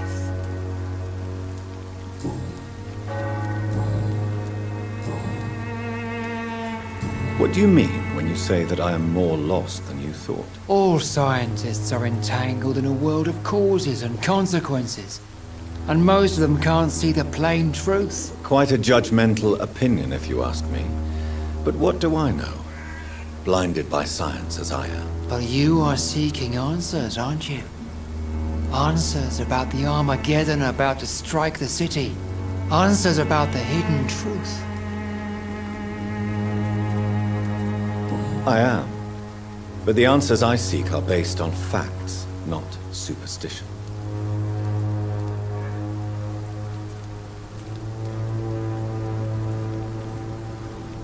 What do you mean when you say... Also, quite a... But you... Well, I suppose I can spare a few minutes listening to your so-called truth. As a doctor, you must be aware of the decimating epidemic. But let me tell you that this so-called Spanish flu is just the beginning of the end. What do you mean? The beast is finally revealing itself, corrupting the flesh and the heart of men. With my own eyes I have seen them, those minions from the abyss. Really?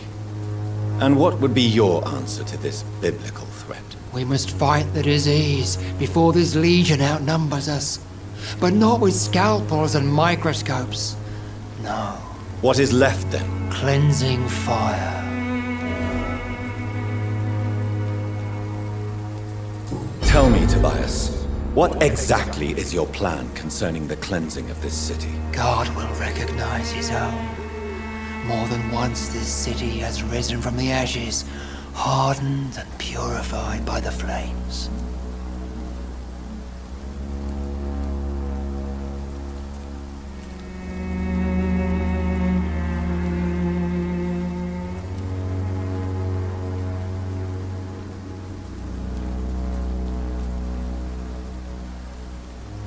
Purification by fire has proved useful, but where do you stop? Burn the clothes? The buildings? The corpses? Worse? Your lack of faith is predictable. But my task is to convince rational minds like yours to see the light. This is God's will. You're mad and dangerous. My son, if you think salvation is a free gift... Joseph, a fool. Vicar Larrabee of St. Mary's Church. While he continues preaching his fraudulent redemption, more and more people die in the streets.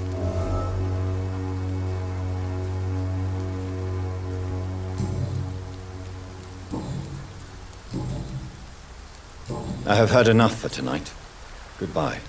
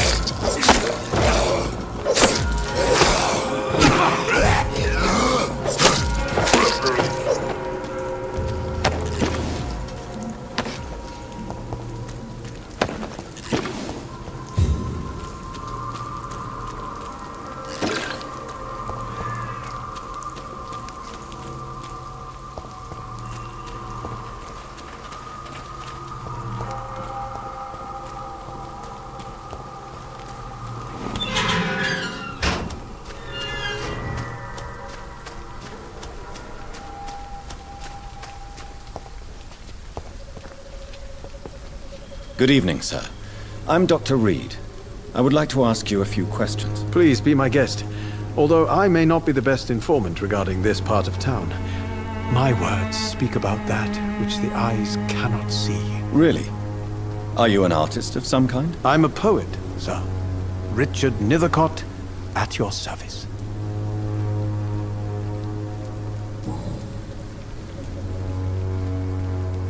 Are you aware that your life could be in danger in this part of town? But this is where I must be to feel the real beat of the city. I had to come, see it for myself, alone. If some misfortune came upon you, Who would be here to help you? Well, you for a start, my dear doctor. I understand your need for solitude, but it's not safe around here. I don't care. I don't have many friends, Doctor, and my family despises me. May I ask what you're doing at this hour of night, sir? Do you live here? Not at all. I'm just enjoying the pleasure of a quiet walk. Though night talks are always preferable, if you ask me. Especially with strangers. But are you not afraid of the epidemic? Oh, why should I? I see some equity in the Spanish flu. No flesh should be saved, say the scriptures. Good or evil, rich or poor, all are equal in the eyes of the flu. If you say so. But as a physician in a time of epidemic, I must caution you to avoid unnecessary exposure, sir. Thank you, Doctor. But we both know the seeker of truth has to go boldly where the weak dare not.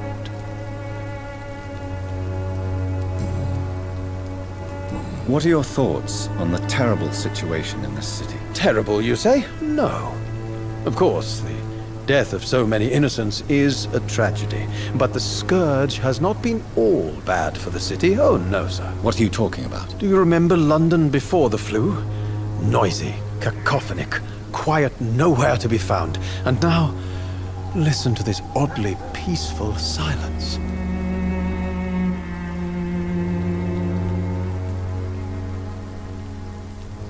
Yes. The enjoyable silence of the grave. You have a unique perspective on the situation, I must admit. Most people fail to understand my perspective. I don't blame them. But how could I call myself a poet if I veiled my feelings?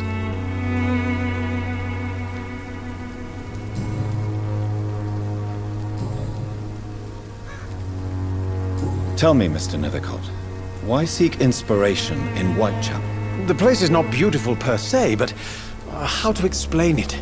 Stirring and challenging.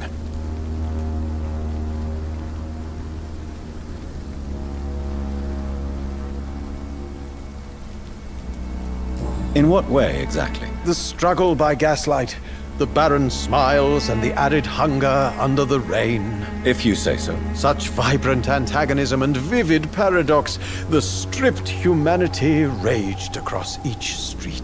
Vivid, of course, yes. And what about the poignant distress? Oh yes, the poignant distress. You see what I mean, don't you? That's what I want to write about, and that's what Whitechapel is made of. Do you not think it a little morbid? On the contrary, sir. Whitechapel is full of life, full of beauty. Just like my dear muse, the wonderful Camellia. What can you tell me about Camellia? Not much. And that's the beauty of it. She can't speak, you know. She's a locked mystery who exhales kindness and sweetness.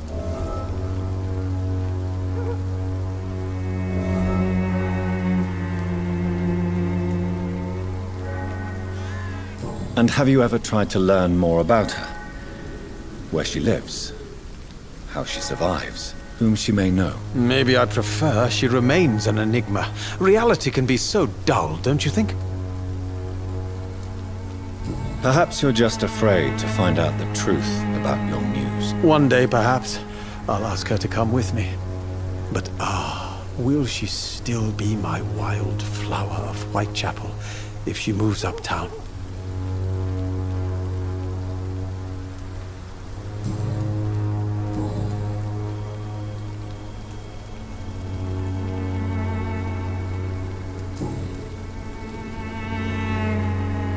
May I ask you a few questions about the district? Extraordinary part of town, is it not?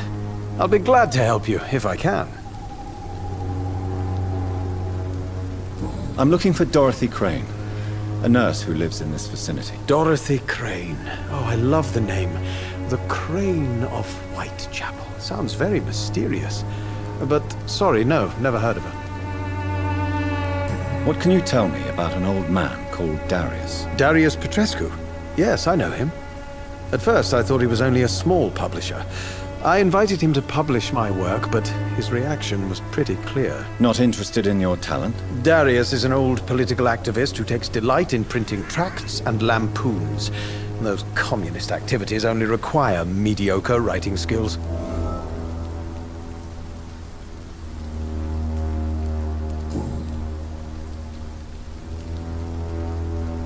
I'll leave you alone, sir.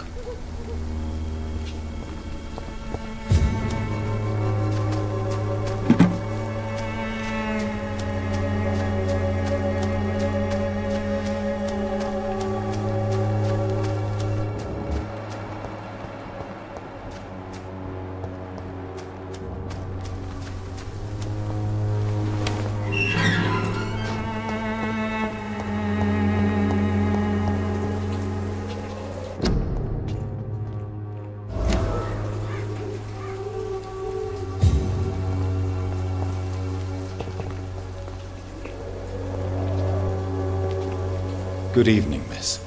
I'm Dr. Reed. I'd like to ask you a few questions. I know what you're thinking. A tall stranger who meets a girl in the street at night. It reeks of the penny dreadfuls. But I mean you no harm, truly.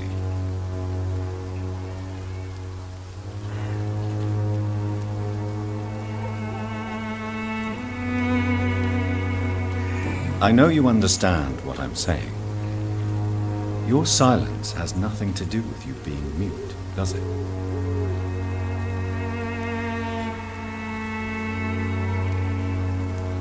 Tell me about Richard Nivicott. I understand he is quite fond of you, Camellia. Camellia, I know you work for Dorothy Crane. Please tell me about her secret dispensary. A stubborn and mute comrade. Nurse Crane and Darius Petrescu have been clever. Very well. Goodbye then.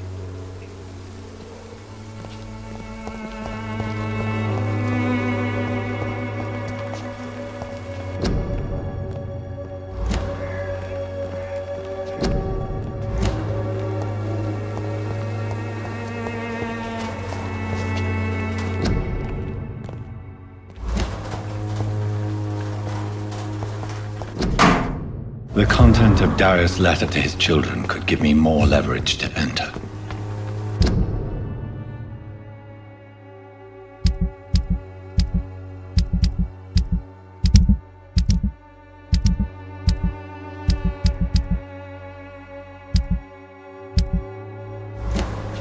Darius is a bit less of a mystery now. It should not be that difficult to incite him to let me in. I cannot enter.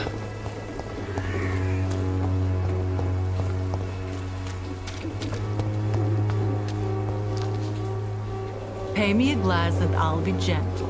Pay me a bottle and I'll be nasty.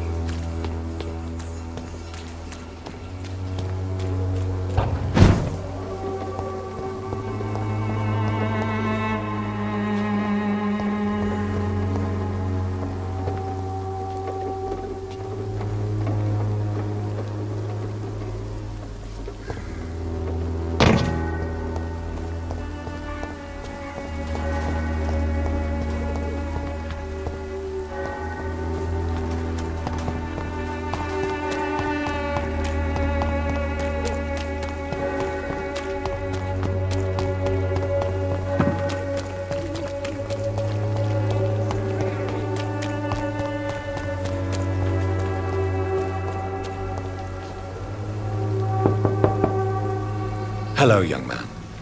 I'm Dr. Reed, and I would like to ask you a few questions. May I enter, please? Sorry, no, sir. My father does not like people entering our house, you see.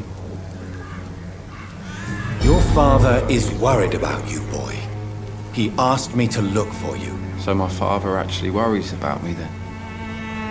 Okay, then. Come on, in. I'm Harry, by the way. Even my dreams are soaked with gloom.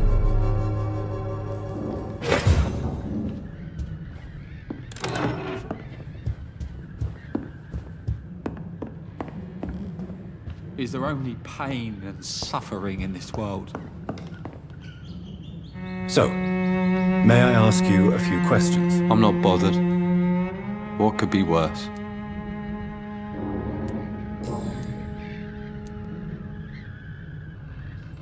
How do you feel? I'm fine.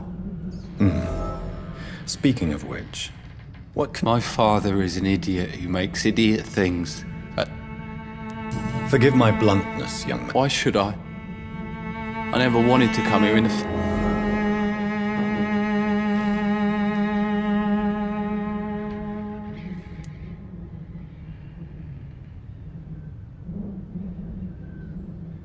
I'm sure your father did his best when he found this house. That's exactly what my father says.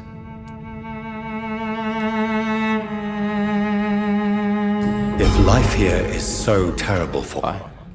I don't go outside. It terrifies. So that's why you stay at home all day? I'm not afraid of disease or death, Dr. Reed.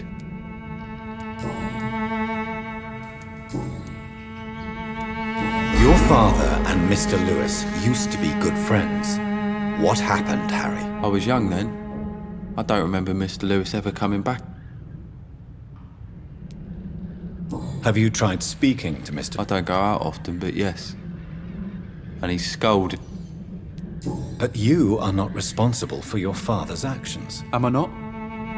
Dad always says that he joined that gang for my safety. So if I wasn't born, people wouldn't be worrying about Colossus Joe.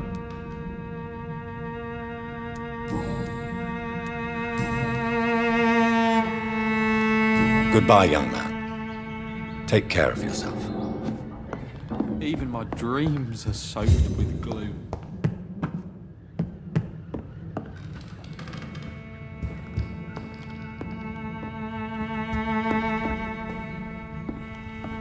It's locked, all right.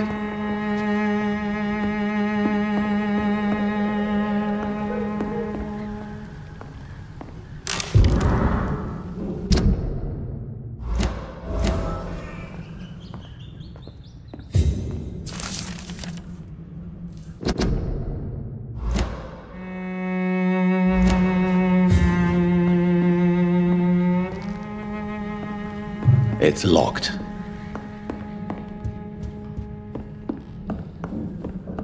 My dreams are soaked with gloom.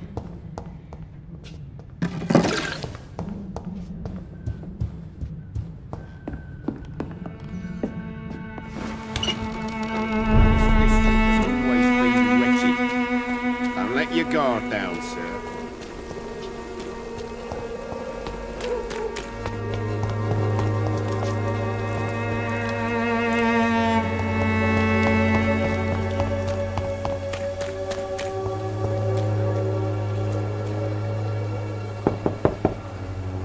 Mr. Petrescu, just 1 minute, please. You again. Go away. Sir, wait. Stop this nonsense. I know Nurse Crane is here. Shall we speak man to man, you and I? All right. Speak up. Don't you see we're on the same side? We fight to help the poor, sick, and abandoned. I'm nothing like you, Mr. Doctor. Yes, you are. You too believe in providing medical care without charge. You know what we have to sacrifice to make the world a better place. I have to admit your words have conviction. All right, I'll let you see Dorothea. Don't make me regret this, though.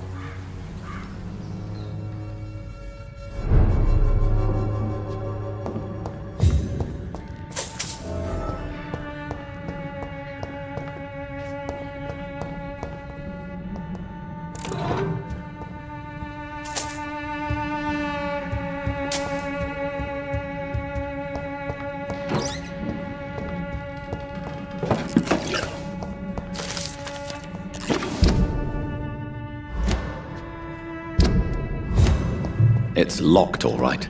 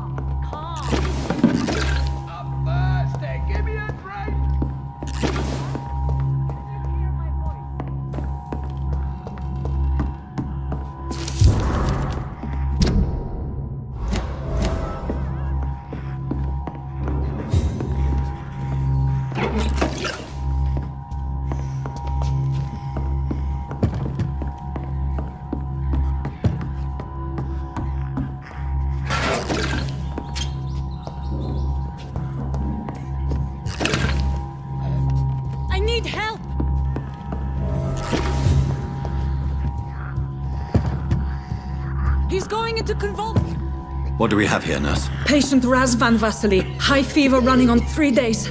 Complaints of dizziness, muscle aches, and head pain. Diagnosed with influenza. Treatment? Aspirin and salicin for the fever and discomfort. Liquids for dehydration, but he's having trouble keeping even water down.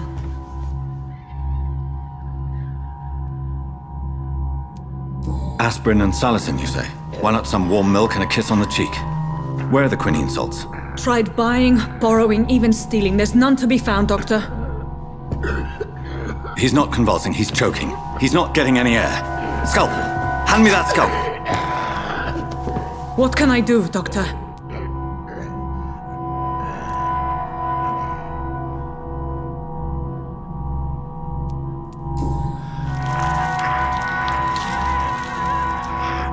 I need to perform a tracheostomy. Short pipe. That rubber tube will do. We're going to cut a passage for air through the neck. Yes, Doctor. He's breathing again, but he's coughing up blood. Internal hemorrhaging. I need to make another incision into the chest cavity to drain the fluids from the lung. Prepare another tube. A thoracostomy? Doctor, we've nothing to fight the infection. We need an aseptic environment. Right then, Nurse Crane.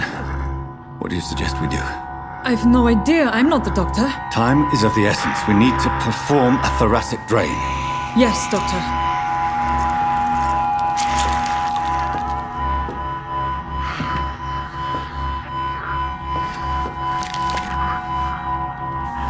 He's still bleeding, Doctor. I'm losing his pulse. The drain must have punctured the intercostal artery. There's too much blood. Are you all right, Doctor? I can't see.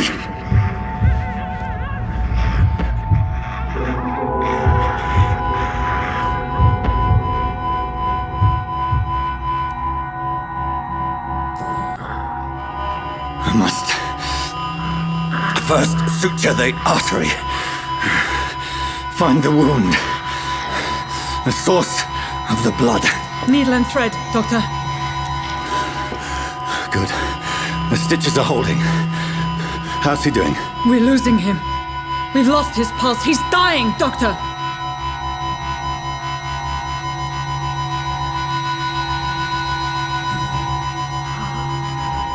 A dose of epinephrine, now. Yes, Doctor.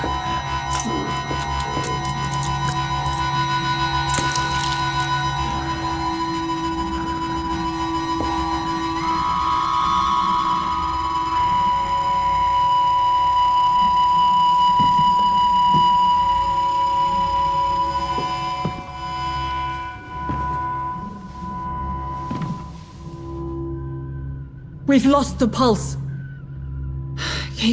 He's gone, Doctor. Nurse, we did everything we could. Truly? Everything you could. Is that how you'll report this in your log? Is this how the war went? Piling up one poor corpse beside the next? This was not an influenza-induced seizure. I've never seen symptoms like these on the continent. Neither have I. But the previous symptoms leading up to this attack were the same, indistinguishable from the epidemic. No. There was something more vile in these reactions. Something primitive. There have been numerous reports of mental breakdowns caused by the fever that accompanies the flu itself, Doctor. Yes, but... I'd best take some samples of the blood for analysis.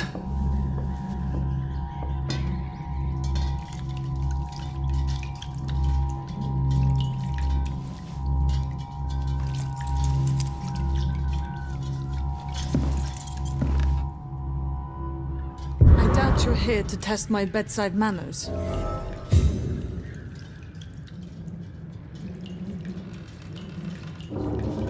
To what do I owe this courtesy? It's locked.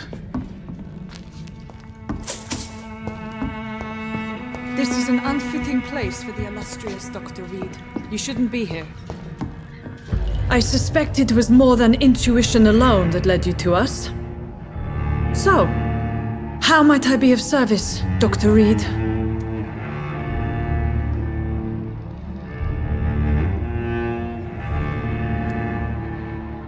I've come to put an end to this insufferable blackmailing, Dorothy.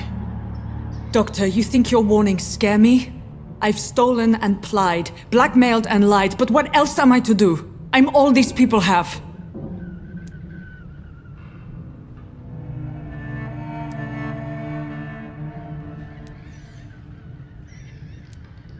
But why Lady Ashbury? Why her, of all people? She's pristine and proper, all right. But that she-wolf in sheep's clothing murders the poor for sport. I have her where she belongs, and I'll milk her for all she's got. So, the end justifies the means. Is that your defense? I know you're kind, Doctor. Just another fine-heeled, silver-spooned gentleman who was given the world on a platter. You know nothing of poverty, nothing of the shame, the hunger, the loneliness. Dr. Swansea is a sensible and honest man. He wouldn't have refused your friend's care at Pembroke. It's easy for you to say, Doctor. These people cannot go to the police, nor to the hospital. They don't even speak English. They depend on me for everything. You've convinced me of the sincerity of your actions and their noble justifications. But all the same, blackmail is a crime, and it will stop, Nurse Crane. So, are you going to turn me over to the authorities?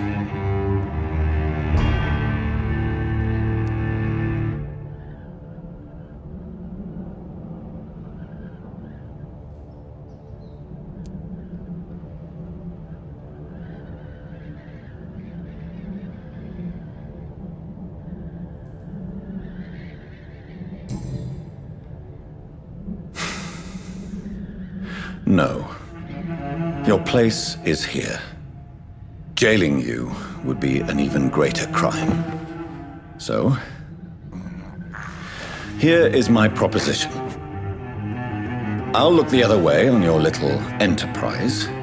In exchange, you will resign from the Pembroke Hospital and provide me with medical supplies when the need arises. Dr. Reed! That sounds like a business proposition. My accomplice, then? No, just a privileged client. My research may require the occasional rare piece of equipment or ingredient. I'll pay good coin in exchange, fair and honest, to help finance your noble endeavors.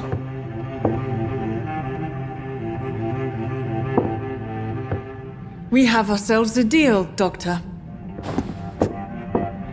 Good customers are always welcome. Yes, Nurse Crane. We have a deal.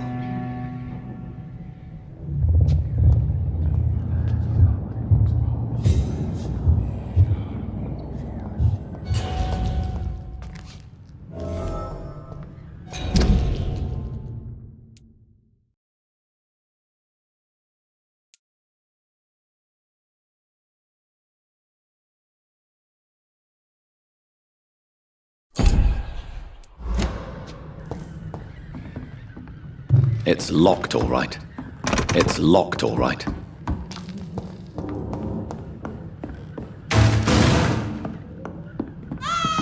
It's dead, all right? Oh, this one stinks already. Elite! Elite!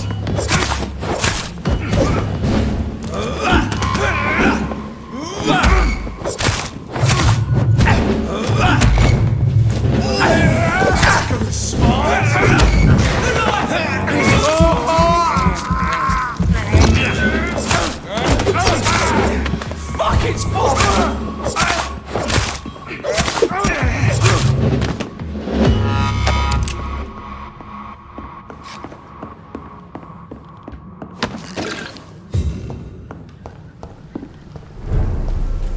Get them weapons ready! We found one!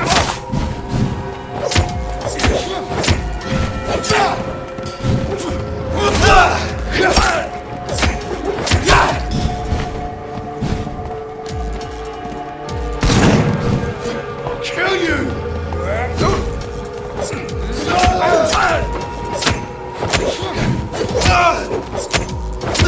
Christ! It's dead! Fucking boss!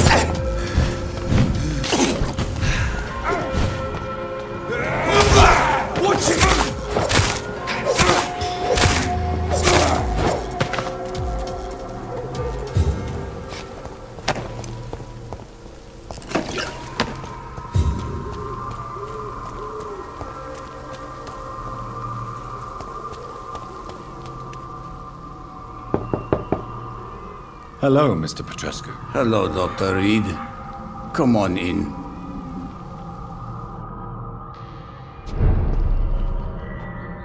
If you want to talk to Dora, we've not been. I have.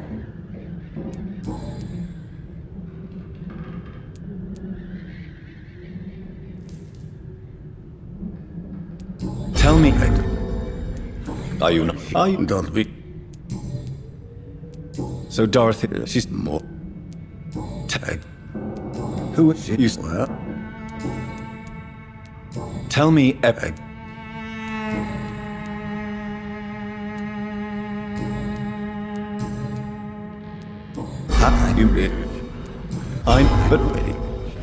do you? How did you meet? No, you meet.